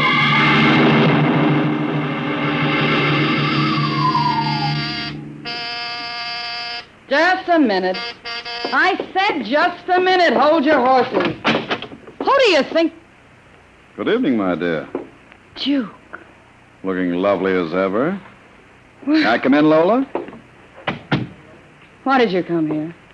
Curiosity, darling. I've been thinking over what you told me at our chance meeting last week. Duke, you promised me I you decided to come and take a look for myself. Where's the professor? in his study. Anyone else in the house? No, just the professor and I. Where's Junior? In the nursery. The nursery?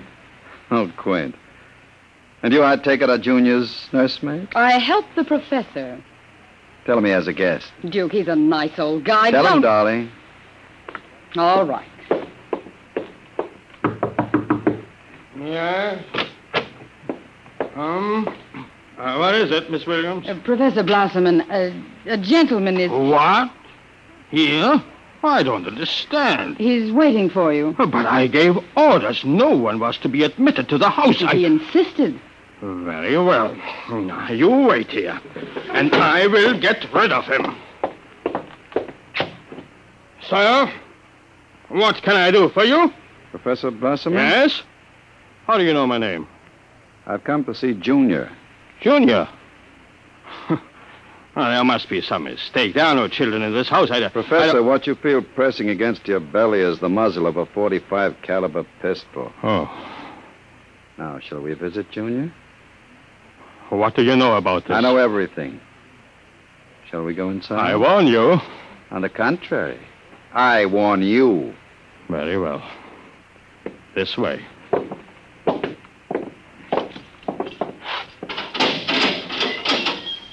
This is the nursery. Where is Junior? In the next room. Behind the door is the panel in it. Very considerately furnished. Mother Goose figures on the walls. Blackboard, toy blocks, panda, bunny rabbit doll. Touchy.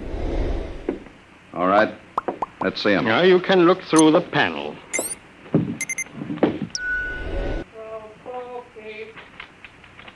Well. Who'd have believed it? Junior isn't very pretty, is he? Oh, I wasn't concerned with aesthetics. Why do you hide him? Is he dangerous? Oh, you see, the world is not yet ready for such a thing. Besides, I must study him.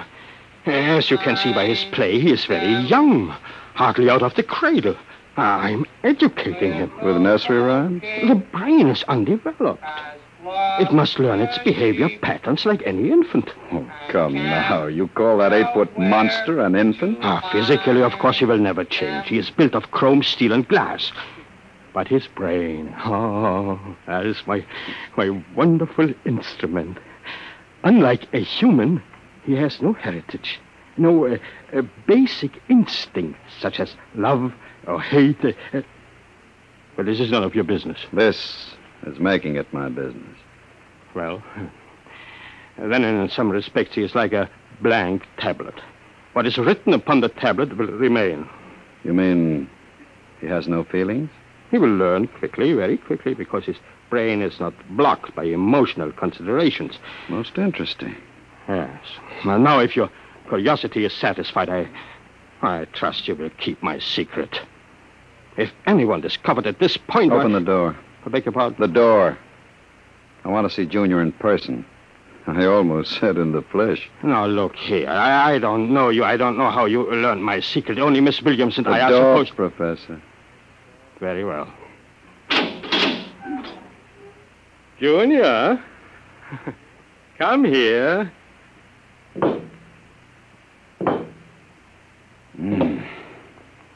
What a monster. Papa? He talks? Of course. Mentally, he is now about 6 years old. Yes. Now, what is it, son? Who is that man, Papa? No. Let me handle this. Yes. You may call me Duke, son. I've come to meet you. That's nice. Nobody ever comes to see me except Lola. Miss Williams. Do you like to play with blacks? Why, yes. Nothing the Duke enjoys more than playing with blocks. Play with me, Duke? Certainly, Junior. But I don't understand what you're trying to do. Who are you? It's quite simple. I came to play with Junior. We're going to be friends, Junior and I. When I finished playing, you can have Lola... Miss Williams, prepare my room. Your room? I forgot to tell you, I've decided to stay until the climate changes and I can go out again. No, this has gone far enough. You break into my home. You force me at gunpoint to open my laboratory, and then you tell me you are moving in. I won't stand for it. I'll call the police. I'm sure the police will be interested in Junior. Newspapers will be delighted to print your obituary, too. What do you want? I told you. I want a comfortable room, no rumpus with police. And an opportunity to play blocks with Junior. Agreed? Oh, you are hiding from the law? As you wish. Now, leave us alone, Professor. Yes, I will. All right, Junior, your move. Let's build a bridge. I have a better idea, Junior. What? Let's build a coffin. A coffin? I don't know that word. I'll teach you, Junior. I can see the professor's been neglecting the moral side of your education very sadly.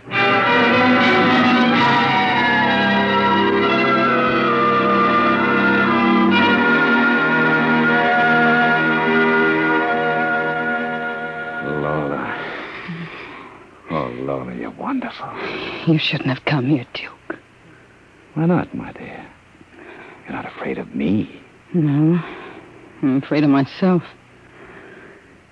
You're no good for me, Duke. You always brought me trouble. Duke, what have you been teaching that thing? Nothing, honey. I've just been playing with him. Very educational. I don't believe you. What's eating you, Lola? Today, when I walked in there, he said to me, I know how to kill people, Lola. I'll kill you if you want me to. He's learning very quickly. Oh, Duke, I'm scared of that thing. It's unholy. A machine that acts like a human. With that voice grinding at you and saying things you'd expect from a child. You dislike him so much, why did you take this job as his nursemaid? I answered an ad. I wanted to start over again. The professor didn't ask questions. I would have been all right, too, if you hadn't come along. I'm very glad you did tell me, darling. Because Junior is going to make us two very successful people. How do you figure that? You don't think I spend hours each day playing with Junior just to kill time, do you? I'm improving his mind, darling. Improving Like his any mind. child, Junior listens to what he's told and imitates his parents. Right now, his parents are you and me. Ha! Couple of fine examples we are. I don't know what you're teaching, Junior, Duke, but I can guess. And it isn't right. It's evil. Oh, my dear, you know me better than that. What makes you think I'd teach a child anything evil? I never taught you anything evil, did I, darling? Well, did I? Yes. Yes, you did. Only you taught me to like it.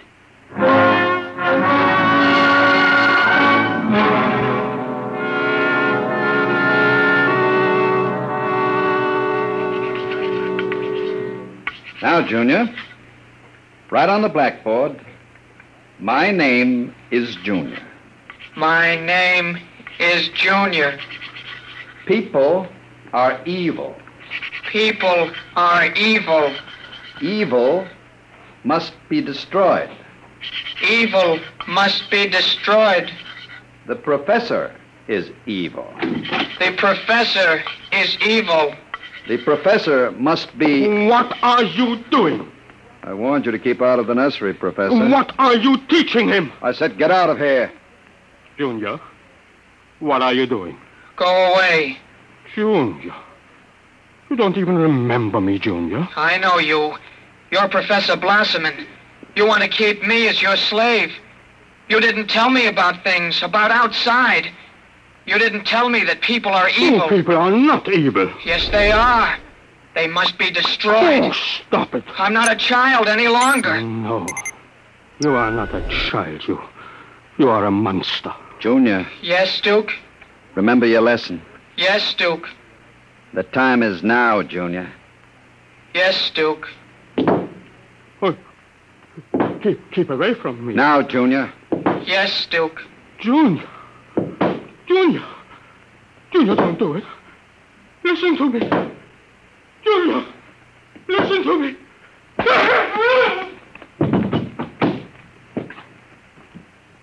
I did it, Duke.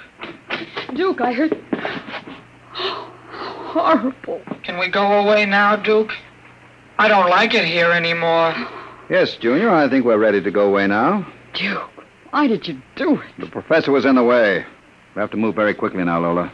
We? Of course, if you don't plan to come along, just say so. I can have Junior write your name on his blackboard. Duke, you wouldn't. We'll go to Charlie's. With Junior? With Junior. Duke, you can't. I'm afraid. Relax, my dear. I have great plans for you two. Wouldn't you like to be independently wealthy for the rest of your life? The only way you get that way is by inheriting $1 million. Not when you have a fellow like Junior around. Duke. Junior is mine. He obeys me. What you might call a mechanical stooge. I'm still afraid of him. Lola, Junior wouldn't hurt you. You wouldn't hurt Lola, would you, Junior? You remember what I told you about Lola? You like Lola, don't you, Junior? Oh, yes. I like Lola. She's pretty. You see? Junior's growing up. He thinks you're pretty. Just a wolf in steel clothing, eh, Junior? She's pretty. All right, we're wasting time. Okay, Junior, mesh gears. We're stepping out into the big, wide world.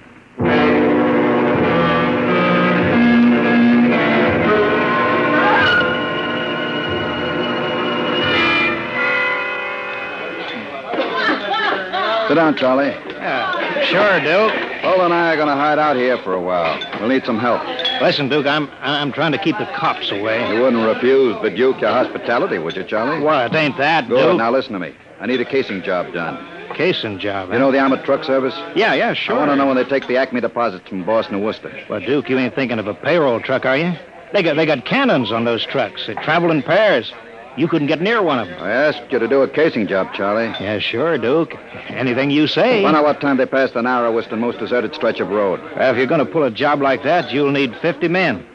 You want me to get some of the boys? I won't need anybody. I've got somebody. Where? He's out in the car. What's his name, Duke? Anybody I know? His name is Junior. I don't know any Junior. You will, Charlie. You will.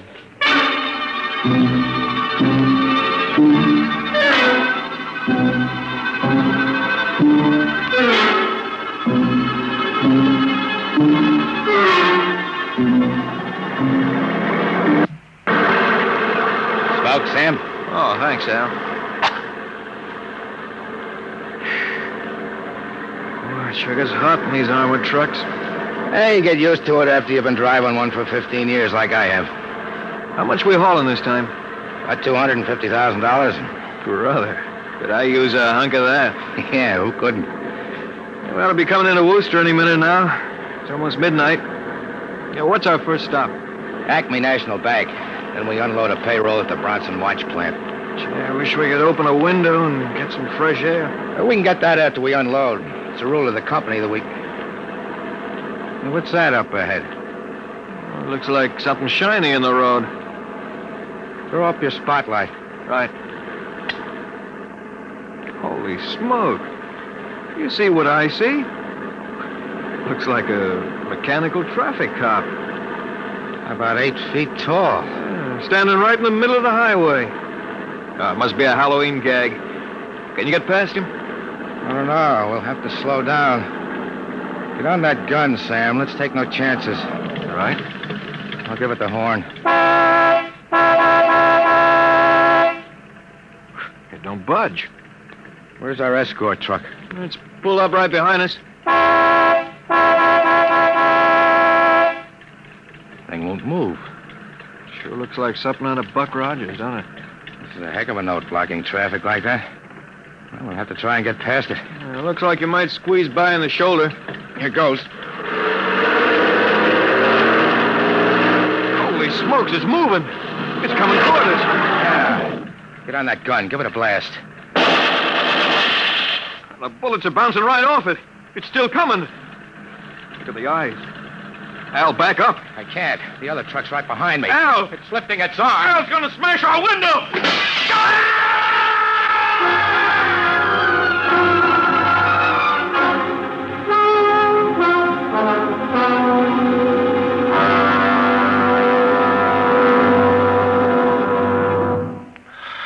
Jeez. If I hadn't seen it with my own eyes. Duke, we got to quit this. What's the matter, Charlie? Getting shaky? Oh, you know me, Duke. Takes nerve. Charlie's always been right there. But this, the papers say he killed all 4 drivers. Listen, Duke, that robot is hot. We got to get rid of it. Stop your blubbering. I don't mind a little heist, but killing 4 guys. You know, Charlie, for a fat man, you certainly have a slim mind. You want to take a lesson from Junior. He doesn't worry. He doesn't even know what a policeman is. He has no conscience. He never sleeps. He doesn't get tired. He doesn't even want a share of the profits. All we need is one more good robbery. You ain't going to pull another one. Why not? Count me out, Duke. You have to lamb out of here with Lola and that thing there. I'm getting too jumpy. The law's going to track that baby. Are you quite finished, Charlie? You got no heart, Duke. You're like Junior, all steel inside. And you're just a big warm-hearted slob. Well, I got nerves. I can't stand the thing. The way it looks at you with that iron face and the clanking around it. Hello, Junior. Hello, Duke. I've just been talking to Charlie. Yes, Duke?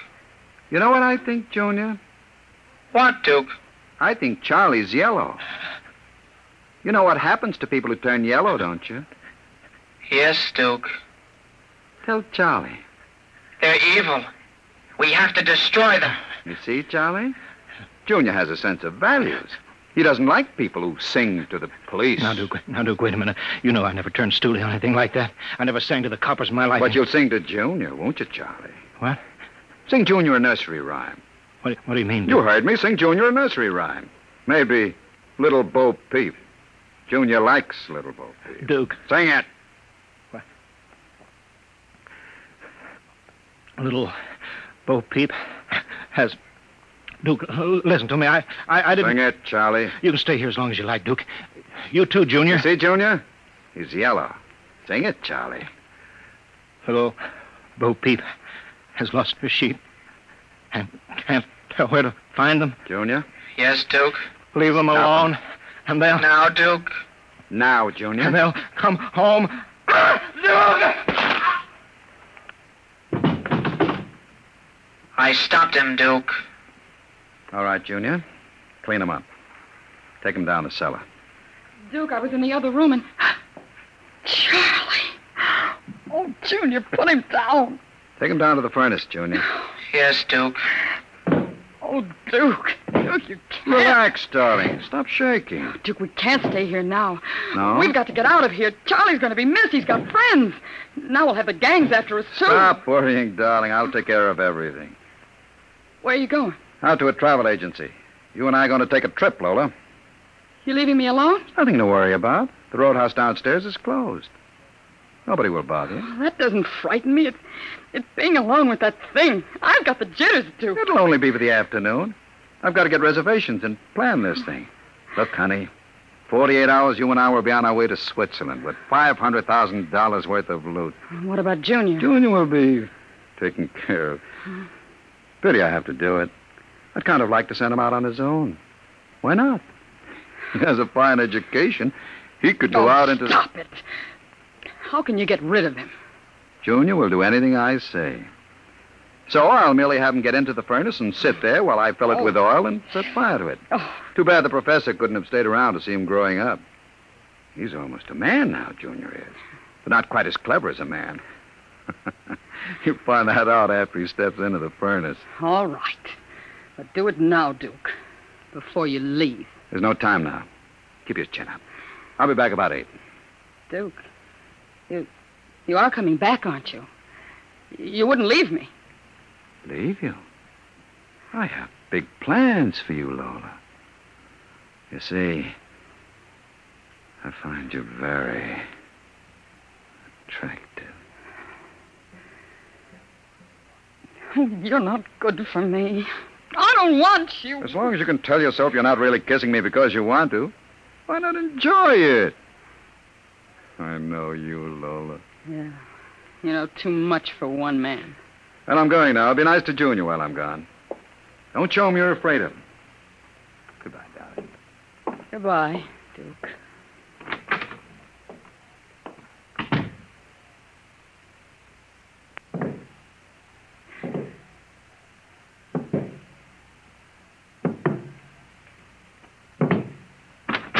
Lola? What, Junior? Lola? Oil me. Well, Duke might not like it. Can't you wait till he gets back?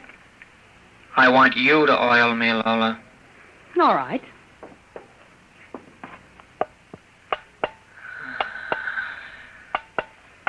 I like you to oil me. Yes, Junior. Are we going away from here, Lola? Yes, we're going away. That'll be nice. I don't like it here. I want to see more things. I want to see a roller coaster. Where'd you hear about a roller coaster? I read about it in a book. Charlie gave me a book. No. Will Duke let me ride on a roller coaster? I don't know. Maybe. You like Duke, Lola? Why, certainly. Do you like me? You know I do, Junior. Lola? What? Who do you like best? Me or Duke? I like you both, Junior. Yes. But who do you love? What do you know about love? In the books, man and woman love. Oh. Lola? Yes? Do you think anyone will ever love me? I'm different. I'm a robot. You want somebody to love you, Junior? I want something, Lola. I guess that's what I want. It's very lonesome being a robot. Do you think it makes a difference? I think some women can fall in love with anything, Junior. Even with a man like Duke. Why, Lola? Oh, I don't know. Maybe because, well, as long as she thinks her man is the smartest and the strongest. Oh. Where are you going? To wait for Duke. Oh, he won't be home for a while. I'll sit in the hall and wait for him. All right, Junior. I want to be alone and think. About what? I read in a book today it was bad to kill people. What does that mean? Bad? Bad? I don't know, Junior. Guess it's just a word.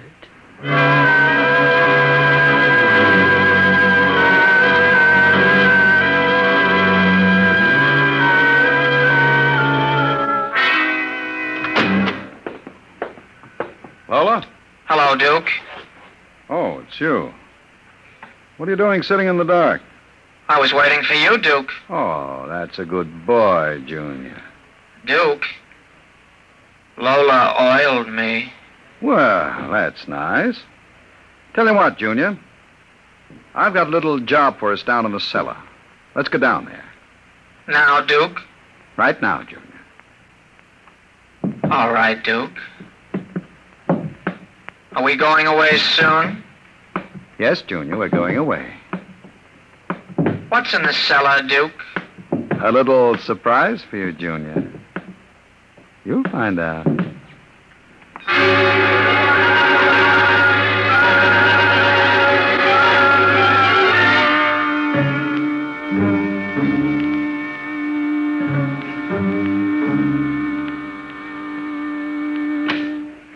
Duke?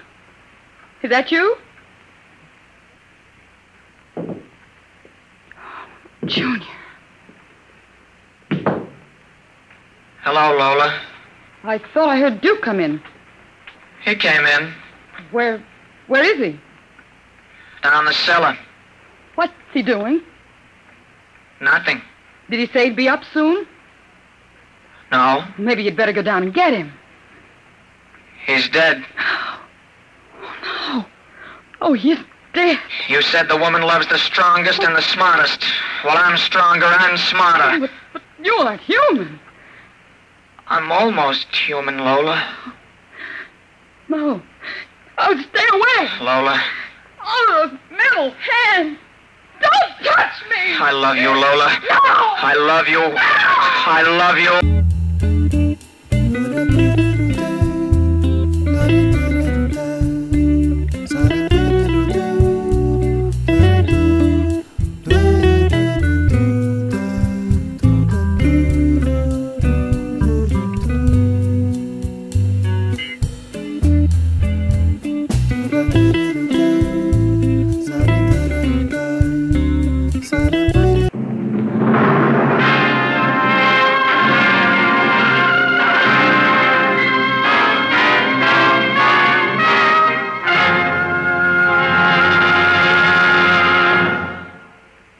You have just heard the Robert Bloch story titled Almost Human. Another adventure into the unknown world of the future, the world of Dimension X.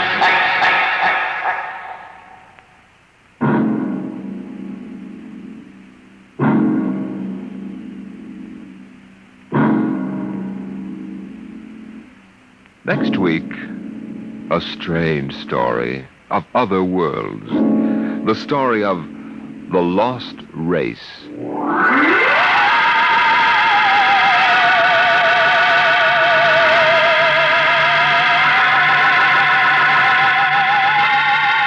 Tonight's adventure in Dimension X was adapted for radio by George Lefferts. Featured in the cast were Santos Ortega as Duke, Rita Lynn as Lola, and Jackie Grimes as Junior. Your host was Norman Rose. Music by Albert Berman, engineer Bill Chambers. Dimension X is produced by Van Woodward and directed by Edward King.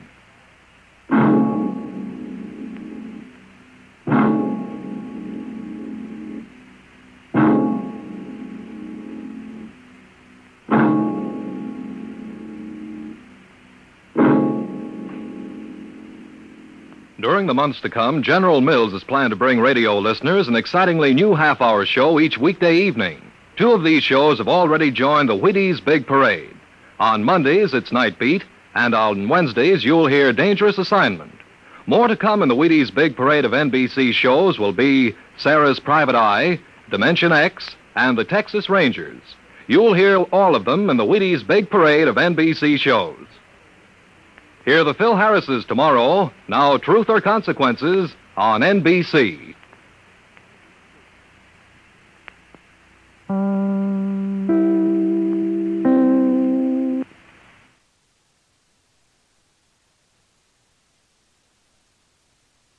You are listening to Golden Age Radio, rumble.com/C/GAR.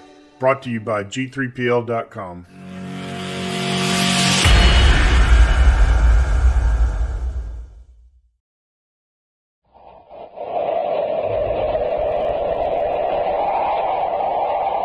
Wheat checks, rice checks, and good hot Ralston present Space Patrol!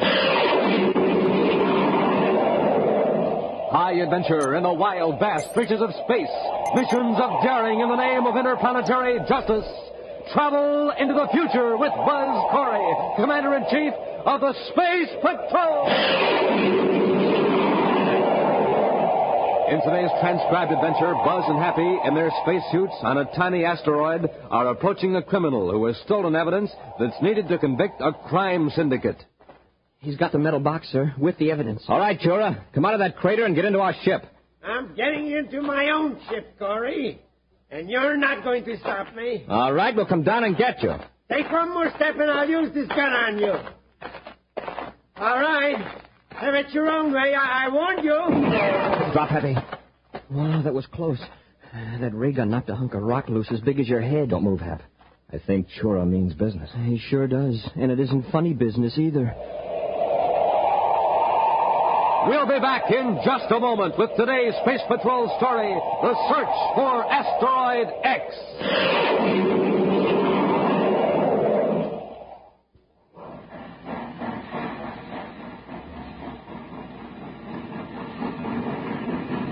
Say, did you hear that, gang? That was the Terra Express train trying to get up speed on ordinary fuel. Not very speedy, was it?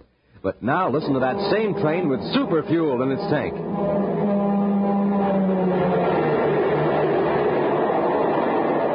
Man, that train is really traveling now because it's supercharged with super fuel. Now, gang, without a good breakfast, you can't go very fast either. But with super fuel in your tank, you're supercharged. Here's how Buzz Corey gets up ahead of steam in the morning. He has a good breakfast with Rice Chex or Wheat Chex, the super cereals that help us supercharge you. For taste, they're terrific. For size, they're perfect because they both have that modern bite-sized design. So, gang, get off to a quick start of the morning the way Buzz Corey does. Get supercharged. Just eat a good breakfast with the Checkerboard Super Cereals and get them today in the red and white checkerboard packages. Rice Chex, Wheat Chex.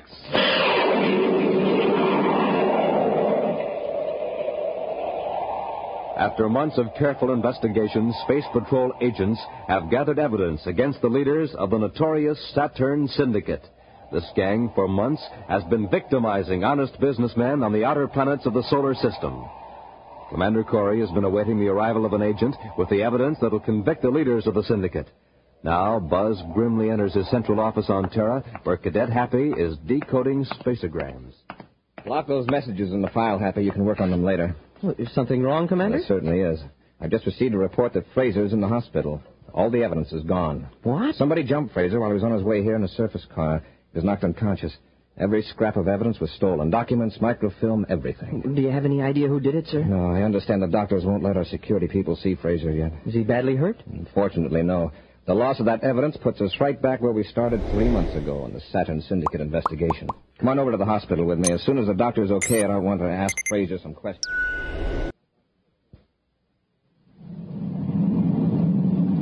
Cut your speed and go lower, Hundley. I think I see something down there. Where? Right near that small pond. Isn't that a building of some kind? Hey, you're right, Chora. Well, I hope it's occupied. Say, there is a man down there by the pond. That's surprising to find anybody in this part of Mars. Set the ship down. We'll load up with food and water. Suppose this guy won't give us any? Well, then he'll get what our friend, the Space Patrol agent, got. You think you finished that guy, Chora? Who cares?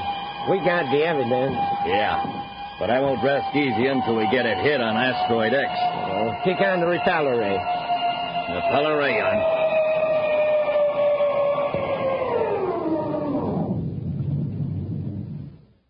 Well, we're done. If we get enough supplies here, we can go into free fall near the asteroid belt till we decide what our next move is. I wonder who this guy is. He sure must like solitude. We don't want any trouble if we can help it, Hundley. Let me do the talking. Don't you always? all right, let's go.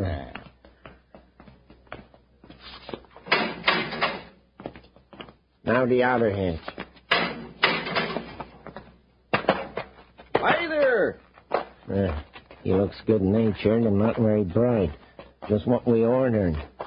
Hello, friend. Having trouble with your ship? No, but we're out of supplies, food and water. When we left Lowell City, we thought we had enough to get to Neptune, but looks as though I miscalculated. Well, I got plenty here, gentlemen. Come on in, take what you want. We'll pay you for it. Oh, no, I got plenty. Come on in the house and help yourselves. All right, that's mighty generous of you, Mr. Noonan. Marty Noonan. By the way, I don't believe I got your names. Well, I'm Steve Chura, and this is my friend Wally Hundley.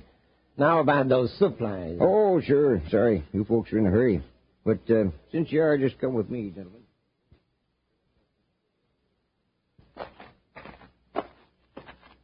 I brought this extra box of rations, gentlemen, just in case of emergency. Here, I'll pass it up to Chura. All right, Hundley. Come aboard. Hey, sure wish you fellas could stay a while. Don't get many visitors. So do we, Mr. Noonan. But we got to get going. Well, I understand. Well, very much obliged, Noonan. Oh, no trouble at all. So long. Take care of yourself. Goodbye. Better stand back and watch our rockets. We're going to blast off. Sure, a couple of swell fellas. Say, what's this? Little box. They must have dropped it. Hey, wait!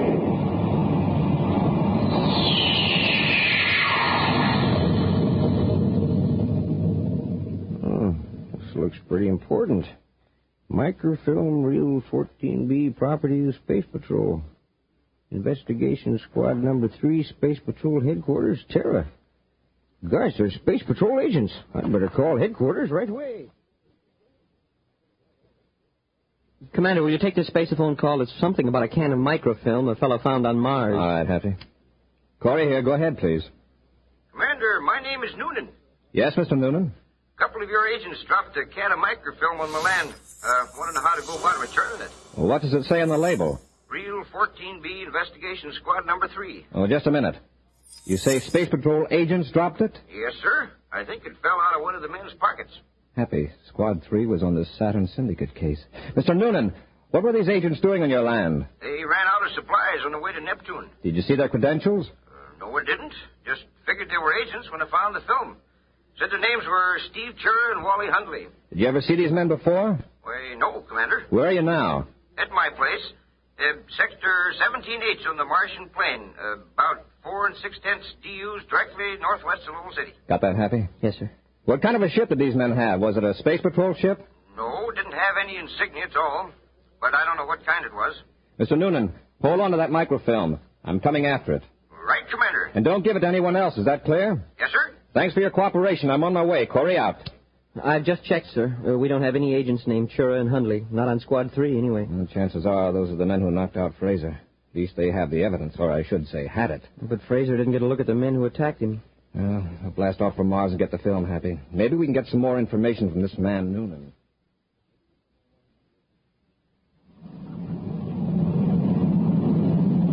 I finished decoding the patrol unit messages, sir. Good. Will you read them, Happy? Yes, sir. Quote, to Commander-in-Chief aboard Terra 5, Jupiter Patrol searched Mars to Neptune orbit. No suspicious craft sighted. Unquote. From Saturn Patrol, same, negative.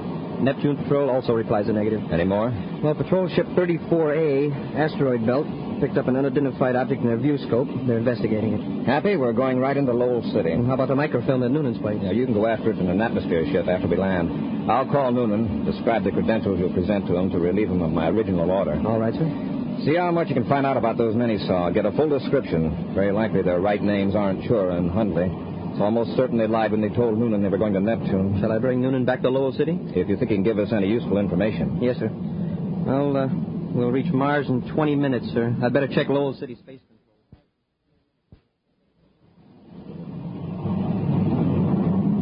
Better get the evidence ready. We're nearly to Asteroid X. All right, sure. What a terrific place to hide it. Even if somebody knew it was on an asteroid, how would they know which one? Now remember, Hundley, when we get to the asteroid, be sure to mark the exact universal star time to the 10th of a second. Why? Well, otherwise the orbit computer can pinpoint its location when we want to find the asteroid again. Yeah, I get it. Have you got the evidence ready to unload? Yeah, all except... Uh-oh. What's the matter? A reel of microfilm. I had it in my pocket. It's gone. Huh? What was it doing in your pocket? That spilled out when we took the stuff from the agent's surface car, so I just stuck it in my pocket. Oh, well, probably doesn't matter. What do you mean it doesn't matter? That reel might be just the one to convict the boss. And us. How did you happen to lose it? I don't know. Oh, wait a minute. Back at Noonan's. What? Yeah, it may have fallen out while I was bending over to pick up the box of food or water containers. How could you be that careless? Well, at least Noonan's alone. We got to go back and look for it. There's nothing else to do.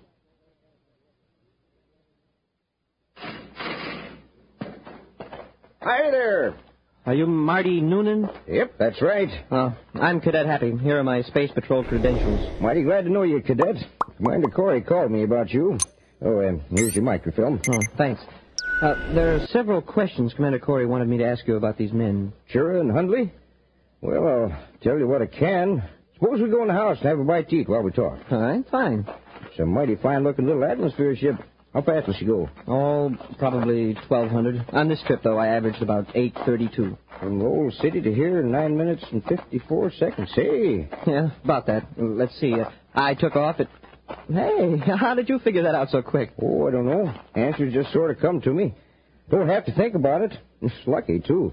Because if I had to tell you how to do it, I'd get all confused and come up with the wrong answer. I have to figure everything out on paper or use the electronic computer in the ship. Well, first, Mr. Noonan, can you give me a description of these two men? Well, sure is about 45, 6 feet tall, weighs about 210. Well, Mr. Noonan, you've given me a very complete description of these crooks, and their ship was very likely a Class C private cruiser from the way you describe it. Could you come to Lowell City with me, Mr. Noonan? I think Commander Corey would like to question you further. Why, of course. I'd like to get back as soon as possible. Do you mind if I use your spaceophone? Okay, Noonan. You two, Cadet, get your hands up. Sure, and Hundley. That's right. Don't make a move for your gun, Cadet, or I'll use this one. Okay. Which one of you has the microfilm? What microfilm? You know what microfilm. Noonan must have found it or you wouldn't be here. Hundley, take the cadet's ray gun and search him for the tape. Sure. The film's in my jacket pocket, and it's going to stay there. You want to play rough, eh, Cadet? You let him alone. You keep out of this, Noonan. Sure, help me. All right, I'm coming. All right, Cadet.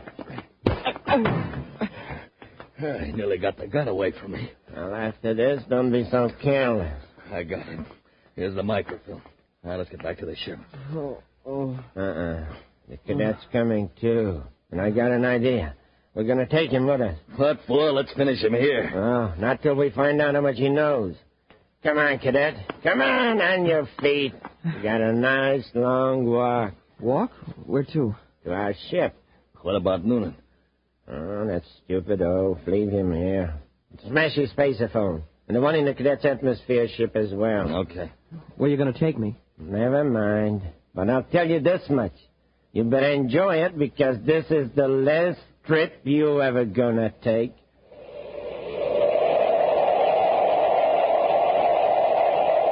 We'll be back with Space Patrol in just a moment.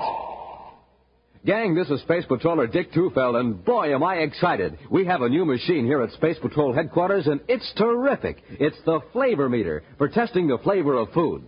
Now, I have a plain, ordinary cereal right here, so let's test it. The better it tastes, the louder it'll ring the bell. Now, all I do is place the cereal in this slot and push the button. Not much flavor there, is it? Let's put in some other ordinary cereal and see what happens. Why, not even a tinkle. Now, gang, here's a couple of super cereals I'd like to test. I'll put them both in. Wow, that did it. Those cereals really ring the bell for flavor. You bet. They were Rice Chex and Wheat Chex. Chex, the cereals with that modern bite-sized design. Chex, the super cereals that help to supercharge you. Test them yourself, gang, in your own cereal bowl. And believe me, they'll really ring the bell for flavor. Rice Chex, Wheat Chex.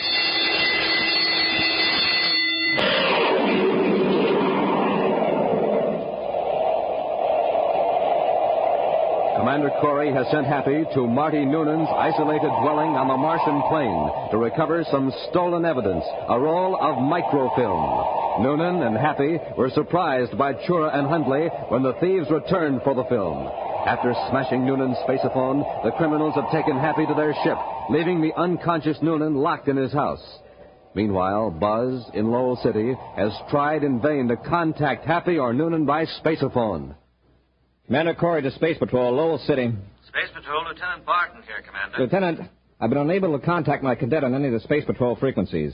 And Noonan doesn't answer either, so I'm blasting off to see what the trouble is. Would you like an atmosphere ship, sir? No, a spaceship in case I need it. I'll go in Terra 5. Keep monitoring those frequencies. If you hear from either Cadet Happy or Marty Noonan, notify me on my private frequency immediately.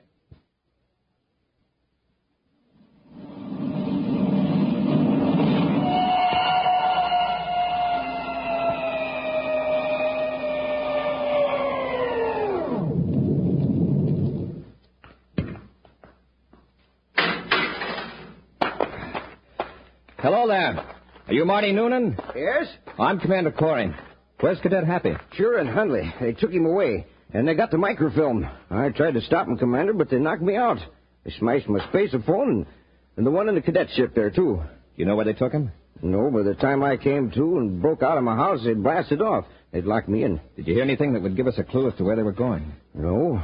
All I remember was that one of them said we ought to be able to get there by 1,500 hours, but I don't know where they meant. How long ago did they blast off? About an hour and a half ago. Say, Commander, I'd like to help you find them. All right, come aboard. Thanks, Commander. Maybe with the astrogation charts and the computer, I can figure out an approximate radius of where Chura's ship might be by 1500 hours. Well, if they're going to any planet, it'd have to be Jupiter. Why do you say that? Well, considering the speed of spaceships and the present positions of the planets, and the approximate arrival time of 1500 hours, it just has to be Jupiter. Oh, it does? Yes, it wouldn't need that much time to get to any of the inner planets like Earth and Venus, and they'd need much more time to get to Saturn. Well, you may be right, but as a double check, I'll work it out on the computer. The computer will give us the answer in a few seconds. Here we are. Now, let's see. Well, what do you know? What's it say, Commander? Mr. Noonan, this is amazing. Either you made a very lucky guess, or you must know the exact distances and positions of all the planets relative to Mars. Oh, I do. Make a hobby of remembering data like that. Jupiter comes nearer to satisfying the equation than any other object in space. How do you do it? I don't know, Commander. If I know a formula and the data, I can get the result. But if I stop to think how I do it, I get all confused. There's only one thing wrong. They couldn't quite reach Jupiter by 1500. Of course, they may be heading for one of the moons. I'll check the astrogation chart again. Could be Ganymede, Commander, assuming we're right on the time factor. We'll see. Mr. Noonan, you've hit it again. The astrogation chart puts moon number 3, Ganymede, very close to the vector. Ganymede's a good-sized moon. There are a lot of places to hide on it. The most we can hope for right now is that we're headed in the right direction.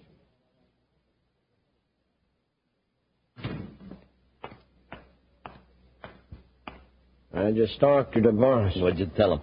Just that we got the evidence against the gang away from the space patrol, and that we're on Ganymede.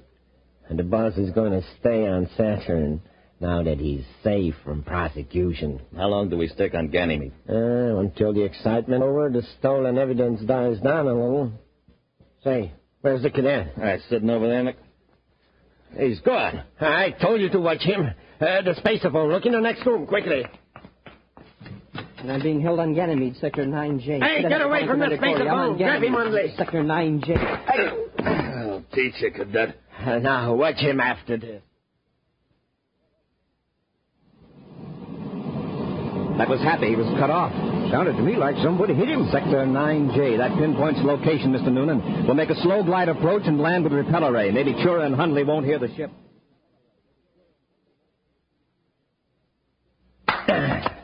All right, Cadet. We could keep this on for hours, but I'm tired of playing games with you. Does Commander Corey know who knocked out the Space Patrol agent? Now, come on, answer me. Oh, you're wasting your time, Chura. I'm all for getting rid of the cadet right now. After that spaceophone call he tried to make a while ago, he's too much of a risk to have around. I'm afraid you're right, Hundley. We'll take him away from the building and use the ray gun on him. Now, let's get at it. Get your hands up, you two. Corey! Commander, you got here just in time. Mr. Noonan put me on the right track, then we heard your spaceophone call. Chura, where's the Saturn Syndicate evidence? It's where you'll never find her. They put it on an asteroid, sir, somewhere in the asteroid belt, but I couldn't tell you which one. There are thousands of them. I'll untie your hands, Cadet. Thanks. Look out, Noonan. Too late, Corey. Shoot, Commander. I can't. He's holding Noonan as a shield. So long, Corey. Are you all right, Noonan? I'm sorry, Commander. That's okay. After him, quick. He's locked the door. Hundley, have you got a key to this door? Sorry, Commander. Chura has the only one. Search him. I'll see if I can smash the door. I've got my hands loose now, Commander. I'll help you. All right, Happy. Can't find a key on him, Commander. Just this slip. Uh-oh. It's Chura's ship. He's getting away. Well, we still have you, Hundley. Hey, Mr. Noonan, don't throw that paper away. That's the coordinates of the asteroid. Oh, all right, Cadet. I'll hang on to it. And once more, Happy. The door's giving. There she is. Escort our friend Hundley to the ship. Come on, let's get after Chura.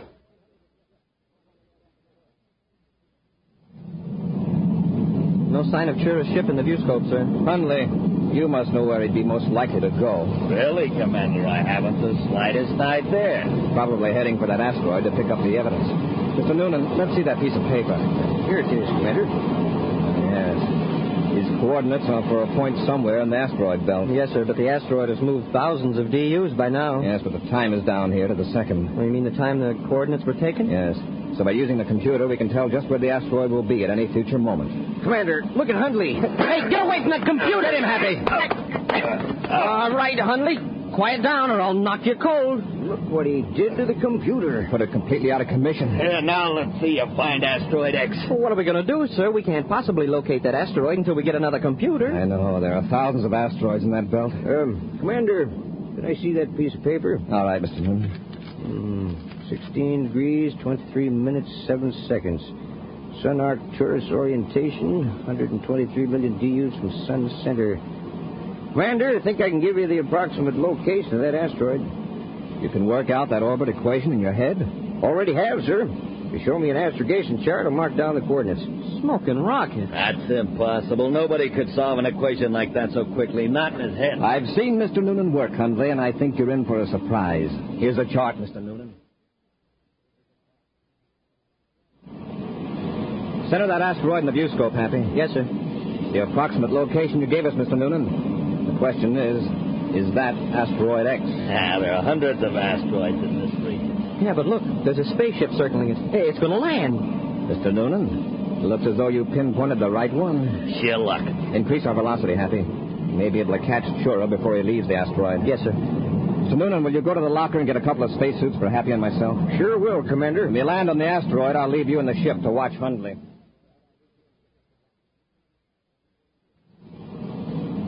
There's Chura, sir, in that small crater. You'll set down between him and his ship. Cut rockets. Rockets out, sir. Hit repeller ray. Repeller ray on, sir.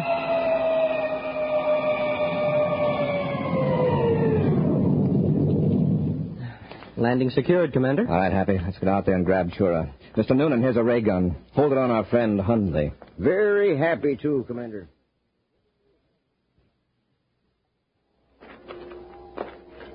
He's got the metal box, sir, with the evidence. All right, Chura. Come out of that crater and get into our ship. I'm getting into my own ship, Corey, and you're not going to stop me. All right, we'll see about that. Now take one more step and I'll use this gun on you. I warned you. Drop header. Oh, that was close. That blast knocked loose a hunk of rock as big as your head. Next time I'll widen the angle, and I won't miss. Shall we rush him, sir? Don't try it. Move 1 inch closer, Corey, and you're finished. There's nothing we can do. Back to the ship, Happy. Yes, sir. Well, Commander, isn't there any way we can get him? Just get into the ship. Close the hatch. Yes, sir. Well, we can't hold out there very long without food and water, sir. Do we just wait? You had to give up eventually. But he destroyed the evidence before he surrendered. I guess there's nothing to do but blast off. Turn your transmitter signal to low output so Chura can't hear us. Yes, sir. All set. Hey, Commander, he'll have to pass right by this hatch to get to his own ship. Yes, there's one weapon that might work. Right here in this container. Liquid air. But how... Unfasten the bracket. Well, yes, sir. Now, as he passes the hatch, open it as quickly as possible. And I'll open the valve on the nozzle.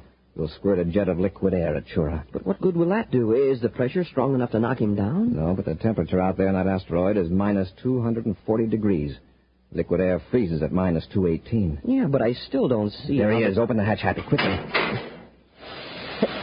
Good shot, sir. It's hitting him. I'm trying to spray it over his hand. Hey, Corey, what are you trying to do? Fight with a water pistol? There, I got his hand. Turn it off, Corey, or I'll put a blast charge into your ship.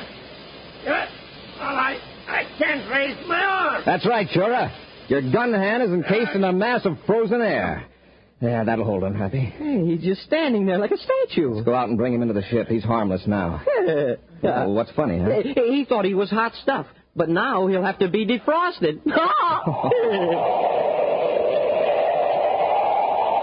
We'll be back with an action preview of next week's exciting Space Patrol story in just a moment. Say, gang, did you ever hear the robot mastermind work? It's the amazing Space Patrol machine with a mechanical brain. It knows the answer to everything. Now listen while I ask it some questions. What's the only hot cereal Buzz Corey ever eats? The hot wheat cereal that helps to supercharge him. Instant Ralston. Right, Instant Ralston, the hot super cereal that helps to supercharge you. And when you want a hot cereal that's really delicious, what do you ask for? Instant Ralston. Right, Instant Ralston. And when the morning's cold and you want to warm up your motor... Instant Ralston. Yep, the robot mastermind is right on the beam. So remember, to get supercharged, eat a good breakfast with... Instant Ralston. Hey, the robot mastermind answered for me. Instant Ralston. I can't stop it. Instant Ralston. Instant Ralston. The robot mastermind has the right idea, so get it today. Instant Ralston. Instant Ralston. Instant Ralston. Instant Ralston.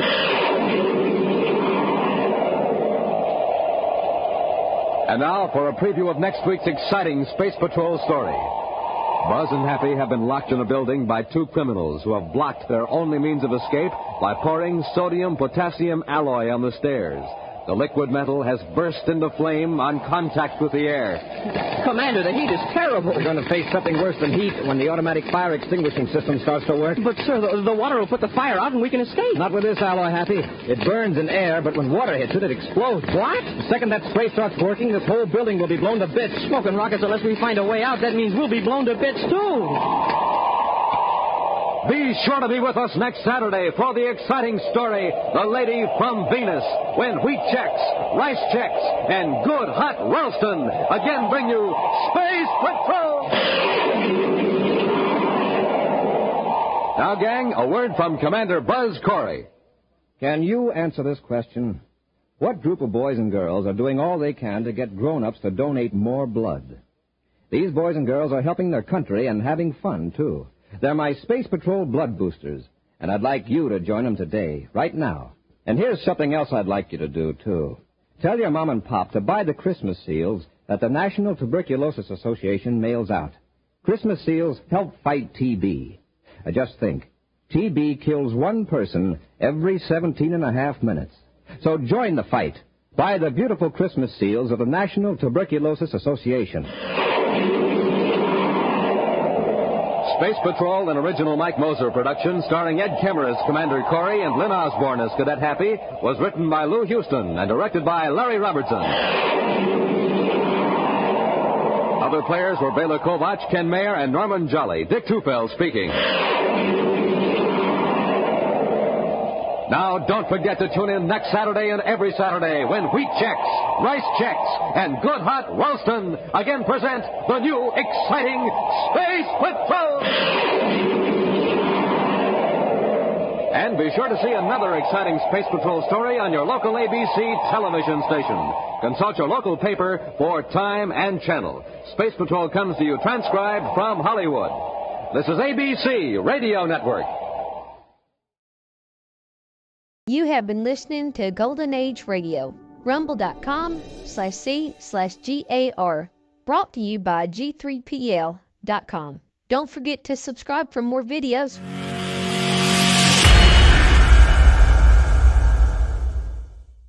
I would like to extend my sincere gratitude to Old Time Radio Research Group for their remarkable efforts in preserving and archiving the captivating world of old-time radio programs.